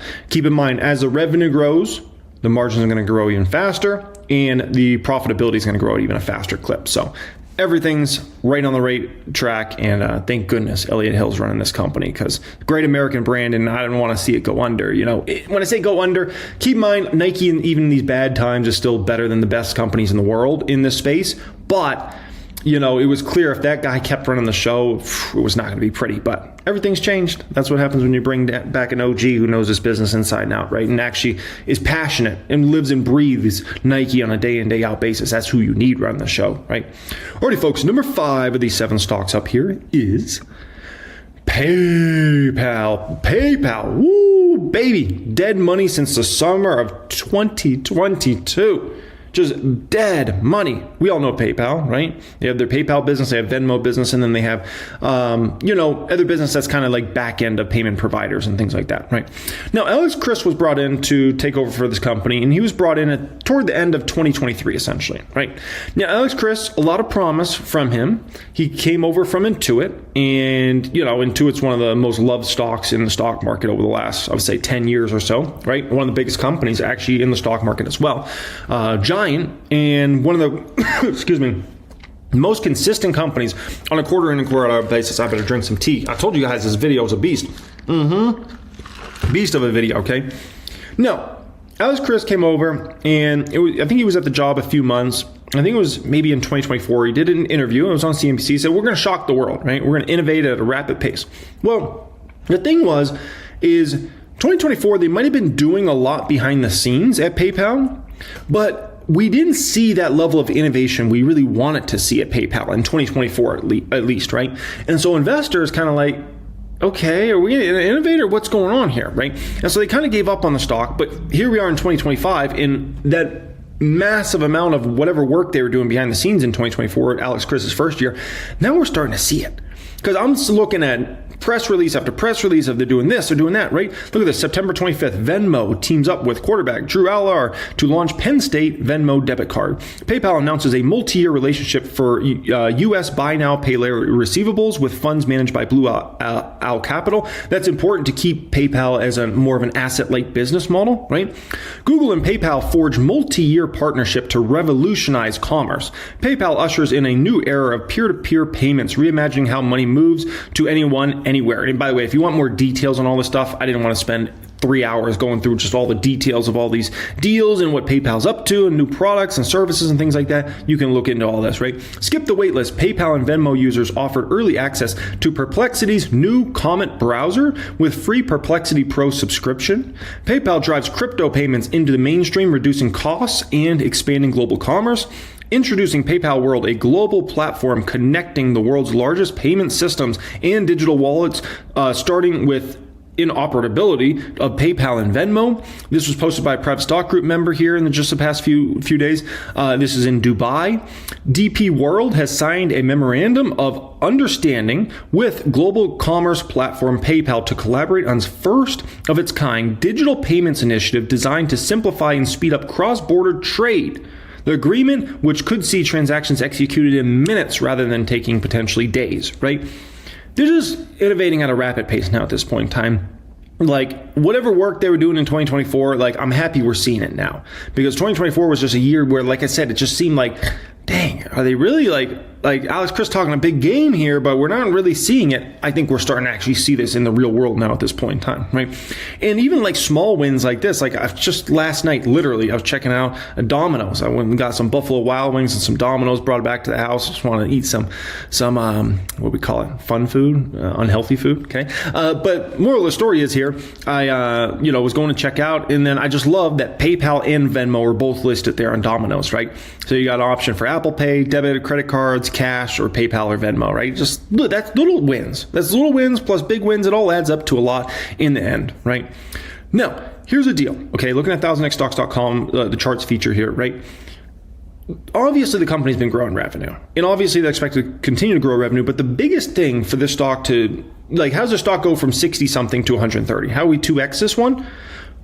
You got to speed up this revenue growth. If we accelerate revenue growth, then we're really going to be talking in regards to PayPal. You got to understand, PayPal's priced for like no growth. The forward P in the stock is 13. 13, ladies and gentlemen. You got a forward P at 13 in your stock. That's basically the market. Keep in mind, the market trades at, forward P's like 18 to 26. You got 13 on your stock. Basically, the market's saying, we don't believe in you. We don't think you can grow this business, right? They're priced for no growth. So if this company can accelerate these growth rates, then we're really going to be talking about a stock that will get moving rapidly. On our compare feature on 1000X, right, I compared PayPal versus Visa versus Amex. And look at this. PayPal's at a 13 forward P, Visa's at a 31, and American Express at a 21, right? It's clear as day, like, when you compare PayPal versus like peer type companies, gosh, like, they get no premium at all. Like, they just like such a disrespected stock, right? It's basically the market saying, we don't believe in you, PayPal. But here's the thing. Well, you got to always look in depth in the numbers. And are things happening with the business model that look very promising? And what we've seen in PayPal very recently is a massive turn in regards to year-over-year growth, okay? So let me show you something here. Looking at the quarterly revenue trends of this company, but on a year-over-year basis, okay? This was Q2 2024. They had revenue increase 8.2%. Then the next quarter, it gets worse. Q3 2024, they go down to 5.8%. The next quarter, what do you think is going to happen? It got worse. Q4 2024, year-over-year growth goes down to 4.2%. What do you think happens the next quarter? It gets worse. Q1 2025, only 1.2% revenue growth. What do you think happens the next quarter? Oh, a break in trend. This latest quarter, they just grew revenue 5.1% on a year-over-year basis, which means there's likely a bottom hit in regards to growth rates, and it looks like we're back into an acceleration phase. We've got to get confirmation on that on the next quarter, but if they grow the next quarter at further than a 5% year-over-year growth number, we're clearly in an accelerating growth trend at that point in time. So now we're just waiting for confirmation, but it looks pretty darn promising, right? When you have a clear trend of revenue growth decelerating, and then you have an acceleration, that's the first glimpse of like, okay, I think we're back. If we get a second quarter, let's say the next quarter grows at 6, 7, or 8%, then it's clear like our trend is back up in the right way in terms of accelerating growth. And then the question is, how far are we going to accelerate that growth, right? Now, in regards to the bottom line, earnings per share, right? Double-digit earnings per share growth, I think this company can have all the way till 2030. I think it looks very realistic. Why? I think this company can easily grow at mid-single digit or high single-digit growth rate. So somewhere between 5 and 9% a year. Okay. Now, if they grow at double-digit revenue growth, then we're talking earnings per share is going to skyrocket. But all they need to do is somewhere between 5% and 9% revenue growth per year, and I think we can get easily double-digit earnings per share growth on this company. And the reason being is they're focused on profitable growth now. It's one of Alex Chris's big initiatives. But remember, I showed you Salesforce and Adobe and how they're bringing down their share count. You might not see one as powerful as PayPal. Look at the rate they're bringing their share count down. If your net income continues to go higher, which PayPal's net income should continue to go higher for years to go in the future, right? And you're bringing down your share count like this, your earnings per share is going to explode to the upside. Like, PayPal eventually could buy back the whole dang company if they want. This is incredible. Incredible. So very, very bullish, ladies and gentlemen. Very, very bullish. Now, the path to $130 on the stock, and let's call it a double up from here, I think it's easy over the next 12 to 24 months as long as they post high single-digit revenue growth. They get back to high single-digit revenue growth, right? If they get back to double-digit revenue growth, which is where this company used to grow for the longest time, oh boy, we're going to have to see all this innovation, all these new products, in the marketplace, how they're going to do, right? All these new services. But if they ever got back to low double-digit growth, we'll be talking PayPal 200. We'll get back to the glory days. Remember, the glory days for PayPal was this stock was a $300 stock, okay? It's a long way to go back to that. But I feel like the path to 130 is easy. The path to 200 or 300 is a little more difficult, but it is there for the company. They just got to put up the numbers, right? Alrighty, guys, number 6 of these 7 stocks up here is Amazon. Amazing's on. So this is one of my big dog stocks. It's a $330,000 position for me in the public account. It's also a major position for me in other portfolios as well. It's one of my favorite stocks. You got to understand, when you get Amazon, you're not just getting the e-commerce business. You're getting 3 major businesses. And by the way, you're getting a bunch of minor businesses as well. But you're getting 3 major businesses. One is e-commerce, right? The second is AWS. The third is our advertising business. Now, after that, they got a bunch of smaller businesses, but those are 3 big dogs that really drive this company's revenues and profits and margins for the company, okay? Now, when it comes to Amazon, they're basically a double-digit growing company on autopilot. Like, basically, because of 3 businesses are such incredibly strong businesses, that's very hard to compete with them. They grow double-digit revenue on autopilot, basically year in and year out, and I don't see that ending at any time in this decade. Maybe at some point in the 2030s, maybe they stop growing double digits, but in this decade, like, it looks like the company is they're just set, man, to continue to grow and grow and grow on autopilot. Look at the company's margins over time, the gross margins and how those have pushed up. They went from this company having, let's call it low 40s gross margins to now they've pushed over 50% gross margins. Look at the net margins of this company. Net margins went from negative to now net margins are kind of in that like 10% level, and we're still early days in regards to those net margins. Net margins long term will probably go closer to 20%. So there's a long way to go in regards to that game. Look at the earnings per share of this company. This is where we're at right now on a trailing 12-month basis. This is where we've gone, and this is where we're expected to go in regards to this company. Look at the operating cash flow of this company. Shocking. On a trailing 12-month basis, operating cash flow of $121 billion. Double-digit growth. Incredible. Look at the operating income of this company. Operating income of $76 billion in just the past 12 months. That is 40% growth on a year-over-year basis. And these growth rates are astonishing that Amazon's putting up here.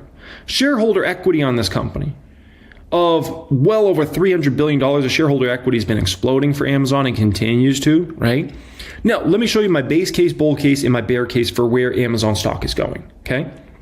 This is my base case. This is what I expect for Amazon to do over the next 4 years, okay, from 2026 to 2029. I think they're going to do 12% revenue growth on average per year. I think they're going to do 18% net income growth on average per year, right? They don't have to battle it out as much on the e-commerce side now and kill their margins. Additionally, AWS continues to scale. They're going to run this company lean. It's clear Andy Jassy is going to run this company lean, and their advertising side of their business continues to build out substantially. And we know, where do you make the most money, the most margins? Advertising. Oh my gosh, ask Google, ask Meta about those advertising numbers, right? And how much profit is in that business. So the net income is going to go up at a much faster clip than revenue, in my opinion. So net income growth, I think it's very conservative to say net income growth at 18% per year on average, 2026 to 2029, right? Which puts them at only net income margins of 12% come 2029, and I think this is a company long-term that will get to net income margins of 20%, okay? 33 to 38 P is very fair for a company growing top line 12%, bottom line 18%. That gives you a compound annual growth rate of 19% to 23%. I'm going to take that every day. But more excitingly, look at my bull case. My bull case is still kind of conservative. 14% revenue growth on average per year. 20% net income growth on average per year. Still net income margins of 12%. 35 to 40 PE ratio is very fair for a company growing 14% revenues, 20% bottom line, right? That puts the stock somewhere between about $500 and about $560. 22% compound annual growth rate on the low end, 26% on the high end. But this is the best part. This is the best part. And if you want to know why Amazon's a must-buy stock, today, tomorrow, yesterday, the next day, look at my bear case. My bear case has them only growing 10% revenues per year. This would be horrible, considering how much growth the e-commerce business still has. AWS is still growing at a strong double-digit clip. The advertising business is exploding. If they only grow revenues at 10%, I was a huge disappointment, right? But that's all I have them doing for my bear case. Net income growth of 15%. You're probably at a 30 to 35 PE at 10% top line, 15% bottom line. Gives me a compound annual growth rate on the low end of 13%, 17% on the high end. Where else are you going to find that? That's why it's impossible not to buy Amazon right now. If I run a bear case on a stock and I still get double-digit compound annual growth rate, I'm going to take that every time. Like, I'm not going to, how am I going to look at Amazon and run a bear case and be like, that double-digit compound annual growth, I'm not going to buy it. I got to buy it. And so that's why you see me continue to buy shares of stock, because that's just beautiful. That's just beautiful, man. Like, usually when I run a bear case on a stock, a lot of times my compound annual growth rate is actually negative. There's no growth. Or it's like very low single digits, like 1%, 3%, 4%, 2%, something like that. When I get double digits, come on, man. It's a buy. 7 of these 7 stocks up here is, listen, I'm going to tell you guys, I'm sick of talking about this stock. And it's not because I love this company so much. I continue to buy the stock. But I've been talking about this stock since 2023 on the channel. And it's made me fortunes of money. It's a perfect combo of a company that has the next 10 years of growth ahead. It's a value stock, trading at a very cheap valuation. And it's a dividend payer, right? But I'm sick of talking about it. But I'm going to talk about it. Because it's still a buy, and I'm still buying the stock. And you know what it is? Cheesecake Factory, ticker symbol is CAKE. Here's a stock that has made me over $47,000 of profits in the public count. That does not include all the dividends the stock pays me out every 3 months across my portfolios, okay? Now, when it comes to cake, they got the ATM machine, which is a Cheesecake Factory restaurant concept. North Italian Flour Child have the next 10 years of expansion across the United States of America and maybe even international long term. And they got several other successful concepts coming behind those that they're testing to see how many markets they can take those into. But basically, Flour Child and North Italia are going across the whole United States of America. And they've got 10 years of growth in regards to how many locations they can scale to those. Okay. Now, what's my bear case, base case, and bull case for Cheesecake Factory? My bear case has them only growing revenues 5% per year, which when you think about how many North Italias, Flour Childs they should open over the next few years, and the concepts coming behind that, 5% revenue growth would be bad for the company. And there's inflation always, right? So menu prices should go up 2-3% a year, right? So 5% revenue growth would be very bad, but we're in a bear case. Also on my bear case, I basically have no growth in net income in regards to no lift. So net income only grows at the same percentage as revenue, which would also be bad. I have their net income margins being stuck at 5%, which would also be bad, right? So 5% revenue growth on top line, bottom line, you're probably somewhere between a PE of 18 and 23 for a stock like that, right? With mid-single digit growth. That gives me a compound annual growth rate of, we can call it, 9 to 16% between now and 2029. Like, you're going to tell me I'm not going to buy cake with those horrible numbers? Like, come on. And I still get there. I still get to the stock to somewhere between $78 and $99. Like, I got to take that. This is my base case for Cheesecake Factory. 7% revenue growth per year on average. 9% net income growth on average per year, which is a little lift there. Still in that net income margins of 5% range, right? If I got cake growing 7% revenue per year, 9% on the bottom line per year, you're going to be able to command somewhere between about a 25 and a 30 PE ratio. Puts the stock somewhere between about 125 and 150. It gives me a compound annual growth rate of, let's call it low 20s to high 20s. Not bad for a base case. And it's not like this is crazy revenue growth. Like, oh my gosh, Cheesecake Factory is growing revenues 20% a year. Like, no, if that happens, oh my gosh, can you imagine that? But what about my bull case for Cheesecake Factory? This is what I expect, but what about my bull case if things go a little better than I anticipate? Well, here's my bull case for Cheesecake Factory. I've been doing 9% revenue growth, still not even double digit, by the way. And look at the projections here. 9% revenue growth per year between 2026 and 2029. 11% net income margin, so they have a little lift there, right? Still net income margins of 5% range. If you're growing top line 9% per year on average, bottom line 11% per year on average, 28 to 33 P is pretty realistic for this company. Gives me a compound annual growth rate of 28 to 34%. Although I'm sick of talking about this stock, it continues to be a moneymaker, and it's going to continue to be a moneymaker, in my opinion, in a massive way over this next 5 or 10 years. And that's why I just got to continue to buy cake stock. I got to continue to buy cake stock. Alrighty, folks, I appreciate you joining me. I hope you enjoyed this 91 slide video. Hope you got a lot of value out of this one. Hope you learned a little bit here today and why I like certain stocks, okay? If you want to take your knowledge up to a much higher level than where you're at, You want access to all of my premium courses, access to my private Discord chat, exclusive weekly videos, access to 1000xstocks.com so you can run your numbers, figure out if you're getting ripped off on a stock, getting great deals, all that good stuff. Pin comment down there, click on that, fill the form. Let's get you in there. And by the way, you will receive your Steel membership cards in the mail once you join us in there's our 1000X Steel membership card, and then we've got your private group Steel membership card right there. Absolutely beautiful. Much love and have a great day.